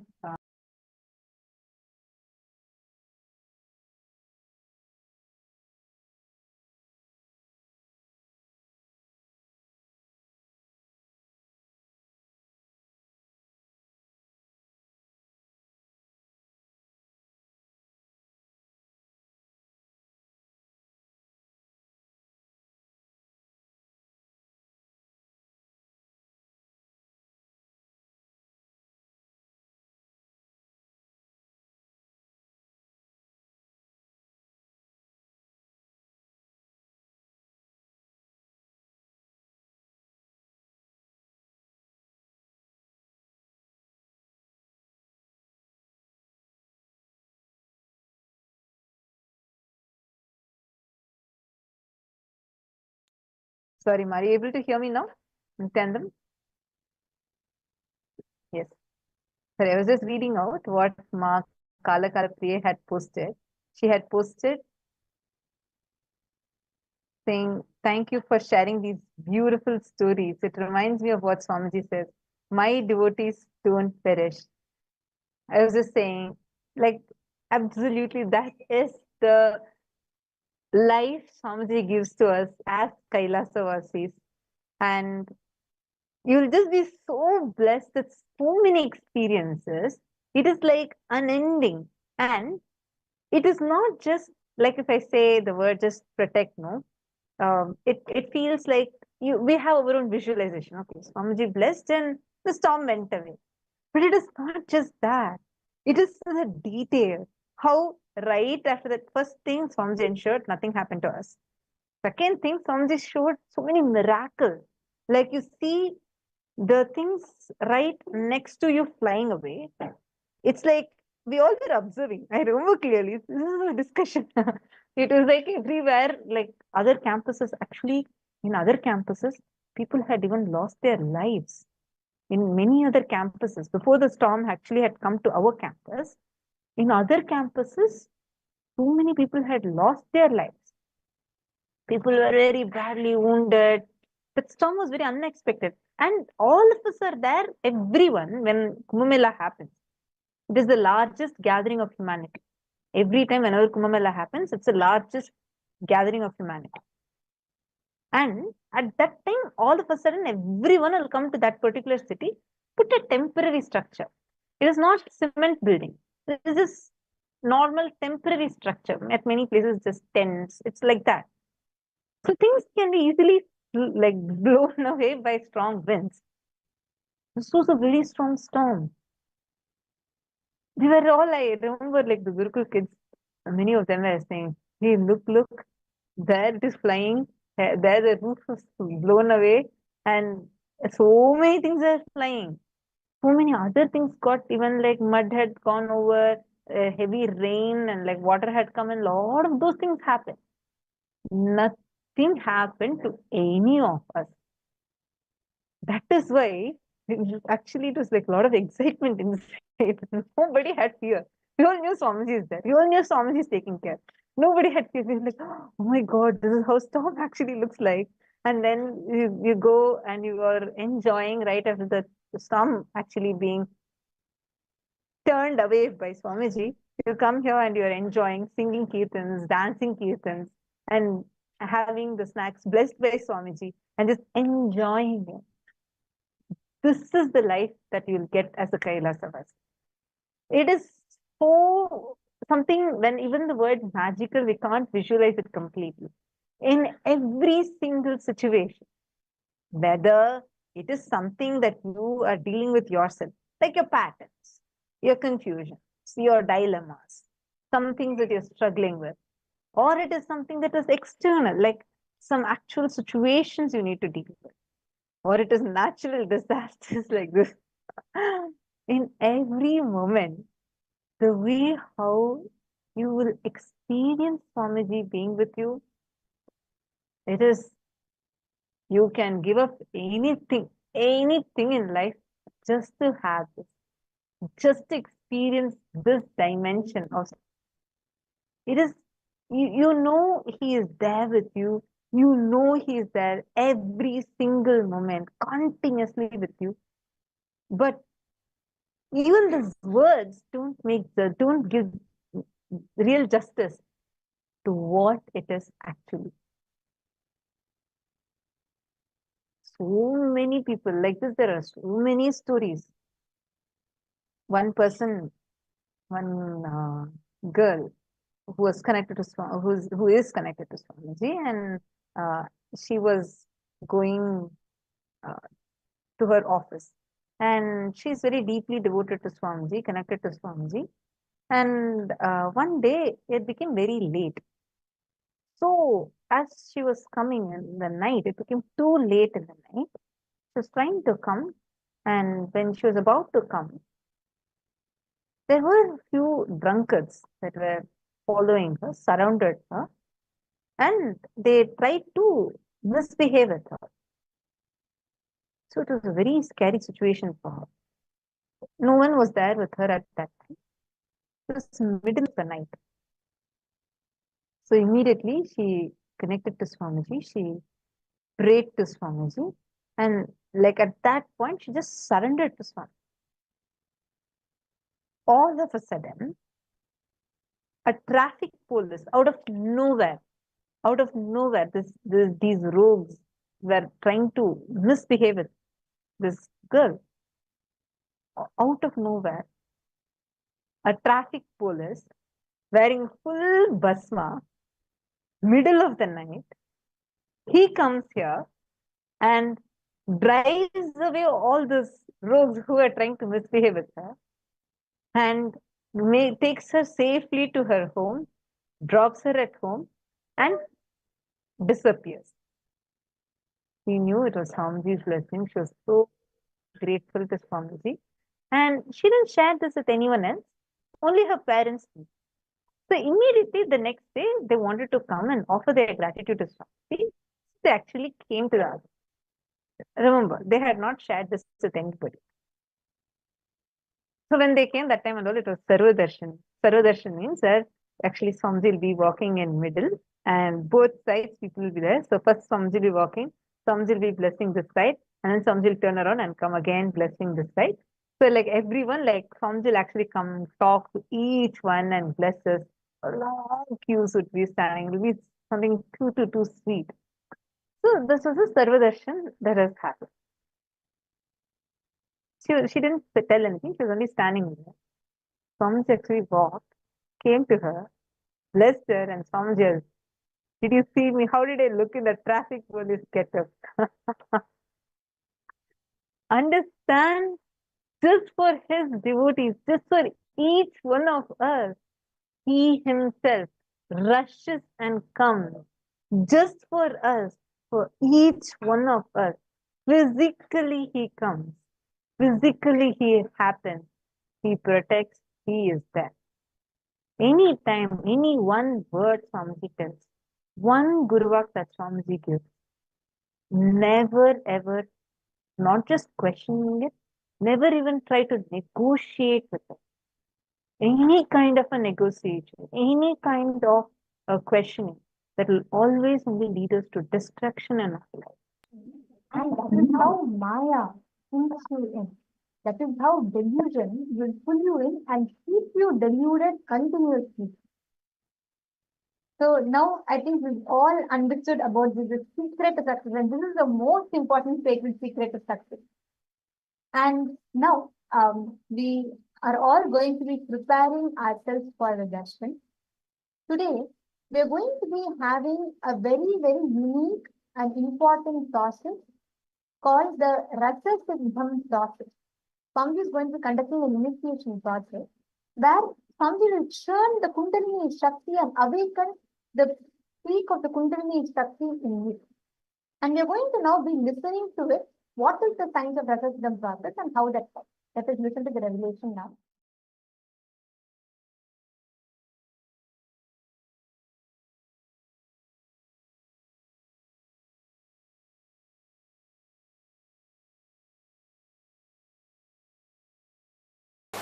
Have you heard the story of churning of the Milky Ocean in Hindu tradition? How many of you heard that story? How many of you have not heard? Raise your hand. Oh, there are enough. So I'll tell the story again. In Hindu tradition, we have a story that in the Milky Ocean, the nectar is there. It's like from milk, how the butter is churned out. Same way the nectar is available in the Milky Ocean, but you need to churn it out. So when the nectar comes out, whoever drinks that nectar will become immortal. So all the gods, devas, the demigods, all of them wanted to have that nectar. But unfortunately, the poor guys, they cannot churn the ocean by themselves. They need the help of demons also. Please understand, Every line is full of philosophical truths. So the gods, they went to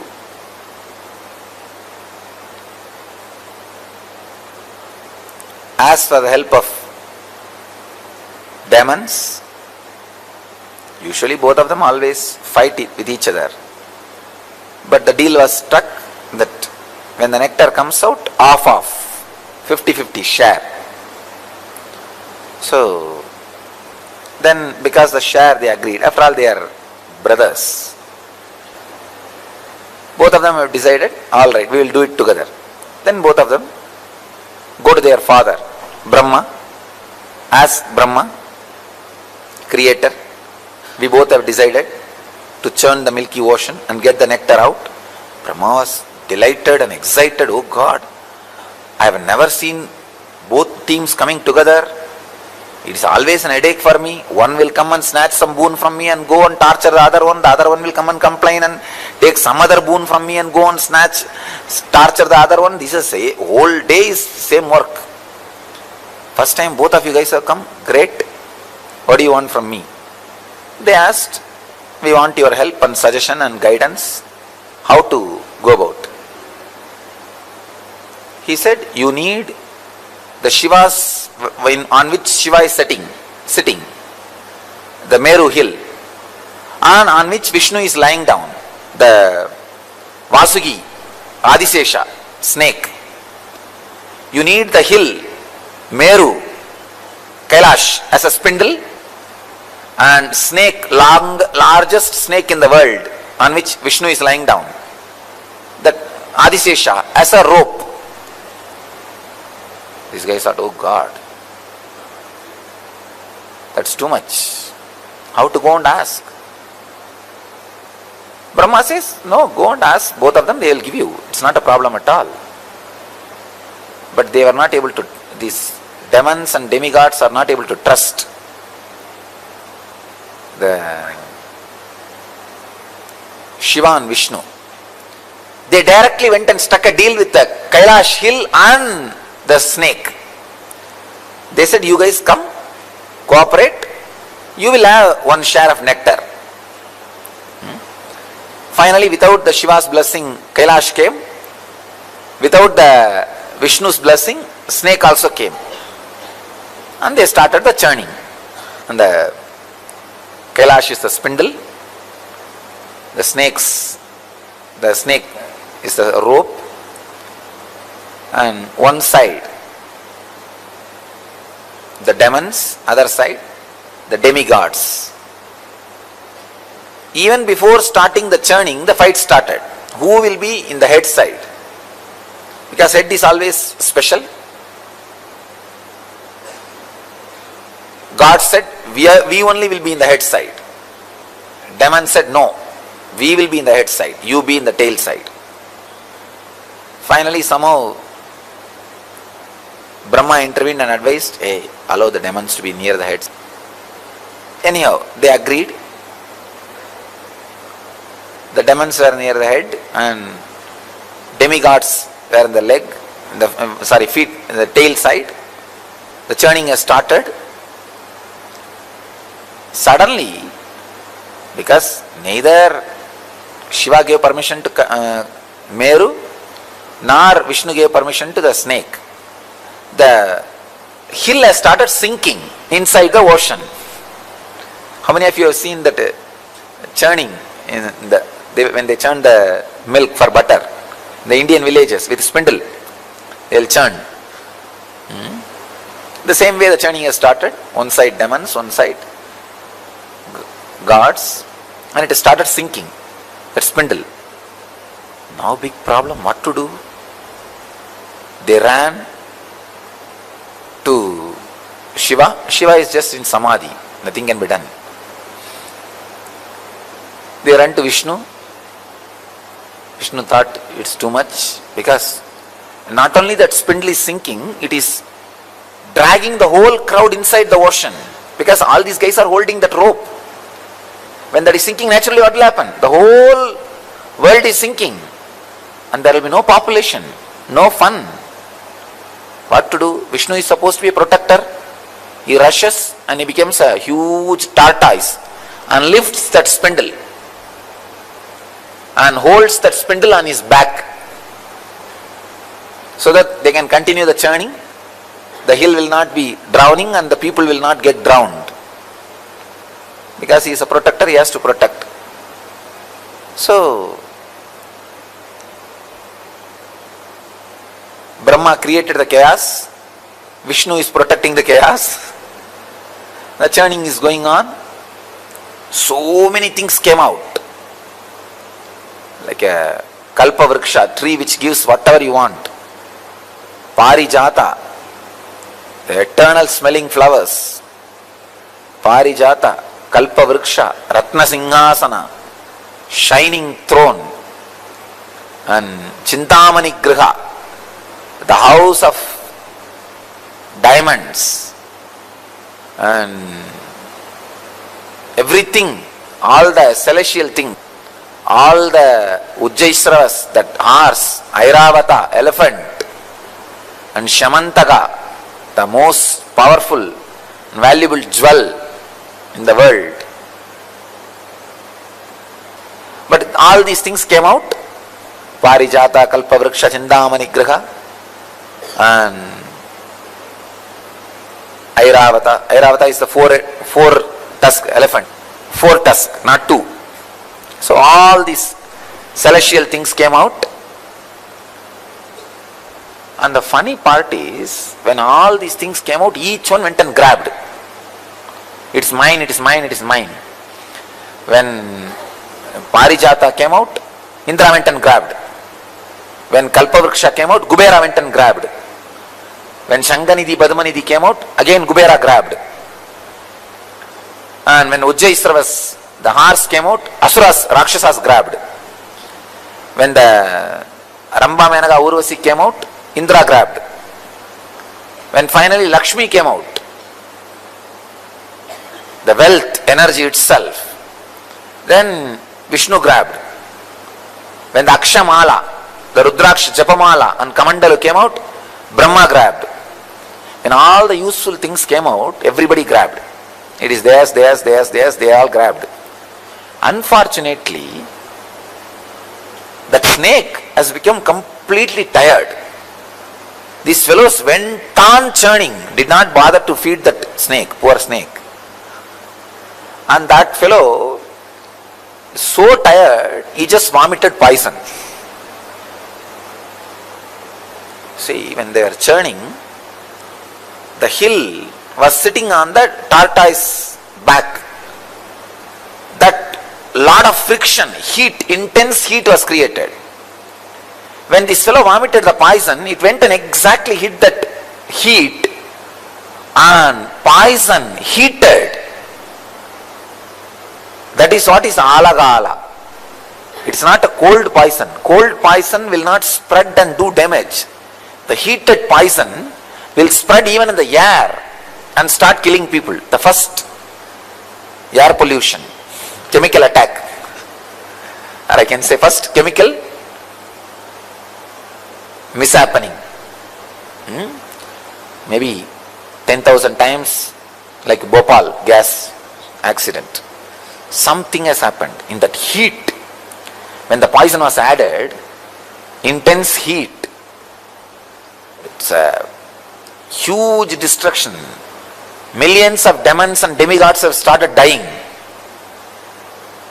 And now nobody is able to save, because Vishnu is below and Brahma has disappeared, ran away.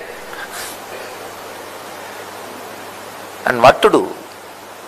Indra runs to Shiva, Mahadeva. He is in Samadhi, but they all run and pray, oh Lord, please save us. We don't know what to do. Shiva opens his eyes and sees the fun. Okay. He comes down. After all, he is embodiment of compassion. He collects the whole poison just in one bowl and drinks it. Devi was frightened. Oh God, how will you handle? If something happens to you, what will happen? So she holds the neck. of Shiva, the poison just forms a blue color and stays in the neck itself, throat itself. Then the nectar came out. The moment nectar came out, the fight started between demons and demigods, gods and demons. And went to the demons and said, demons were holding the pot. She said, give that pot to me, I will distribute everybody. They trusted her and gave the pot, and Vishnu disappeared with the pot. And he made all of them to stand in one line. So he started distributing first to the gods. And poor demons are standing in the line, thinking that they will also get it. But two demons came in the form of gods and stood in the queue and tried to steal the nectar. Somehow they got and put it in the mouth. When Vishnu saw that, he sent his disc and cut the head. That too only a Ragu and Kedu, trying to swallow, but they have not swallowed. They have not become immortal. Finally all the gods got the nectar and became eternal, and demons without getting the nectar, and not only the tiredness of that hard work churning, they all died and disappeared. This is the story. Now the philosophy part. See, the spindle, understand one by one. The spindle is the unclutching technique. Your body is the milky ocean. Good thoughts are the gods, and discouraging, depressing thoughts are the demons. When you start unclutching, see, unclutching is the Kailash hill. That is the Kailash hill. Unclutching is the technique. When you start unclutching, for a few moments you will see all joyful, relaxed, blissful mood, good thoughts, courageous, encouraging. Within 5 minutes you will see depressed. No, impossible, I can't do this, all foolishness. Who will know? Who knows what will happen? The discouraging, that is, means demons are pulling. When the discouraging things are going on in you, demons are pulling. When the encouraging things are happening, gods are pulling.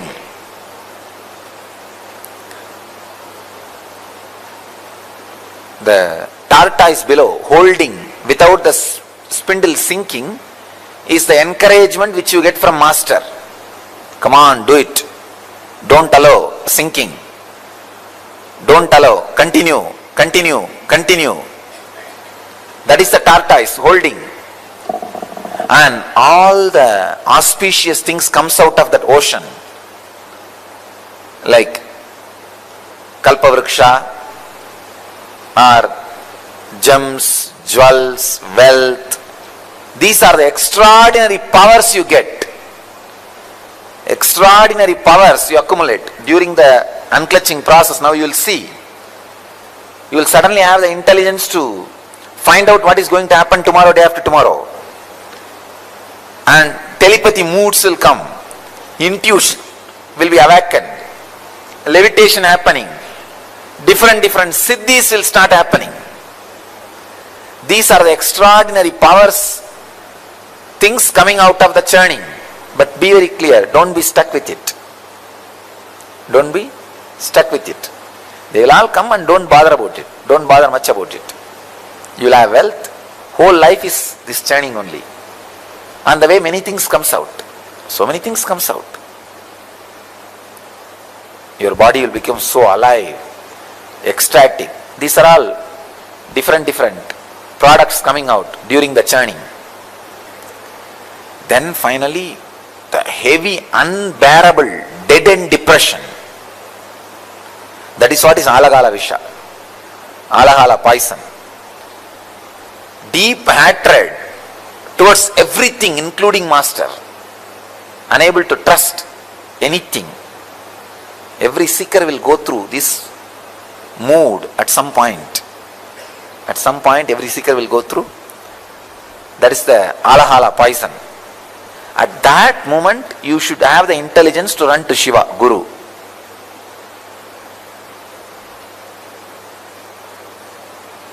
Then Guru swallows it, digests and clears it.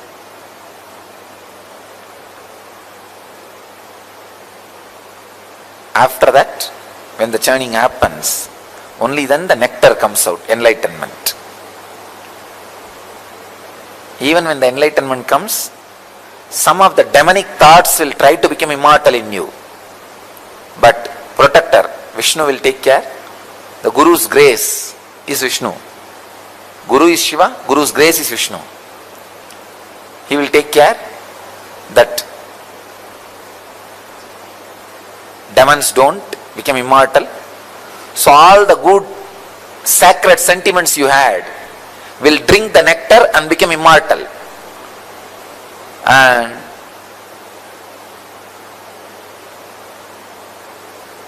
the experience of superconsciousness stays inside you eternally, like a person who has become immortal by drinking the nectar.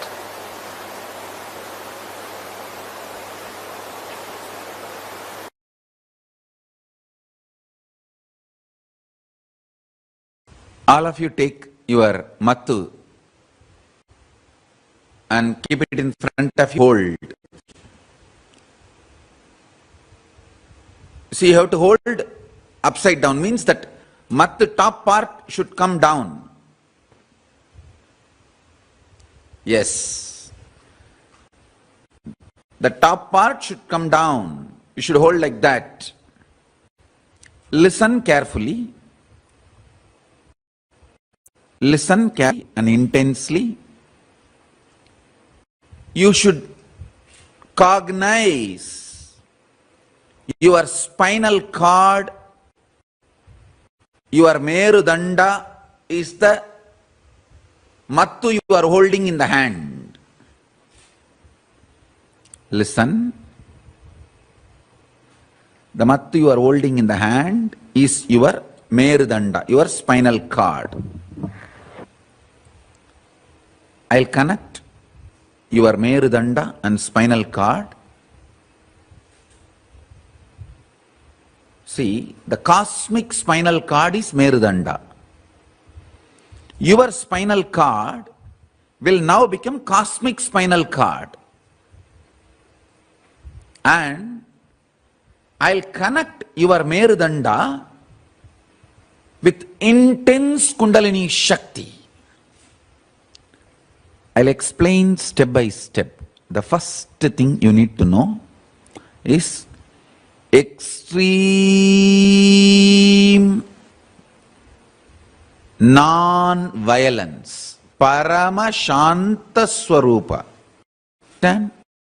It is in extreme non-violence. The cosmic energy will start flowing in you. You will be in tune with cosmic energy. Listen. It is very easy to brainwash human beings become terrorists because man basically is violent, angry. If you just convince his logic,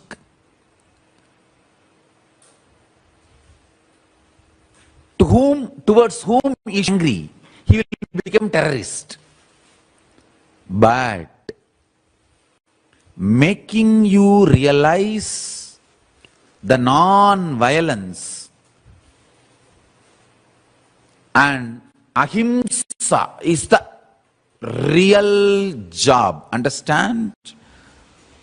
Making you realize the non-violence is the greatest job. Very easy to make a man terrorist. Because making a man terrorist is too easy. Brainwashing a man to become a terrorist is too easy. But here, in Hindu Gurukul, we make you completely non-violent. Pure ahimsa, paramashanta swarupa. Listen. People ask me, oh, don't we need little bit of violence to defend ourselves? Listen. All my Gurukul kids, I am not making you human being, I am making you divine being. Divine beings don't need violence. You are protected by Kala. You don't need violence. All my kids, be very clear. All my kids whom I am initiating you now with the power manifestation signs, listen carefully. All of you do not need any violence. I am making all absolutely divine being. All of you need only intense Paramashanta Swarupa of Paramashiva's dimension manifesting in you. Even your eyes, anything you see should be blessed. Understand? All my Gurukul kids listen. In every inch, I am evolving you to become Paramashiva, the divine being. You don't need violence. For example, people tell me, oh, without violence, how we can run an army, how we can protect our country. Understand? Countries made by human beings need army. They have their own logic. They need army, they need defense, they need all that. But you all belong to the Kailasa, country made by Parama. You don't need army, you don't need violence. You only need intense power manifestation. I want all of you carry the intense bliss, non-violence even in your eyes. Listen carefully. So, listen carefully, intensely. Now I am going to churn your Merudanda, spinal cord. Listen. I am going to churn your spinal cord with intense Kundalini awakening. I am going to make you manifest intense, extreme non-violence, absolute Shanta, Paramashanta Swarupa. That is a fundamental requirement for power manifestation. Please be very clear. I am not against some country having army. It is each country need to protect themselves. That is their logic. That is different. Here I am preparing all of you to become gods, goddesses. Kailasa does not need any army. You are part of the great cosmic nation. Paramashiva's cosmic. You don't need violence. You are getting prepared for enlightenment. You are getting prepared for power manifestation. Now, I am initiating. I give you the assurance. Kala Bhairava is protecting you. You do not need any violence, any anger, any self-defense mechanism.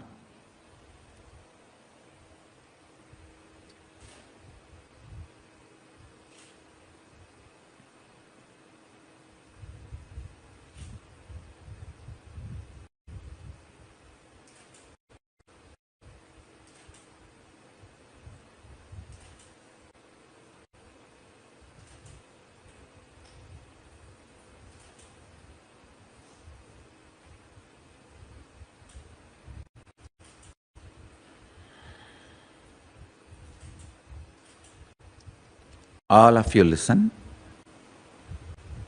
Kala Bhairava is protecting you.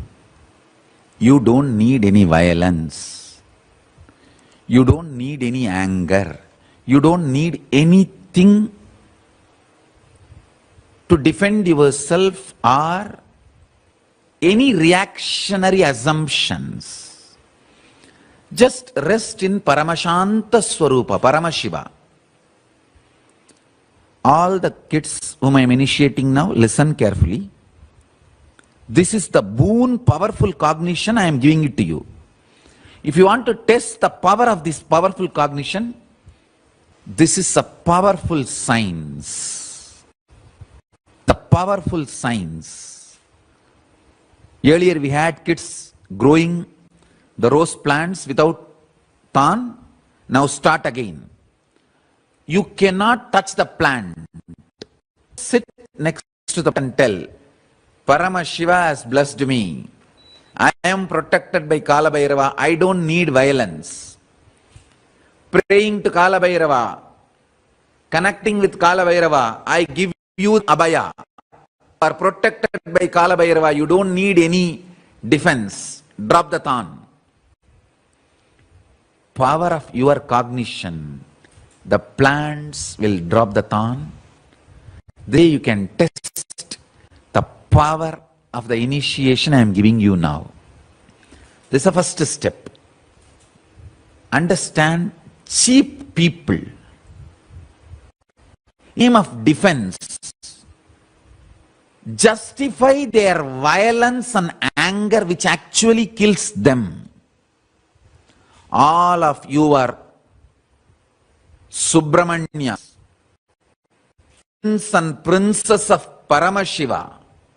You don't need any defense. Paramashiva is protecting you. Kala Bhairava is protecting you. Don't worry. Only cheap people need their own defense. Actually, they don't need defense, but they justify their violence with the idea that they need to defend themselves. Forget about all of that. All Gurukul Balasans, you guys listen. Listen to this very deeply, very clearly, and cognize it. When you cognize non-violence, Paramashiva wakes up in you. Listen. Ekoham Bhagushyamaha. Paramashiva, when he manifests, when one becomes many, first thing he says, let me become many to celebrate me. A non-violent wake from the sleep in this way only. Listen carefully. See, every morning, from Samadhi, first thing, why I am waking up? See, in Samadhi I am one. Why I am becoming many? The first thing, I am becoming to enjoy myself. I am waking up for my Gurukul kids who are my own. See, each of you are me becoming many. I just remember, I wake up to celebrate myself, one becoming many, and manifesting me. All my Gurukul kids are me, multiple me. Multiple me is all of you. So listen to each of the statements.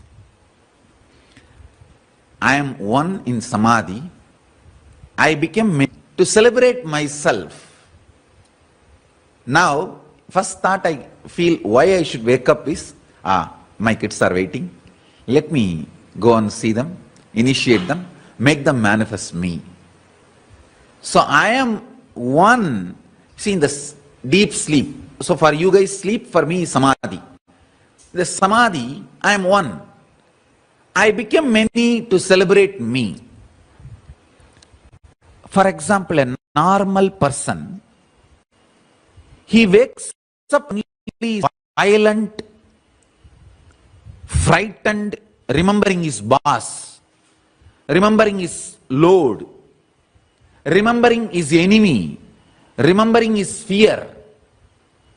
Person who wakes up remembering his fear, violent, anger, he becomes many to torture himself. Listen to this, all my kids. See, if you develop anger and violence in your life, morning you will wake up remembering only those things. So, one becoming many to torture yourself. You are becoming many to torture yourself. In my life, I became many to celebrate myself, to enjoy myself. Whoever wakes up becomes many to celebrate themselves, they are Paramashivas. So understand, if you become many to celebrate yourself, you are Paramashiva. If you become many and torture yourself, you are demon. All you need to do, just remove violence. If you become non-violent, the moment you wake up, you will remember only the most pleasant people in your life. So those people are nothing but you becoming them to celebrate you. When you wake up from the bed, if your first thought is, oh, let me get up to go and sit with Swamiji and attend the session, attend the satsang, or attend the courtyard session, then you are becoming many to celebrate yourself. Morning when you wake up itself, if you remember your boss, or your enemies, or the people who torture you, or people who are abusing you, or people with whom you have anger, you have violence, incompletion, morning itself if you remember them, then you are becoming many to torture yourself. Understand? You have to churn and bring yourself to completion, to the level morning first thought should be the most pleasant people and beings of your life. Because in your sleep you are one. When you wake up you are becoming many. That one becoming many should be only for the purpose of celebration. Let me become many to celebrate my existence. Actually, every morning, when I wake up, first thing, let me become many. Means all my disciples, people who love me, enjoy me, waiting to see me all over the world, let me become many to manifest me in all of them and celebrate me. That's all. And I also wanted to announce, all this initiation I am giving, I am making it available to all of you all over the world. If you all cognize what I am talking and start internalizing, cognizing, this power manifestation will work for all of you also, wherever you are. I am working focused on the Gurukul kids because I am making divine beings to serve the whole world. Understand? When a Gurukul Balasant manifests powers, it is not just for him, it is for the whole world. He is going to be the Sakshi Pramana for Kailasa. He or she is going to be direct prince and princesses of Kailasa. So I am directly working with them. But this initiation, I am opening it. The spiritual component, I am opening it to all of you, the whole world. So the initiation, I am opening it to all of you, whole world. Wherever you are, you can practice, you can bring these powerful cognitions into you, and you can start power manifestation wherever you are. Mukkayam tavirka. Tirumular says, Mukkayam means Vengayam, Perungayam, and Ulkayam. That's a pundu. Asafoetida, onion, garlic. These three should not be eaten, because these three invokes delusion in you, which puts you in anger, violence, and which makes you justify your anger. Now, once you manifest this rasa siddham, means this power manifestation, you will be given onion, garlic as a fotida food for 1 week.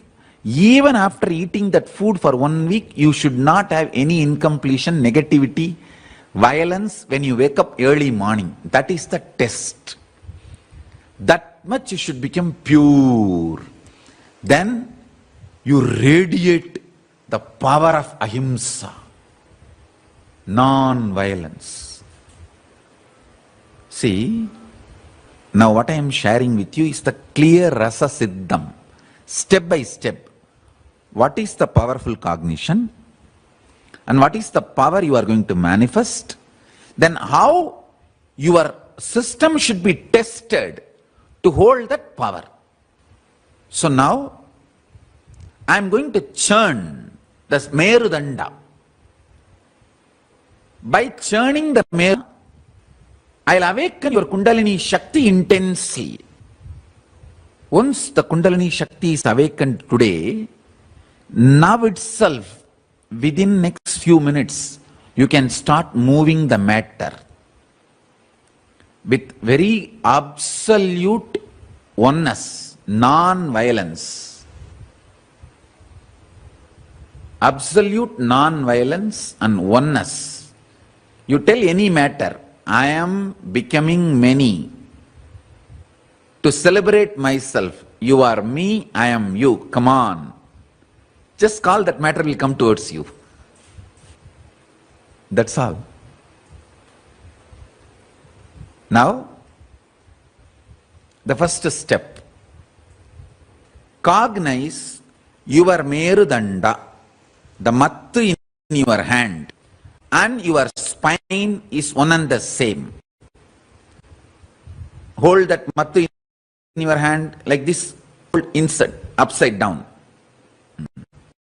Sit in Padmasana.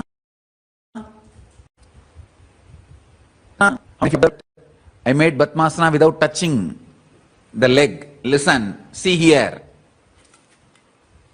Without touching the leg, you should sit in Padmasana. My kids should be yogis. You should not touch the leg. After sitting in Padmasana, you can touch. But when you are sitting in Padmasana, you should not touch the leg. My kids should be yogis. Come on. Now hold. The mattu, top side should be bottom. Keep on the floor and hold. Visualize, cognize your spine and the mattu is one and the same. Because now when you churn the mattu, I am going to churn your spine. Through Kriya, I am going to awaken your Kundalini Shakti. Hold the mattu with both the hands. Hold the mattu with both the hands. Hold it. Cognize now. Do not chant along with me. You just sit and cognize. I am going to awaken your Kundalini Shakti. You just churn the mattu slowly and cognize your Merudanda. Your spine is getting churned. You are only supposed to give work for your hand and visualization. Visualize your backbone is getting churned. Cognize that. Actually, I am churning, so cognize that. If your body is lifting up due to Kundalini awakening, tie the jata above the head. The jata weight should sit on your head. Along with the jata weight, I am going to lift your body. So tie the jata above your head and sit in Padmasana. In Padmasana, I am going to lift your body. Sit in Padmasana and tie the jata above your head. So I'll raise you in this posture. Continue to churn the mattu with the visualization of your spine getting churned. Tie the jata like mine above the head. It should be heavy on the head. Sticks will not work. It has to be very smooth flow in the hand. The stick which you are having, it will give a uneven pressure in the hand. You should not use that. It should be clearly churned stick like this, machined stick. That's why I told mattu. It should be clear mattu. Because your hand flow, the pressure on your hand is important. I am using the science of original acupuncture from Siddha. So the original science of acupuncture is Varma. That's from Siddha. So this Rasa Siddham uses visualization and the Varma points of the hand getting activated. Now listen, all of you listen. You have to, with the visualization, your spine is getting churned. The mattu should machined smooth one. It cannot be an ordinary stick. There is a technology in Siddha tradition, acupressure, acupuncture, both put together called Varma. The system I am using now is the Rasa Siddham, talks about this, each of this component. Okay, now I don't want to get into those details. You just manifest powers. Let's do the power manifestation, then you will understand. Come on, start. No modern day equipments like a plastic and all that. No, it has to be mattu. Clear mattu. Visualize your spine is getting churned. Continuously visualize your spine is getting churned. I am actually churning your spine.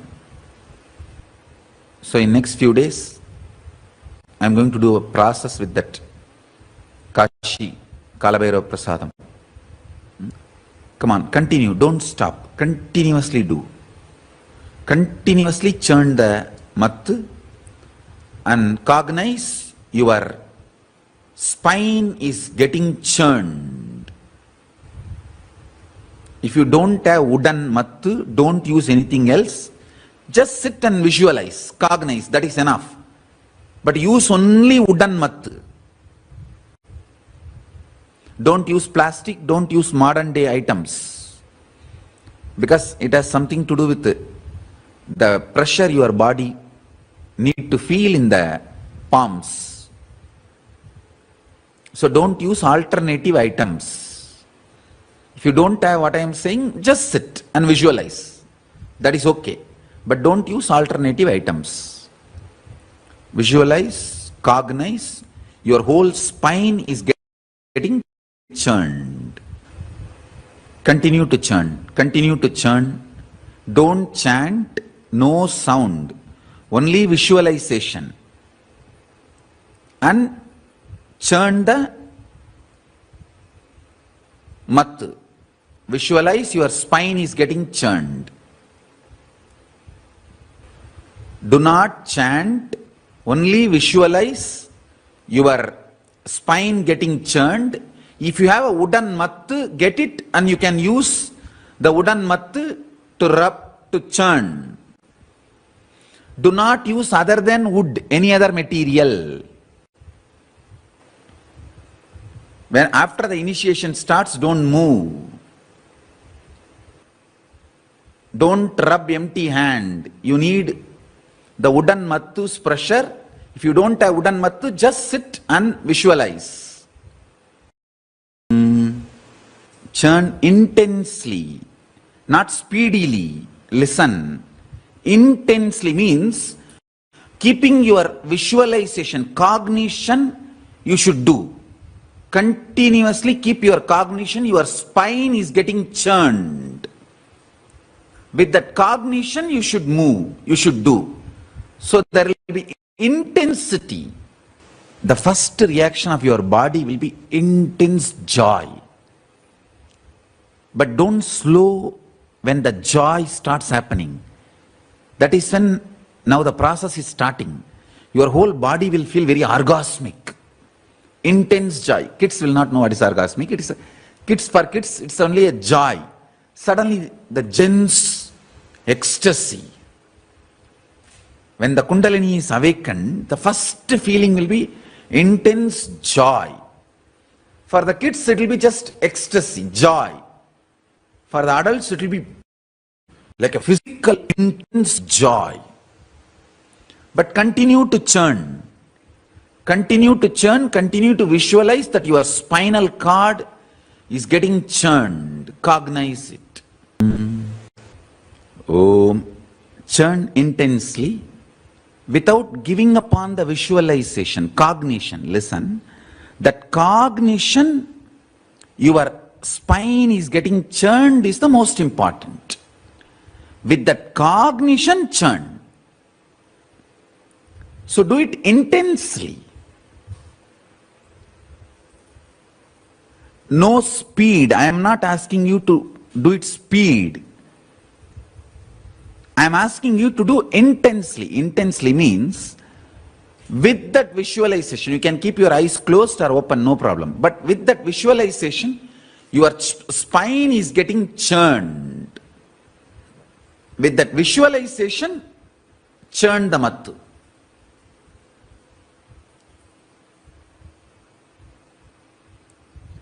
Don't worry if your mind runs away helter-skelter here, there. Don't worry. And when you feel, oh, you lost your mind, you lost yourself, come back and start doing again.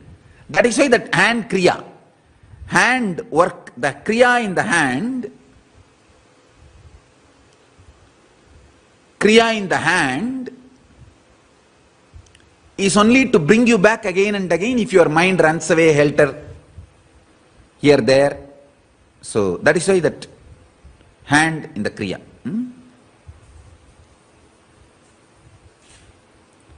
Even if your mind runs helter-skelter, don't worry. When you remember again start the churning. Again start doing. Intensity is what is needed, not the speed. When the joy starts happening inside, you should not stop or reduce the speed. Mattu should be stable on the ground. Only rotation movement is allowed. No sideways movement. Sideways movement means not stable. Only rotation movements are allowed. No sideways movements. Now, keep any matter in front of you. Tell that matter, you and me are one and the same. Come near me. Just call with a tremendous friendliness, non-violence, Paramashanta Swarupa, the oneness of non-violence. The object will come near you. Start now. Oneness based on non-violence. Extreme non-violence based oneness. It can be any object, stone, deity, any matter, anything. Just declare the absolute non-violence, absolute Paramashanta Swarupa, and absolute oneness with that object. Tell that object, come near me. You and me are one and the same.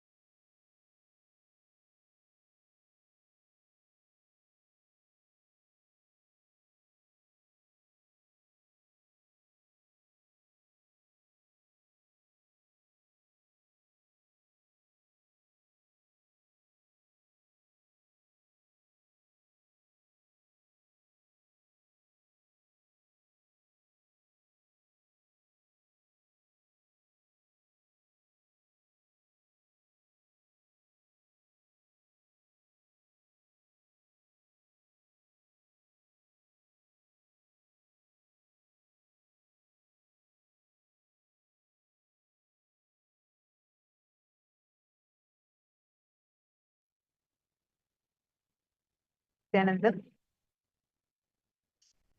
Yes, Nityananda to all the participants. That was a very powerful process from which is described to all of us.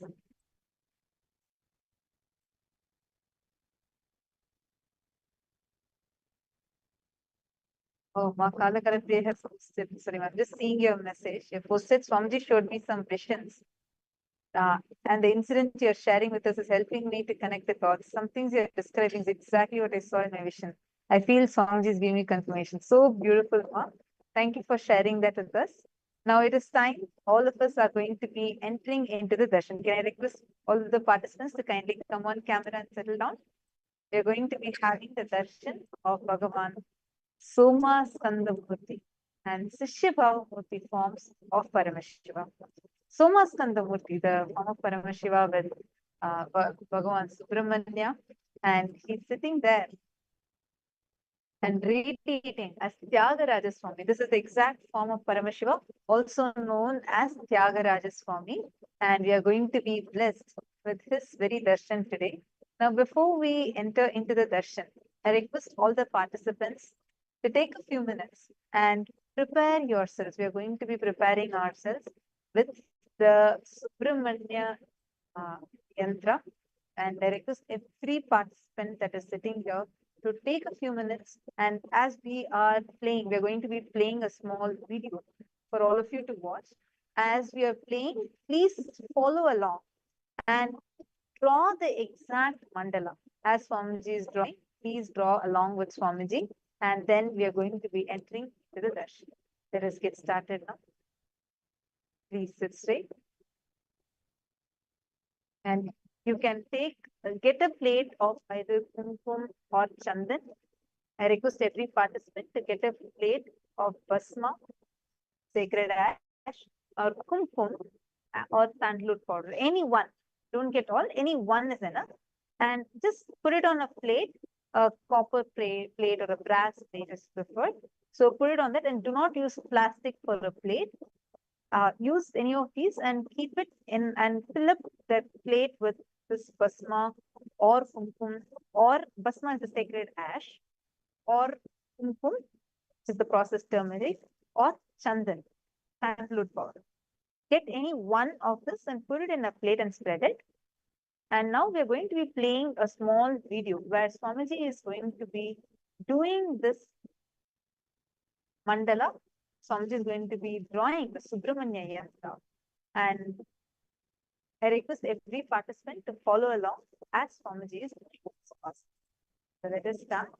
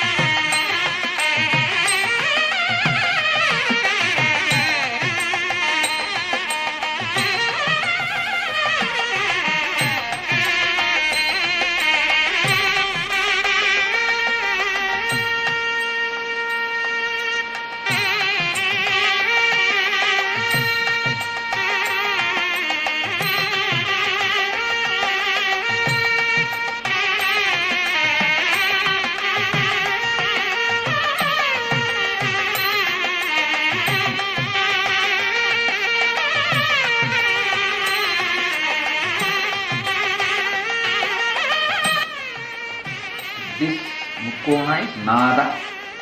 Sorry, this the upside is Bindu, downside is Nada. This is Kala.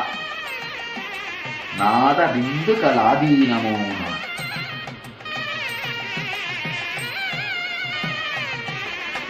This is the Sakshitatva.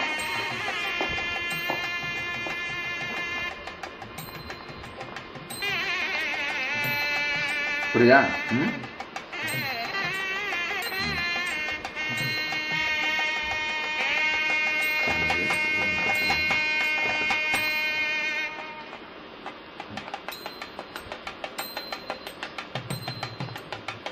ஆபரணம்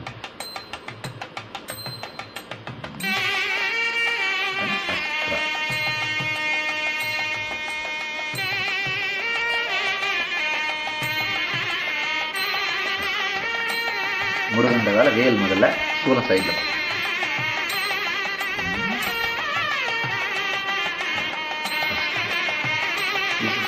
ஆபரணம் ருத்ராட்சம் விபூதி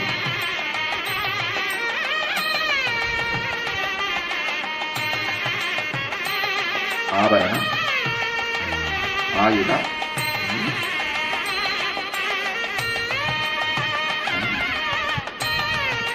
அக்ஷரம்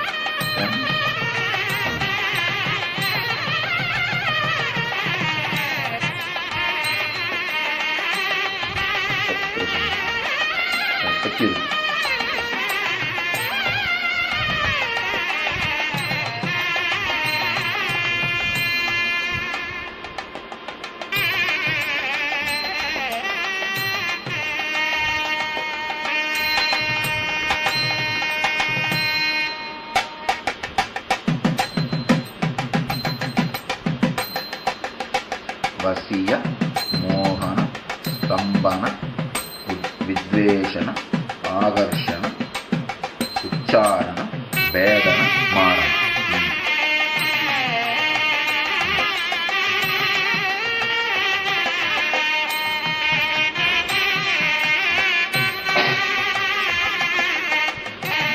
ధర్మాయ అధర్మాయ వైరాగ్యాయ వైరాగ్యాయ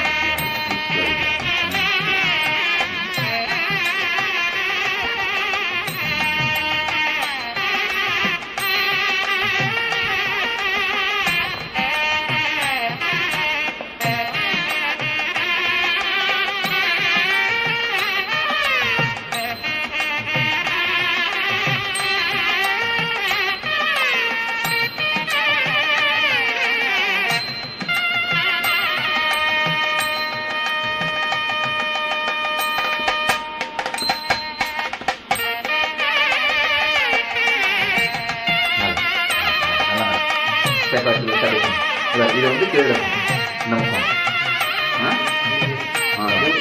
devotees பார்த்த மாதிரி இதனால சேன் பண்ணிட்டு அதுக்கப்புறம் எனக்கு ஒளி பிரசாதம் பண்ணுது எடுத்துட்டு வர நானே பிளஸ் பண்ணிட்டு அதுக்கப்புறம் பிரசாதம் பண்ணுவேன்.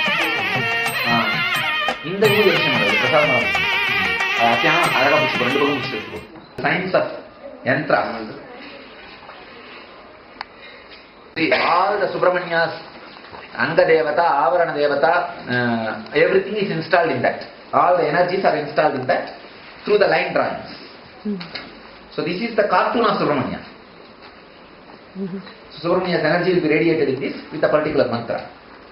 That Vibhuti will completely infuse with Subrahmanya's energy with this chanting now, and energy is in process. So if the Vibhuti is distributed and applied, the Subrahmanya's grace will be on that person.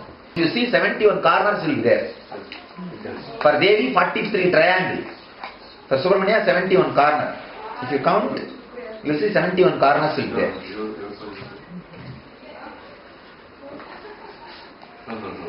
Mainly this yantra will create the Subrahmanya's energy and take people out of fear and destroying enemies. Chatru Samhara. I have infused the energy of Ashtasiddhi, Ashtakarma in that. Ashtasiddhis, Lahima, Karima, Mahima, Prapti, Shitvam, Vashitvam, and all that. Ashtakarma means Vasyam, Stambanam, Mohanam, Agrushnam, Vidveshanam, Bedanam, Maranam. These are the Ashtakarmas. There's one more. Vasyam, Mohanam, Stambanam, Bedanam, Vidveshanam, Agrushanam, Ucharanam, Maranam. Means these are the 8 powers. Extraordinary powers. You can just mesmerize anybody, or you can just create romance in anybody towards anybody. See, mesmerizing only towards you. Creating romance in somebody towards somebody, or towards you. That's the second power. And Bedanam, make them mad. Completely imbalanced. Ucharanam, make them completely agitated. Vidveshanam, they do not know what for they are functioning. Vidveshanam. Agrushanam, giving them tremendous power to be successful. Agrushanam. Ucharanam, again, giving them the tremendous intelligence for strategy planning. Agrushanam is physical power, Ucharanam is mental power. Blessing them. Let you have an Ucharanam to do what you want. Maranam, finishing it up completely. These are the 8 extraordinary powers. Subrahmanya plays with that powers. So, he is surrounded by the Ashtama Siddhis. See, Ashta Siddhis do personal seva.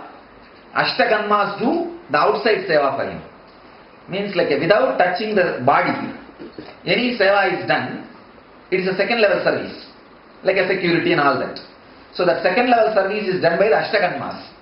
First level service is done by Ashtasiddhis. So those are all energies. Those are all energies.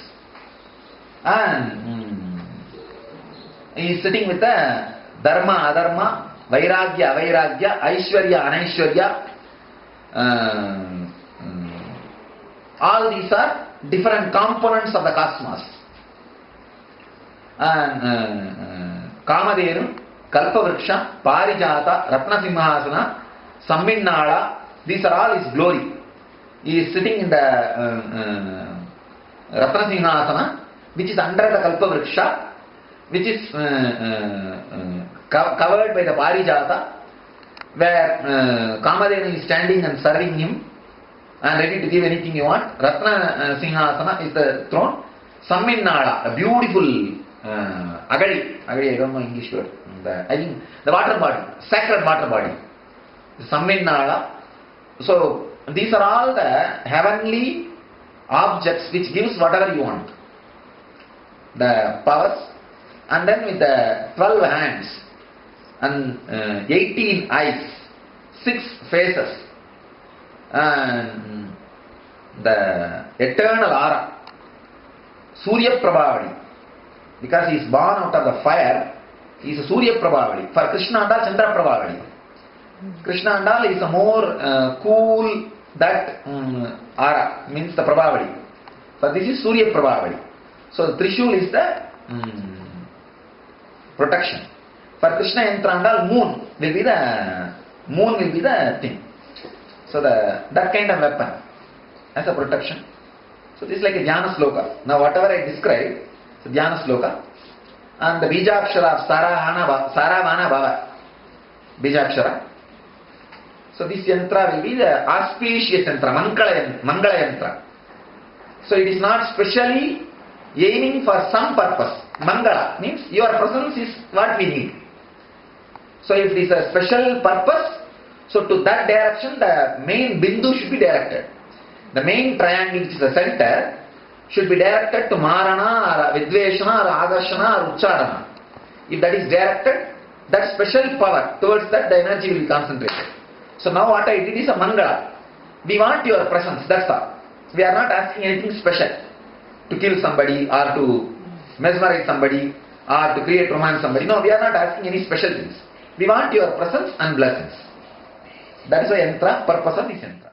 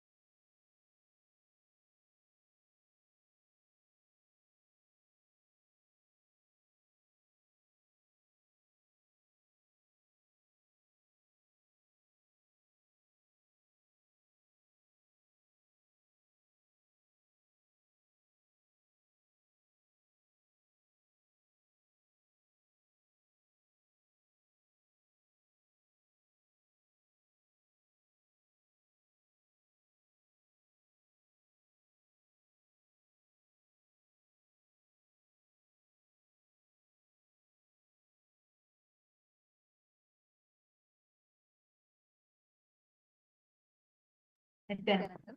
Hope you have finished drawing the mandala.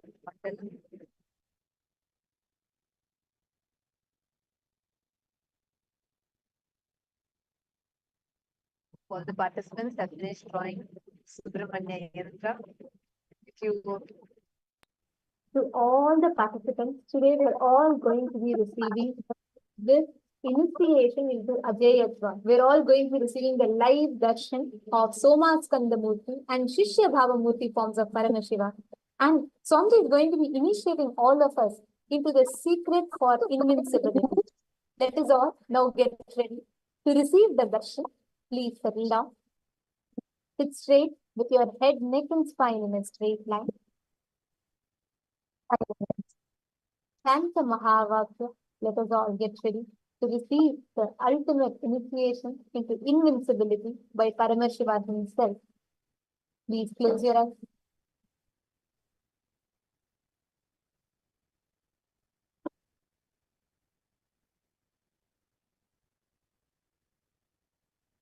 Next is Swamiji, Shanta Mahavakya.